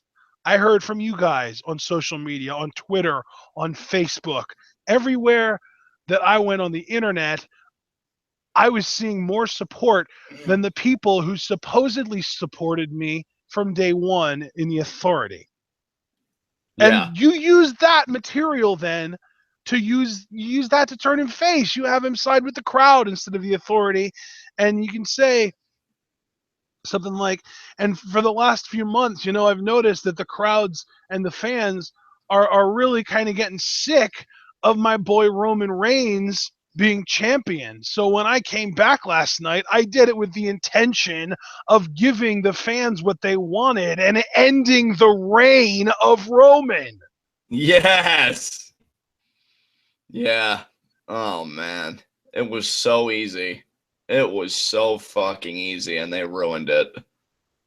Yeah, and the worst part about that whole situation, in my opinion, was that immediately after Rollins returned and doubled down on being a heel, all these smarky ass fans were saying, "Oh well, yeah, you can't just expect him to come back and turn face without an explanation." I just gave you the explanation. You don't need to change his character. He cuts one promo, and it's an easy face turn. And can I just say something about that too, since you brought up a great point? Like, since fucking when? Because how many people have returned from injury to face pops? Angle did after WrestleMania 19. He was still a heel. Triple H did in 2002 is before like that. the prime example. Yeah, exactly. Granted, his face run only lasted a few months, but we weren't asking for years upon years. Just enough for everybody to get over like the honeymoon phase of having him back, and then you do what you want. Same thing with Rollins, though I think he does have the potential to go on long stretches of being a face, as I've already documented. You didn't have to But no, you gotta remember, man, that Rollins was a heel before he got hurt, and him getting hurt can't just automatically make him a good guy. That would change his character unnecessarily. God, I hate them so much. Oh, God, I hate them so much. But yeah, that's all I wanted to say. So you picked Bailey in Scotland. I picked Seth Rollins' return. That's all I got to say about that. I love it, man. I love it. All right, well, what in the world is next? That was your wait. What was the Rollins Extreme Rules? Yeah. Okay, so up next then, John, and you go first on this one is upset of the year. And again, I continue on this trend. Oddly enough, my upset of the year was Seth Rollins beating Roman Reigns at Money in the Bank 2016. And I'll tell you what. Oh, that's hilarious. Just wait until after I give mine, and then we'll realize something really depressing. But yeah, go ahead. But yeah, I mean, it was Rollins returning from injury. We didn't know at the time that Reigns was going to be suspended, which just broke into this like huge wrestling story. I even remember being like, with my family, and Ashley calls me. He's like, "Dude, we got to do a commentary on this because Roman's suspended." But we didn't have those factors then. It was kind of like it was in a vacuum because, Roman is reigning, right? He's the WWE World Champion. We don't give a shit that Rollins has returned. We're already pissed on his potential face possibilities. Why do you think we'd give him the belt? And yet they did with an incredible midair pedigree spot. And yeah, I mean, I fucking loved it. It was a great match. Reigns actually somewhat did work heel because he was imposing his will upon Rollins, and Rollins was getting ragdolled, but he fought through it and he got back the gold. And I was legitimately shocked. So that, to me, is my upset of the year. What was your upset of the year? I dig that. Yeah. Well, John, here, in order for me to really properly attribute my upset of the year, we need to look at history, and we need to look specifically at the history of one John Cena, because when John Cena loses a match, he's lost matches before. He lost to Kevin Owens. He lost a match to Rusev. He's not invincible in that he never loses matches. He's capable of losing a match, but what we've observed over years of consistency is that even if John Cena does lose a match to someone, he every single time without fail beats them at least twice after losing to them to get the credibility back, right? Right. So with that established, AJ Styles beats John Cena at, I believe it was Money in the Bank, right? Right. Clean, one-on-one, no shenanigans. And then AJ Styles and the club lose to John Cena and Enzo and Cass at Battleground, right? Right. So then we've got AJ Styles versus John Cena one-on-one at SummerSlam. And on any other given night, in any other story, on any other program, in any other year of the WWE, this is the most obvious John Cena victory that anyone can imagine. If there were betting odds, they would have been 3,000 to 1 of AJ Styles winning, because Cena would have been a lockdown. You would have put $10 on John Cena and then he would have won, and you would have gotten $10 and a penny back, because that's how bad the odds were of Cena losing. But do you know what happened, John? AJ Styles fucking won. You're goddamn right. Yeah, buddy. Yes. And that is my upset of the year. AJ Styles winning the war. And that's an excellent fucking pick, because that was a first. Really, I mean, you went through history, you documented it. That was a first. AJ Styles, now the war is resuming, but AJ can always brag that he won one of the defining matches in the rivalry. I beat John Cena at SummerSlam, which immediately catapulted him to the WWE Championship. Excellent fucking pick, dude, and well-deserved for AJ Styles. Yep, absolutely. And yeah, so AJ, and this is the depressing part. AJ's about to lose to Cena at Royal Rumble.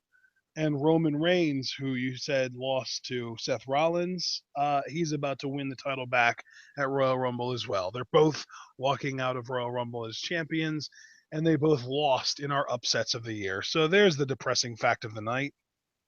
And it's funny because I only agree with you on half of that. I do think Kevin Owens is losing the championship, but I think AJ Styles, because he's a winner, he'll find a way to win. Of course, my opinion could change by the time we get to Royal Rumble preview and predictions. But for now, I only sign on to half of that, bro. I think AJ is going to find a way. Maybe he'll drop it at Chamber. See, that I'm really wary of. But Rumble, I think he'll keep it. I think Chamber's the one where we really got to start having shifty eyes as far as what Mania is going to look like. Here's to hoping, brother. Here's to hoping that you're right and that he holds it for at least one more month. But yeah.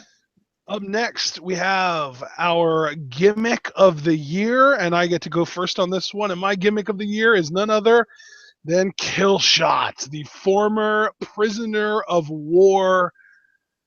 I love this gimmick. He was a sharpshooter as a soldier in the army, and they got captured, and he was a hostage, and he had to make his escape, and we got to see sort of a dramatic retelling of the escape, where he was, shooting a bunch of awful, terrible people that were trying to kill him and put him back in the prisoner camp or whatever. And yeah, I just love Killshot's story, and he is my gimmick of the year. Bro, I love your pick so much. One, because it's well-deserved. I mean, I am not going to dispute your pick at all. But two, because it shares such an intimate relationship with my pick, because I picked Marty the Moth. Yes, I knew it. As soon as you said that it was related to your pick, I was like, oh, snap. Yeah, and Marty does the gimmick so goddamn well.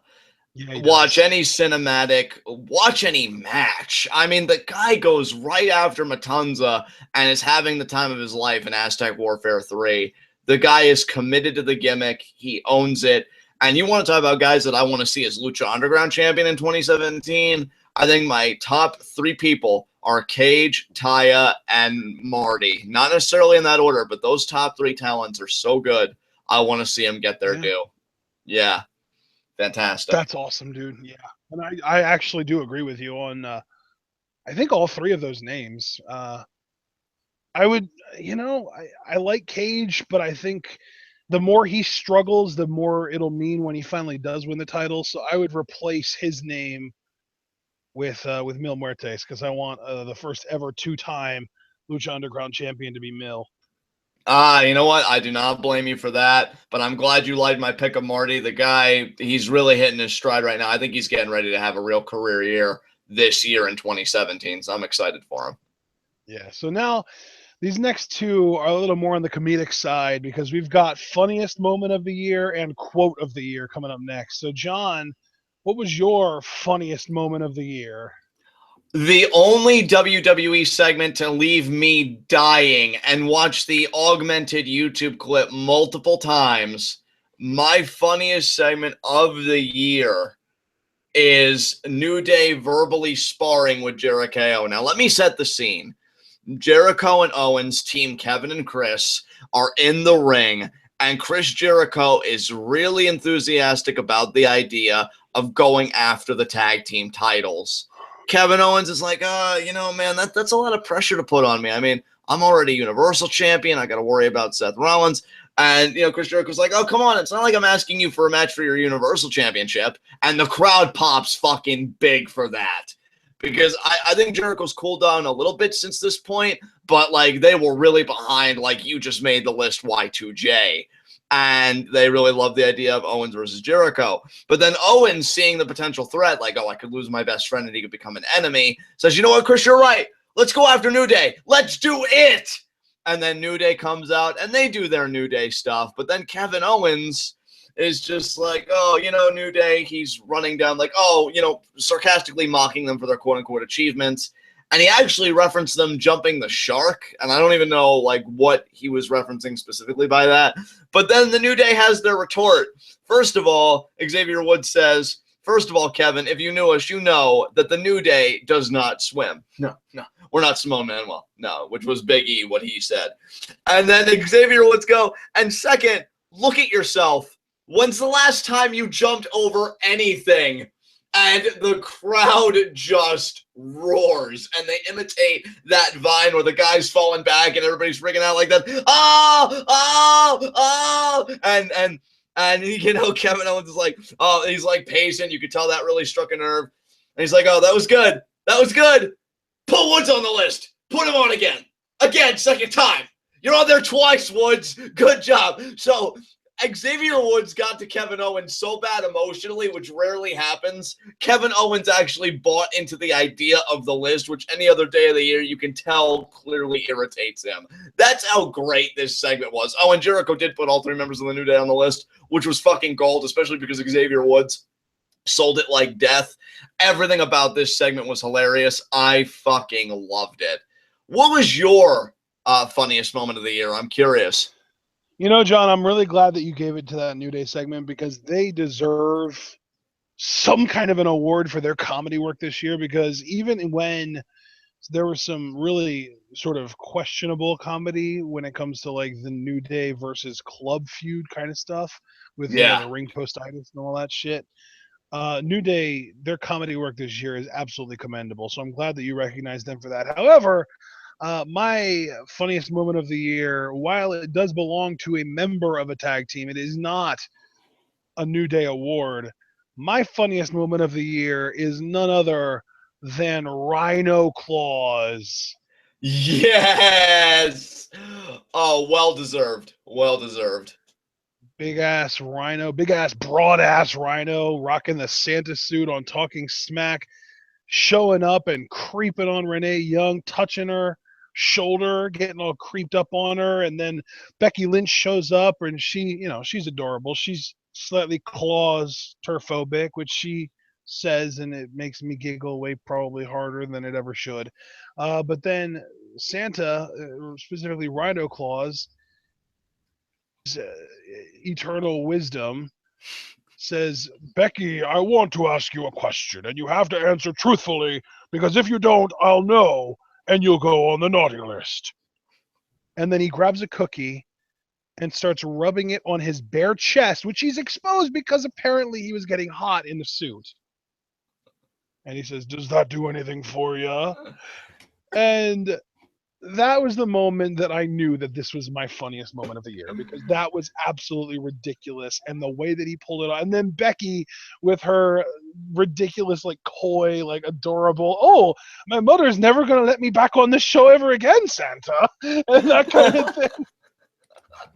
And then like the closing moments of the segment with Santa, with Rhino Claus giving Renee and Debray empty boxes as gifts, talking about how, well, we need to acknowledge that the elves have unionized, so they're only just making the boxes now, and the gifts are still on the way. And then he says something about how, just remember, it's the thought that really counts. And it was just great. I just loved it. It was a really enjoyable comedy segment, and I feel like the WWE needs to kind of learn how to do subtle comedy better, because that was like, it wasn't like slapstick or like, oh, let's tell dick and balls jokes or that kind of thing. It was subtle. It was it was Santa, but like the tiny little tweak that, oh, by the way, Santa's a pervert. Yeah, he is. I can't add anything. That was a brilliant articulation and very fun of why that was your funniest moment of the year. Let's move on, bro. Well, next is the quote of the year, and this is another funny one for me, at least, because my quote of the year comes from the angle where Heath Slater was trying to get signed to one of the big brands. He went undrafted, and he was trying to get a job, man. He needed a job, and he was trying to get it on Raw or SmackDown whenever he could, and they just couldn't. I don't know, man. He just couldn't find a job. He kept on trying, and he almost succeeded a few times on SmackDown, but then he kept just screwing it up for himself. But on Raw one day, he showed up, and apparently Mick Foley was a complete scumbag, even going back to this day, because apparently, he decided that he was going to try and get a job with Raw, and Mick Foley said, "Oh yeah, sure, if you beat Brock Lesnar."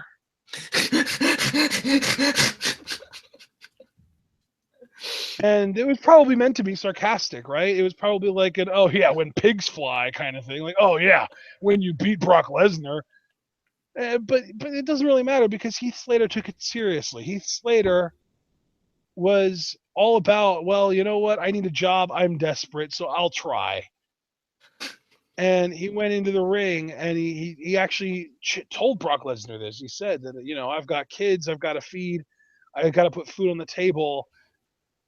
And Brock Lesnar, being the Neanderthal that he is, simply responded, "I don't give a shit about your kids." Yeah,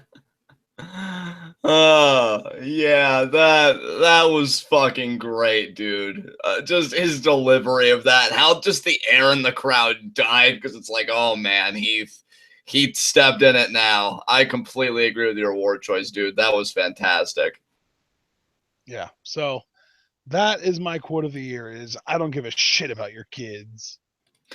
Well, I'll tell you, my quote of the year, I love that we're just giving quote of the year to assholes, because my quote of the year goes to, and I want to read this verbatim here, I do what I want, when I want, to whoever I want. Baron Corbin picking on the weak, a.k.a. Kalisto. I love it, because Baron Corbin, here's the funny thing about Baron Corbin as a promo. You'll get a lot of people that say he's not exceptional on the mic, and I would certainly agree. He's no CM Punk, but he's got that Steiner factor where he's very quotable. Like, oh, go back to Ring of Honor, when they've never competed in Ring of Honor. Oh, you'll be at one of those old timer like autograph signings. Of course, he did the promo differently. I'm just paraphrasing. And then stuff like this to Kalisto, where Kalisto all the while is just straight like, oh God, why is he so strong and bullying me? Shut up and know your place. Yeah, I love it from Baron. I had a great fucking time with it. Kalisto's a helpless piece of shit, and Baron just let him know, I'm in charge here. I'm making the money. I'm in the main events, and you're just here for my amusement. And that's why I do what I want when I want to whoever I want is my quote of the year, because that embodies Baron Corbin's mission statement perfectly. That's awesome. Yeah, I love that. So that was the quote of the year. But now, John, what is your catchphrase of the year? This ought to be interesting. My catchphrase of the year, you know what, man? I went the cheap route. I'm not going to lie. I went with the catchphrase that really seemed to have massive audience appeal. Chris Jericho's, you just made the list. It started out as a simple thing, and it caught on like wildfire. When you have something that's successful, it should be recognized. And yeah, I recognize Jericho's "You Just Made the List" as the catchphrase of the year. So great stuff. Nice. I can dig that, man. I can appreciate that. Yeah, it's an amazing catchphrase. Only problem I have is that he's supposed to be a heel, and heels aren't supposed to have catchphrases. But it is Jericho, and I guess he kind of has a free pass, doesn't he? He does. He does. And that's why I'm giving it to him. I'm going to give it to him. All right. Well, I'm going to give it to him. But yeah, my catchphrase of the year is maybe less popular, but that's only because it's coming from another heel, and it's not a heel who necessarily has a free pass like a Jericho. But it is actually coming from a former Chris Jericho tag team partner. See if you can guess. Let me think. I know, didn't him and the Miz tag briefly? I don't think they did. No, I know Edge is retired. Who else did Jericho tag with? I mean, he did tag with Christian, but again, also retired. Big Show, but Big Show didn't have any big catchphrases. Who is it, bro? I'm at a loss here. Don't you remember the legendary tag team earlier this year of Y2AJ? Oh my God. So wait a minute. Your catchphrase comes from AJ Styles. What is it? What gem? More specifically, John, my catchphrase is and comes from the champ that runs the camp. I love it. I love it. Oh my God. Heel AJ when he's feeling himself is gold. And that is the perfect pick for that award. I love it, dude. I agree. It is the perfect pick for that freaking award, and it's amazing. And AJ Styles is amazing, and that's why he was also my superstar of the year. And everything is great right now, and we're actually past the 40 mark now, closing in on the final stretch, guys. We only have like 14 or 15 awards left to give. Anyway, up next, award number 41, commentator of the year, and this was easy for me, Mr. Mauro Ranallo John. Ushigoroshi Ashton. Great pick. Yeah, absolutely. Tope Suicida John. I mean, definitely a return to honest to goodness play-by-play commentary, and it's a welcome embrace. I absolutely love it. By the way, kudos to everybody that's been sticking with us. Our numbers have been consistently high through this whole thing. You, the real MVPs, just like Mauro Ranallo is your MVP for commentator of the year. However, you know what? I wanted to give mine to a guy that I think is sorely underappreciated behind the desk and who I personally love. My commentator of the year is Tom Phillips. I love how Yay! I love Tom. Yeah, Tom is a great guy. I think he's got that likability. I love how he plays off of Corey Graves on NXT. I believe he's recently on SmackDown, though I haven't really been able to hear much of him. But I think Tom's just that guy that's just going to keep getting better and better. And, I just love what he does. So I definitely wanted to recognize him with this award. Congratulations, Tom. Corey Graves may give you shit, but I certainly won't. Yeah, that's awesome. Yeah, Tom, I love Tom Phillips. I don't necessarily think he's the best commentator of the year, and I think we need to give an honorable mention to Vampiro, Oh, who's been absolutely. amazing. His character work is always on point, and I love how real his commentary feels. But yeah, I definitely love that you're acknowledging Tom Phillips. He's been great. Guest commentator of the year, though, is a little bit different. Yes. Who did you have for guest commentator of the year? Well, actually, no. Did you go first on commentator of the year? Yeah, I did. Okay, well then my guest commentator of the year is going to be AJ Styles. He's just great. I mean, you mentioned it earlier with catchphrase of the year. AJ just feels so complete now as a heel, and when he's done his guest stints on commentary, I think he has just been absolutely phenomenal. Yes, pun totally intended. He even did a recent stint where he was watching that Fatal Four Way elimination match, Harper, Ziggler, Ambrose, and Miz. He's like, well, I'm actually just trying to watch the match. I'm trying to scout when like Morrow and like other people would like probe him for questions. It's like, no, I'm the champion. I'm trying to pay attention. Like he's just so good at being a douche and owning his shit on the, behind the announce desk that, yeah, I enjoy him on guest commentary. So he's that winner for my award. Absolutely. Nice. I can dig that. Yeah. I actually, and it's funny, man.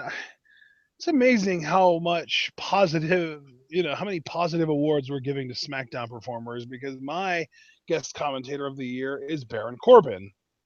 Oh, I love it. Yes. Yeah, because when commentary says, "Well, Baron, why do you think you deserve a match?" and he goes, "Well, because all I do is win." And better yet, why wouldn't I deserve a match? And I just love how like it's not even aggressive because he's not like yelling or anything, but it's like a passive aggressive. But at the same time, it's like he's doing nothing but speaking fact because he just is that good, and he just knows that he's that good, and he knows that there's just no reason for people to be overlooking him because it's kind of hard to look over him, much less overlook him. He's 6'7". And you know something, dude, you brought up a great point, which would really like more tie into again like categories like heel of the year or promo of the year. Like the way he talks, I love that. I don't think I've ever really heard Corbin yell.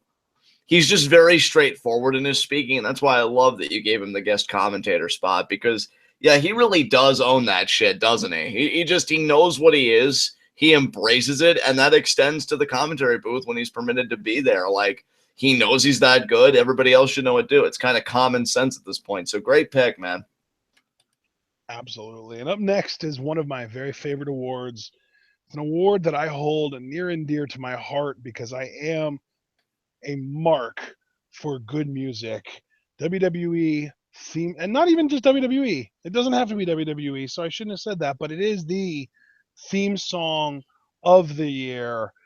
And I had such a hard time coming up with an answer to this. So what I did was I went on WWE Music on YouTube and I listened to a bunch of theme songs and picked Ember Moon because I love her theme song. It's awesome and it fits her really well.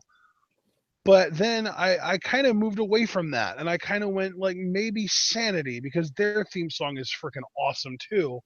But then I was like, no, you know what? This other theme needs to be recognized as amazing. And this other theme that I'm referring to ended up being the one that I stuck with. And no, no, it's not Bobby Roode because I don't like the fact that the theme song has essentially hijacked a word from my English language. Every time I call something glorious now, people are shouting, "Oh, Bobby Roode!" And I don't even freaking like Bobby Roode. So no, glorious is not going to be my theme song of the year.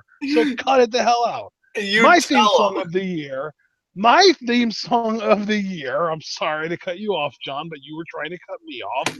My theme song of the year is called "Making a Difference," and I bet most of you don't even know who that belongs to. But that's because you have shit for taste. It's Andrade Cien Almas's theme song. and it is incredible. And it reminds me of a Santana song, and it has Spanish guitar, and in the lyrics it says stuff like tranquilo and la sombra and el ídolo, which is Spanish for the idol, because he is an idol, because I freaking love him. He's awesome, and this theme song is awesome, and it's my theme song of the year. I just love how enthusiastic you were about that whole thing. Like, that, I'm not going to top that. You know what? I did a last minute, literally while you were talking, change, because, and I'll downgrade this to an honorable mention. My honorable mention is Sanity. But you know what? My theme song of the year, last minute edition. Welcome to Slamtown, baby. Yes. Because you know I am something? so glad that you picked that. I was like, if you would have picked anything else, I would have been like, oh my God, you're not picking Slamtown? And you would have been like, excuse me, it's Welcome to Slamtown. And I would have been like, oh, well, excuse me. It's not my fault that you didn't pick it, you skank. Wow. Glad to see how that worked out. It didn't need to happen because you picked it. I didn't need to go through that. Oh, I'm so glad that I didn't emotionally torment you, because I mean, clearly you're the victim here. Yeah, I mean, yeah. obviously, anyone that can't see that is just a mark. I'm loving you right now. I don't know what the fuck happened over there, but I'm loving it. Yeah, welcome to Slamtown, because he recorded it and everything he does is a 10 out of 10. And he's a Picasso and not a Van Gogh, because anybody that appreciates Van Gogh's paintings is clearly a mark. So, yeah, welcome to Slamtown, and it counts because he used it in that cage match against Sexy Star, so it formally appeared on Lucha Underground. It fucking counts. And if there are any critics out there that are thinking, oh, well, that was just a marquee pick, blow me. Welcome to Slamtown is my theme of the year, baby. Long may it rain in my ears and everywhere else. Woo, woo, woo, woo, woo! Yeah! I love it. All right, what's our next award, brother? Finisher of the year. Oh boy! All right, let me see here, because I was just laughing at something Cliff said. My finisher of the year, I gave it to Samoa Joe's Muscle Buster, because it won him 2 NXT championships, and it actually, an avalanche variation of it where he's flying with the guy off the top rope, beat Demon Balor, the seemingly unbeatable. The Muscle Buster was a very straightforward pick for me. That is my finisher of the year. But brother, again, I'm loving this mood you're in, this energy you've got. What was your finisher of the year? I just want everyone to realize that this one, I went very subjective. It wasn't necessarily what I thought was like the most effective finisher or the most well-built finisher or anything like that. I just went with the finisher that I personally enjoy the most. All these people saying Destino and One Winged Angel and Styles Clash and, Ember Moon's Eclipse and, the Kinshasa and the phenomenal forearm, Paul, not elbow, forearm.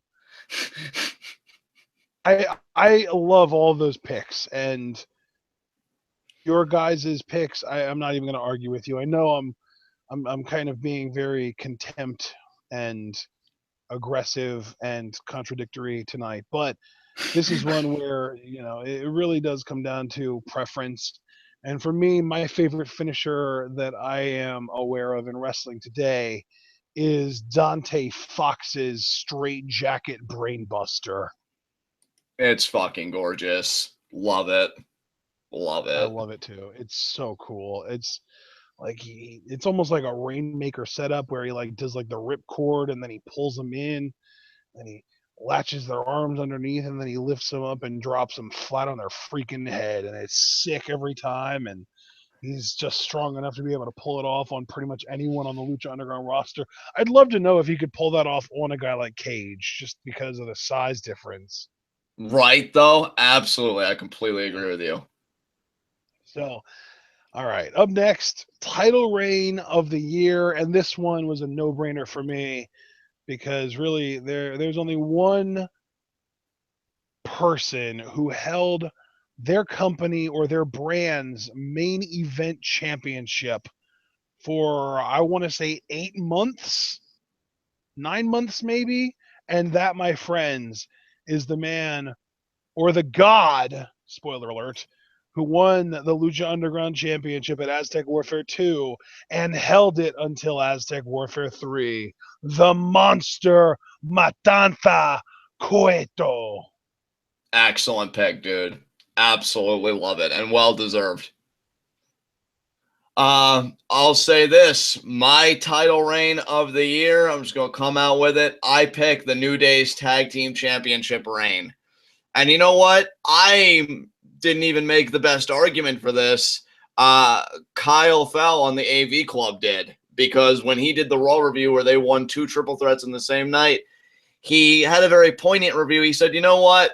The title reign had its ups, had its downs, and yeah, it may have only been the product of the Demolition being a part of a class action lawsuit and WWE wanting to stick it to them in their own petty way.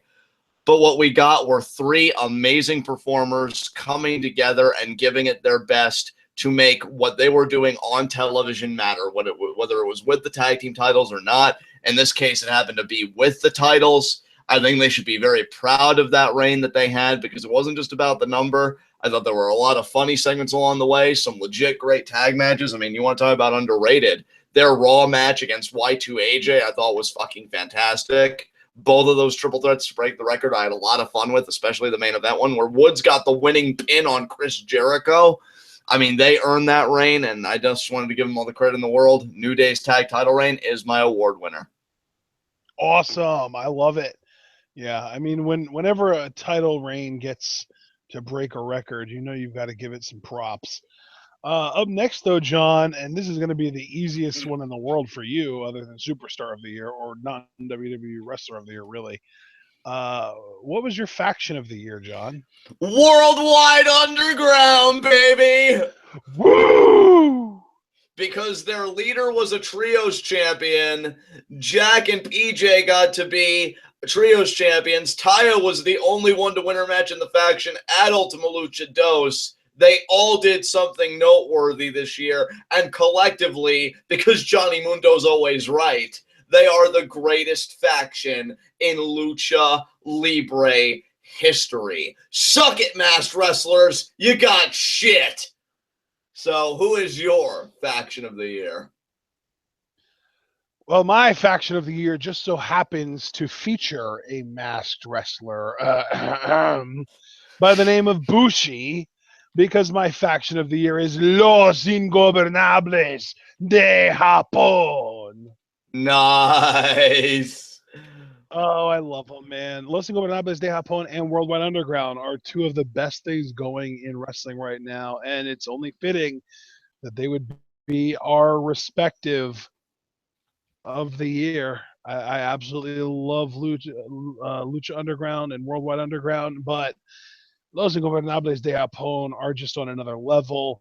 And I feel like there have been 3 individuals in that faction that have held singles titles, because I know Bushi has been junior heavyweight champion, Naito has been both world and intercontinental champion, and I know that Evil had a very brief run with the IC title as well. So have had singles titles, not necessarily the level of success as Worldwide Underground with the trios titles, and then of course Mundo with the other 2 singles championships in Lucha Underground. But from an entertainment standpoint, these guys were absolutely dominant in the G1 Climax tag matches, especially the team of Naito, Evil, and Bushi.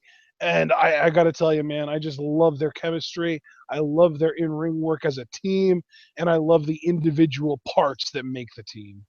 I completely agree with you. Los Ingobernables de Japón are incredible. Definitely worthwhile recipients. But I guess we can move on, brother. What's the next award we're going to be giving out?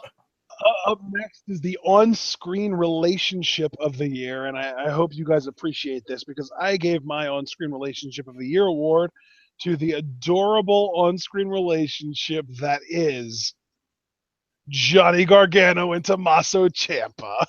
Oh, that's amazing. I love it. They're adorable together. Did you see Ciampa is fighting with Candice LeRae over Johnny Gargano's affection? It's adorable. I didn't, but now I want to see that. That sounds like a good time. It's great. I love it. They're wonderful. And yeah, Gargano and Ciampa, as many times as we've wanted to see them break up and have Ciampa go full psycho killer and just murder Gargano, it hasn't happened. And because of the fact that it hasn't happened, they've actually been an amazing team together, amazing friends, and really just a great on-screen relationship. I love your pick, dude. I think that's very creative. Shows a lot of fun and imagination. Can't really ascribe the same attributes to my pick, but I think my pick, all the same, is effective. I see a lot of people saying, oh, you know, Mundo and Taya. I love those two together, and I love that they're a real-life couple because he's so happy. But they didn't get it because even they, before the end of the year, started to show just a crack its engine with Mundo calling her out. The Taya never beat Sexy Star, but he did. I wanted a couple that to date has never really fought, has always been on the same page, and does everything together because that's what couples do. My award winners are Miz and Maurice because Dude, I love that. Like, not only are they like the best on-screen couple, but they're the only couple that were made better by becoming an on-screen couple. Exactly. And it all started, too, if you wanted more proof, she came into the fold. That was the night Miz reclaimed the Intercontinental title 24 hours after WrestleMania. And they of course, yeah. Who could forget Zack Ryder's dreams being dashed permanently? Because you're a failure for life, you piece of shit. Sorry, I don't know where that came from. But yeah, Miz and Maurice. I think it came from deep down in your soul and heart. Yeah, you're probably right. I repress a lot of stuff. But yeah, Miz and Maurice, like, she came in and it's funny because in Lucha Underground, the whole lore, like, oh, Johnny Mundo couldn't put it together, but he called Taya the missing piece of the puzzle. I do think Maurice was the missing piece to Miz's puzzle because he had the Hollywood gimmick. And, you know, after Mizdow, like, how do you make that Hollywood gimmick maintain steam? Oh, I know. Let me bring my wife, who just so happens to be a former WWE Diva and former Divas champion, Maurice, on board, and their chemistry is undeniable.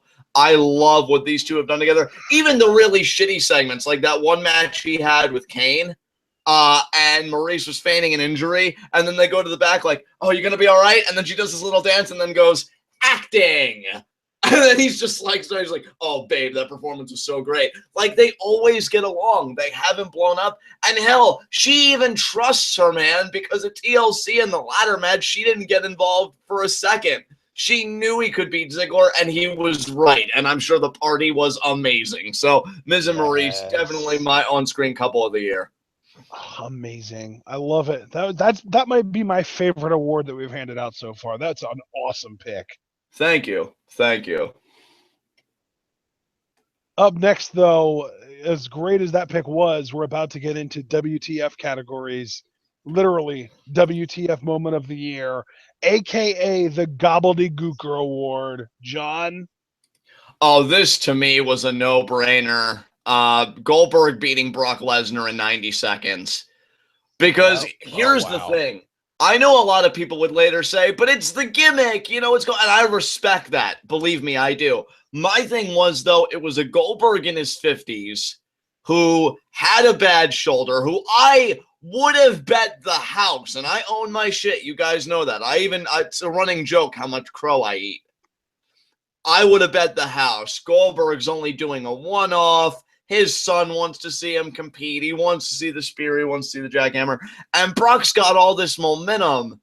You know, no way are they going to give that to Goldberg. At worst, they'd give it to Roman Reigns, but hopefully they give it to an upstart.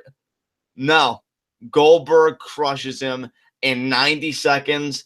And admittedly, the live crowd. Hey, it was 87 seconds. Thank you very much. Oh, okay. Well, that's even worse. Yeah. Actually, if I remember correctly, that was just the rumor. It actually turned out it was like 84 or 85 seconds. But still, at least to Brock's credit, he lasted longer than Ronda Rousey recently, but that's beside the point. The fact is, you know, Goldberg. That moment when you realize your career as a fighter is over. And Jonathan Coachman, did you see on Twitter, like, even he called out, like, guys like, well, especially me, because I know I vocalized on Twitter more than you did. Like, no, WWE is not bringing her on. That loss mattered. Like, they don't want a broken perception of somebody. Ouch. Dude, that was a scorcher, his 2 tweets about that, because he's like, they have no interest in her. Why would they have interest in a loser? I mean, he didn't say it like that, but that's the gist of what he said. But yeah, I mean, Brock, all that hype, all that mystique of I beat The Undertaker, all to fall to bad shoulder Goldberg. God damn, that was my gobbledygooker of the year. More like easily. Schuldberg, am I right? Okay, now that we've effectively no-sold that, who's your award recipient? God damn it. I just tried for you people. God. I guess we can just stick with Oldberg. That was good too. Oh yeah, whoever came up with that. Oh man, amazing. All right, well, now that you've crushed my soul. Oh, I'm sorry. I just thought I'd carry the slack that life was dishing out. No, I'm just kidding. You're wonderful. I know I'm too hard on you, but you know, that was just okay. So because I couldn't really think of a better WTF moment, I gave mine to something that was just kind of bugging me at the time and still does. My WTF moment of the year is the whole, like, now we're calling Rich Swann outlandish for seemingly no reason whatsoever. Oh, that's perfect. Yeah, I hate that too. I don't even know where that came from. There you go, though. That's my WTF moment of the year. So up next is our Botch of the Year award, which is also known as the Sin Cara award, because let's be real, Cara was seen garbage. Yes. And my personal Botch of the Year Sin Cara award goes to Miss Nikki Bella, who in a scuttle, in a sort of a catfight segment where she and Carmella were brawling it out, laid a few potatoes on Carmella and ended up giving her a black eye, which Carmella posted to social media and got people really buzzing about it, to the point that people started thinking that Big Cass beats her. I didn't even know that half of the story. I knew about the black eye and everything. I did not know about those repercussions. Jesus fucking Christ. All because Nikki Bella doesn't know how to throw a worked fucking punch? What the hell? Yeah. Jesus. Okay, well, overcoming Way that, to go, guys. I'd say that I'd take us out of the darkness into something a bit lighter, but this one's actually equally serious, because this just compounded what could have been the ruination of a man's reputation. My Botch of the Year award goes to, let me read it perfectly here, Seth Rollins versus Finn Balor, SummerSlam, the barricade powerbomb spot. I think the debates were starting before this, to be fair, but they really just intensified when Finn Balor injured his shoulder. There were people coming to me on Twitter, I'm not going to name names, but there were people like, oh, Seth's unsafe, Seth's dangerous. You could even hear Brett just going, damn it, Seth. When, if you look at the image, and I forget who originally posted it on TWitWoW, but whoever did, thank you. I hope they hear this. You could see that Finn took the power bomb wrong. When you take the power bomb, you're supposed to keep, your hands close together. You're supposed to be not necessarily huddled up, but like everything close together. Finn outstretches his arm almost like he's going to catch the barricade. You don't do it like that. That's the incorrect way to take the move. And if I remember correctly, Finn even admitted in an interview that was his fault. And look, I agree with Paul. I'm not trying to come down hard on Finn and say Finn's an idiot. I do agree with him it was a reflex. Hell, I've done stupider things in my time on Earth, and I probably would have done the same thing that Finn did. It's not something he should feel bad about, but at the same time, let's not get on Seth here. And by the way, Jarveris, you confessed to posting it to TWitWoW. Thank you. But let's not get on Seth's case either. Just because Finn wasn't terrible doesn't make Seth terrible by default. It was a freak thing that happened, and it really, again, compounded on the whole Cena thing, which, again, I would chalk up as another freak thing and Cena leaning into it. The Sting thing, even though nobody recognizes that the guy was over 50 fucking years old when the spot happened. And then this, it really could have led to the ruination of a man's reputation. I think everything's fine. I mean, he's still working, obviously, but that is my botch of the year simply because of the ramifications it could have had for Seth, and really how bad it was for Finn that he had to forfeit the title a night after. So this botch had a huge ripple effect that I wanted to recognize. I love it. Yeah, that's a huge deal. You definitely have a great pick there.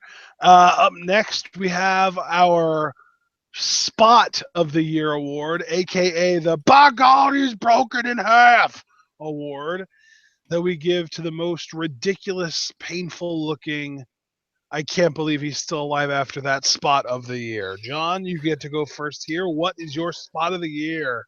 Gonna make it short and sweet, brother. My spot of the year is Matanza's flipping slam to Drago at Aztec Warfare 3. Drago coming in at number 20, thinking, oh man, I have a chance, but Matanza's still a thing. That flipping slam, when I first saw it, my mouth fucking dropped. I'm like, did I seriously just see that?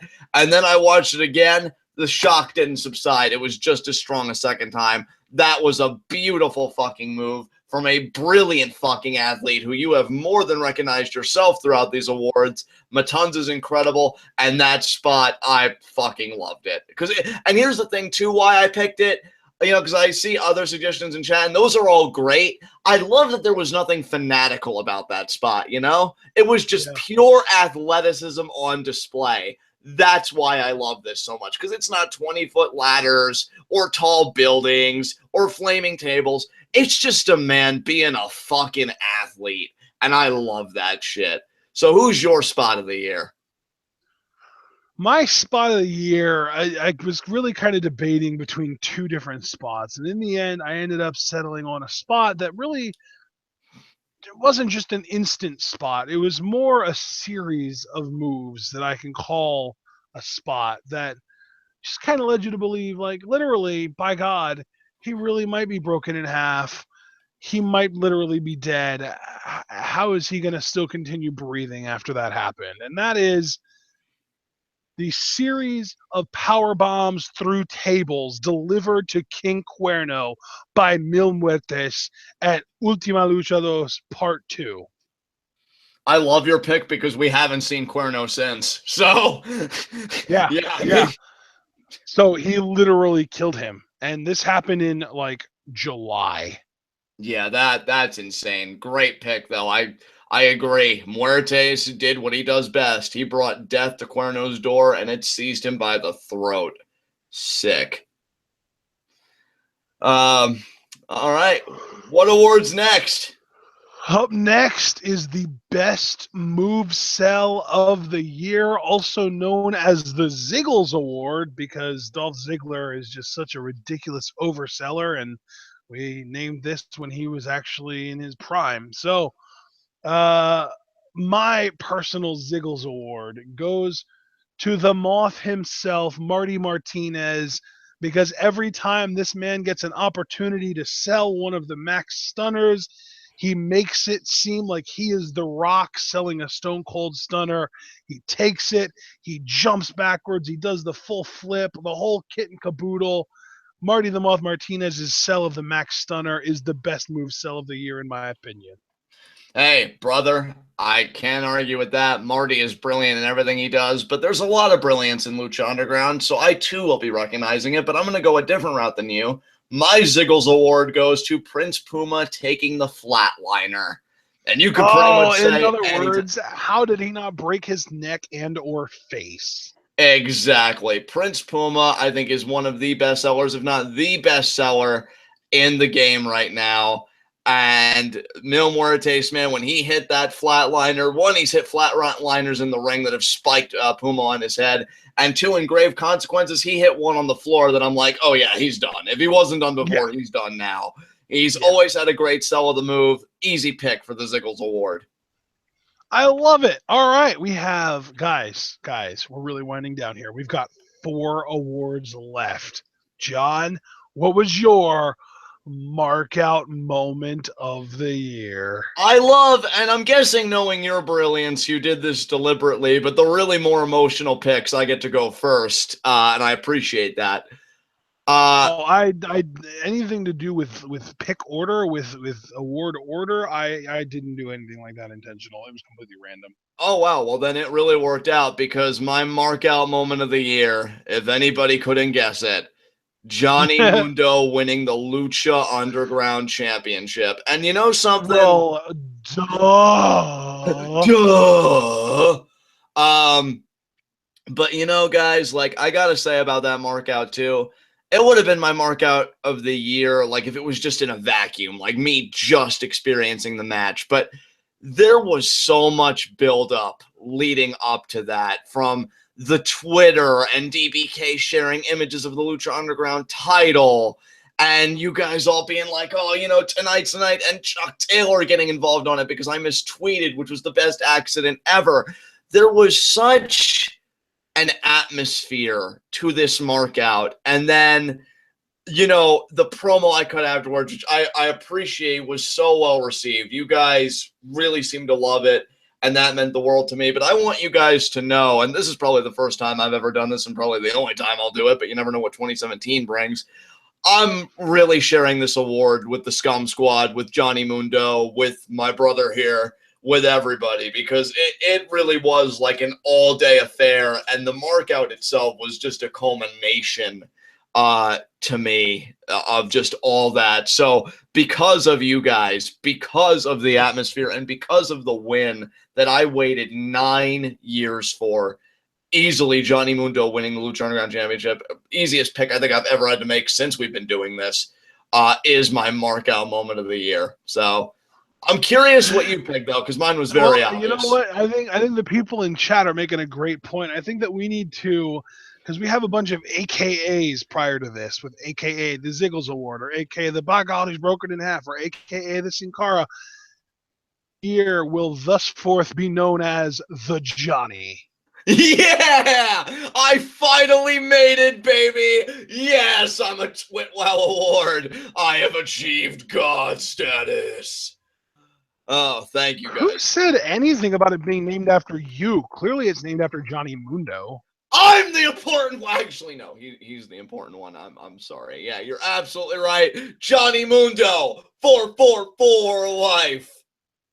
See, now that I was actually joking. The whole point of calling it just the Johnny is because it can apply to Scumbag or Mundo, and it works both ways because the whole point was Scumbag marking out to Mundo. So it really is just the Johnny Award. Yes, I love it. Now I can't wait to see who the recipient's going to be in 2017. Live reactions are going to be so fucking amazing. Yeah. That said, though, my mark out of the year has got to go to Matanza's debut. I mean, I've gotten excited a lot this year over a lot of different things, but nothing really stood out to me this year the way my reaction to Puma Mill last year stood out. But Matanza's debut, man, the way that he just showed up and wrecked shop. I actually went back and listened to our Aztec Warfare 2 live reactions, and yeah, it holds up. I freaked the hell out. But yeah. you've had bigger markouts since then, whereas I haven't. So I definitely had to take this one. Brother, I don't blame you. That debut was incredible. The wreckage was beautiful. And Matanza's debut is such a worthwhile recipient of this award. I'm glad you gave it to him, man. That's fucking great. Yeah. So up next, though, we have the Brand of the Year award, and this is the easiest award that I've had to give out. Lucha Underground by miles. Even if season 2 had a little bit of a lull in the second half of the season, the first half of season 2 was still great. The second half of season 2 was still really good, and all of season 3 so far has been just incredible. and no other brand really holds its weight. NXT's on a down year. SmackDown didn't get good till July. Raw's been garbage all year. New Japan was the second place for this by a really slim margin. I love New Japan, but I feel like we fell a little bit more out of touch with New Japan than we would have liked after G1 ended, so I couldn't, in all good conscience, give this award to them. So Lucha Underground, for being the best in the business at what they do, earn my Brand of the Year award. And hey, brother, I'm not going to try and dispute that. We share that award. I wasn't going to try and be different on that, because when you're good, you're good, and when you're great, you're fucking great. And when you're Lucha Underground, that's a whole nother category entirely, and it's one that deserves to be recognized. I hope 2017 is one where they really see viewership explode, really see a dramatic increase. I mean, you never know what's going to change internally. You know, I mean, we've been hearing, I know you told me recently that El Rey is very high on Lucha Underground. Hopefully they get behind him even more, because the more support they have, the more they'll be able to do, the more eyes they'll be able to draw, and the circle goes on and on. Definitely my Brand of the Year. Nobody is doing wrestling like them right now. It keeps us engaged every week. I feel like the idea of a bad Lucha Underground episode is anywhere from a 7 to an 8 out of 10. Like, that is bad for them, because it's just so consistently to me in that 9 or 10 territory. I love it so much. It's so well paced. They maximize an hour. You really can't sing the praises enough of these guys. Lucha Underground is definitely my Brand of the Year. Oh, yeah. So, John, we've got 2 more awards left, and both of them are not even 2016 focused. They are both 2017 focused. And I want everyone to know what these 2 awards are, because if they hear the first one, they might be, trying to name people that would be more likely eligible for the second one. So I just want people to know what they are. These 2 awards are the most anticipated 2017 WWE main roster debut, anticipated 2017 non-WWE main roster debut. So we have one where it's somebody who is probably in NXT, who is going to be called up most likely in 2017. And that's the first one. And the second one is the debut of anyone else in any promotion, regardless, as long as it's not somebody that's going to be debuting on the main roster of the WWE. So, John, tell me, who is your most anticipated WWE main roster debut of 2017?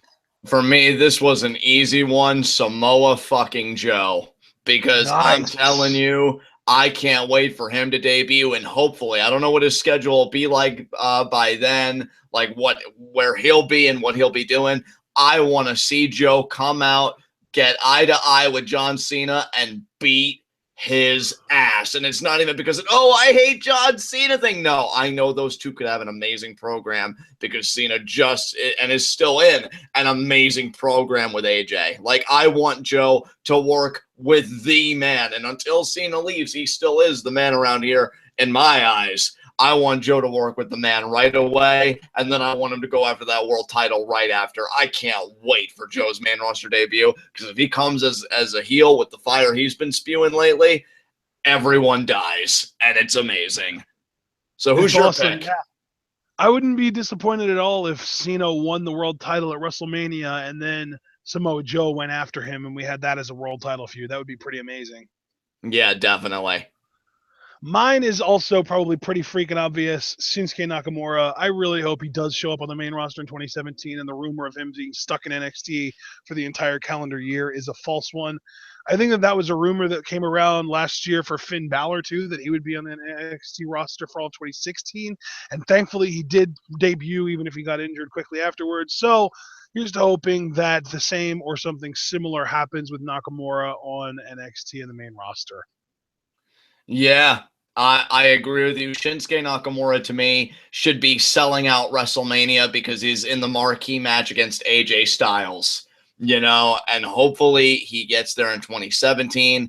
I'm getting a little concerned about it, though, with everybody coming out of the woodwork. Like, after you initially said it, saying that, Nakamura, he's not going anywhere all year. I shudder to think, honestly. But yeah, I completely agree. Which only leaves, my friend, one award. One award left, and that is the most anticipated 2017 non-WWE main roster debut. and I had to think about this for a little while, but the conclusion that I arrived at is actually a name that I've seen posted in chat a few times already. So I'm not the only one anticipating this one. Tommy End debuting in NXT is one that I am really, really excited for. They've already actually given him a YouTube piece where he got to talk about how, his style is kickboxing based, and all of his strikes, he's making sure that he's either connecting with the tip of his elbow or the tip of his knee or his heel. And I really appreciated that they actually gave him an opportunity to just be Tommy End rather than, trying to stick him with like a Sexton Hardcastle kind of goofy ass gimmick. And yeah, if they let him just be Tommy End, he's going to be great for them in 2017. I completely agree with you. I've seen his stuff in PWG. He's quite a catch for WWE, quite a catch for NXT. If Triple H is so dead set on further diversifying them, like as a brand and getting away from the quote unquote stigma of developmental, Tommy End will certainly serve that end. No pun intended there. Quite usefully. Oh, please, you intended that pun. I didn't. It was just a beautiful accident, like my face. Oh, God, now we're going to dark places. But my most anticipated non-WWE main roster debut, I'm excited about this. My final award recipient, he knows how to bro, but not like the hype bros. My award winner is Matthew Riddle. I am fucking excited about this guy, and I'll tell you why. Come February, I think like mid-February, he'll have only been in pro wrestling for 2 years. And he's a transitioner, or he's transitioned from UFC to the WWE, and he's done it with success. I've already seen people say, oh, he's already performing in the ring at a veteran level. Oh, he's doing so great. This and that. To me, NXT is an inevitability. Now, I'll say this too. What makes my pick intriguing is that he does like his weed. He does have kind of what I call the Seidel problem. I don't know if he'd be willing to give it up to get to WWE, but I even read today, and I kind of smiled knowing that the awards were today, that he's become an even bigger blip on the WWE radar. Like, they're really interested in him. And I even tweeted a little while ago, because there was a day I watched just a slew of his matches from Monster Factory Pro Wrestling. Couldn't really find any PWG stuff. I watched his one match against TJ Perkins from Evolve. That was really good. But he's been putting together a body of work again in less than 2 years. I think he'll only be 31 if he comes to NXT this year. And to me, I look at Matthew Riddle as a guy that could have a rookie year similar to a Kurt Angle or a Brock Lesnar. Even if he doesn't come up to the main roster, I could see him win the NXT championship in his rookie year. Wow. I'm telling you, dude. And look, I'll admit, because you and I have really had fun with like these last few awards. Really, this whole award show has been a blast. But you get what I mean, where you go a little away from the objectivity and more into the subjective. Like, I love technical wrestling. I love catch wrestling, the submission guys and everything. And he does that so well. And from what I'm hearing from people that have seen even more of him on the indies than I have, he's a great heel. And I don't think you can ever have enough great heels, so he could fulfill a role there. I think he's going to come on like gangbusters. We may very well be looking at the next Kurt Angle or the next Brock Lesnar in terms of like meteoric success straight away. Matthew Riddle, yeah, definitely my most anticipated debut, because I'm just eager to see him in an NXT ring. I'd prefer him, obviously, in Lucha Underground or New Japan, but I think WWE is going to get their claws in him, and I just hope they use him right. Wow, that's awesome. Yeah. And hey, if they do get their claws in him and he decides that, his freedom and his freedom to use a perfectly safe substance, whether legal or not, is more important to him than being employed by WWE, then we'll welcome him with open arms back to the indies and possibly even to Lucha Underground or New Japan. So whatever works out, I'm sure he's got great things in his future. You said he had the Seidel problem, so maybe New Japan is out of the picture because we know what happened with Seidel there. But still, he's a talented kid. Lucha Underground is probably an option. Ring of Honor is probably an option. He's got places to go. And hey, if he doesn't want to go to any of those places, he can just keep working the indies and he can keep working PWG shows and getting paid for those. And he's awesome. So yeah, And Yeah. by the way, you said he was a great heel. I don't think I've ever seen him work heel. I feel like he was a babyface in PWG, or at least what we've seen of him in PWG. So I'm curious now to see what he can do as a heel. I'm curious as well. Let me just respond to what you were saying about work in other places. I agree with you. I even said in my Twitter kind of Twitter thread. God, we've been doing this commentary a long time. That when I revealed to everybody that, yeah, I'm a Matthew Riddle fan. Wherever he goes, whether it's Lucha Underground, New Japan, or WWE, his rookie year, wherever he is, I think is going to be phenomenal. This guy, to be as good as he is, wrestling for less than 2 years, that's something special. And only 31, which in this day and age, with AJ Styles winning world titles late in his 30s, other people being in their 40s and competing at a high level, 31 is nothing, I think, in this day and age. I think he has a lot to give, and whoever he gives it to is going to be all the better for it. So I'm very excited for him. Absolutely. All right, guys. Well, we did it. We're here. That was the last award. We've both given out everything, and I've been awake since 5:30 this morning, so I'm actually I'm going on 18 hours of being awake, and I am ready to pass out. We are finally through everything 2016 related, and it's time to move on to 2017. I was under the impression that we were going to be getting a WWE pay-per-view. I believe it would have been from SmackDown. Or no, I guess it would have almost had to have been from Raw early in 2017, or in January. But it looks like they're just going to build up and just build up to the Royal Rumble. And the Royal Rumble is coming up in, I believe it's 4 weeks away now. So that's quite a ways away. But most importantly, guys, we've got Lucha Underground coming up on Wednesday. So if you are a fan of Lucha Underground, or if you're just a fan of TWitWoW in general, be sure to join us on Wednesday for live reactions and a review. And if NXT ends up being a house show again this week, we won't review it. But if it's new, we'll review it. And if it's a clip show and they're just doing like a 2016 review, we're gonna skip that as well. But what I want you guys to do is look in the description of this video, because in the description of this video is a link to the brand new #Scum Squad t-shirt that I just put up today on Teespring. I think it looks awesome. The goal with the shirt was to kind of make it look like a hybrid of the TWitWoW logo and the Suicide Squad logo. So if you think I succeeded in that, I hope you guys think it looks good. And if you are a member of the Scum Squad, you owe it to yourself. At least buy a sticker, right? You got to have the memorabilia to say that you're a full-fledged ticket-carrying, card-carrying member of the Scum Squad. And those are available in the description. Or I actually did something else today where if you enjoy any of our merch, whether it's a Kevin Owens, he's a father, damn it, t-shirt, or an I'm a TWitWoW guy or I'm a TWitWoW girl t-shirt, or the official TWitWoW tee, which is John's entire TWitWoW intro from every episode of intro, from welcome to TWitWoW all the way up to on the web today. And of course, you can't forget the only other one that's on there, I believe, because Roman Reigns quotes for the win, right? Heel Roman Reigns quotes for the win specifically. Ladies and gentlemen, this has been one hell of a couple days. We did a 4-hour commentary on Friday.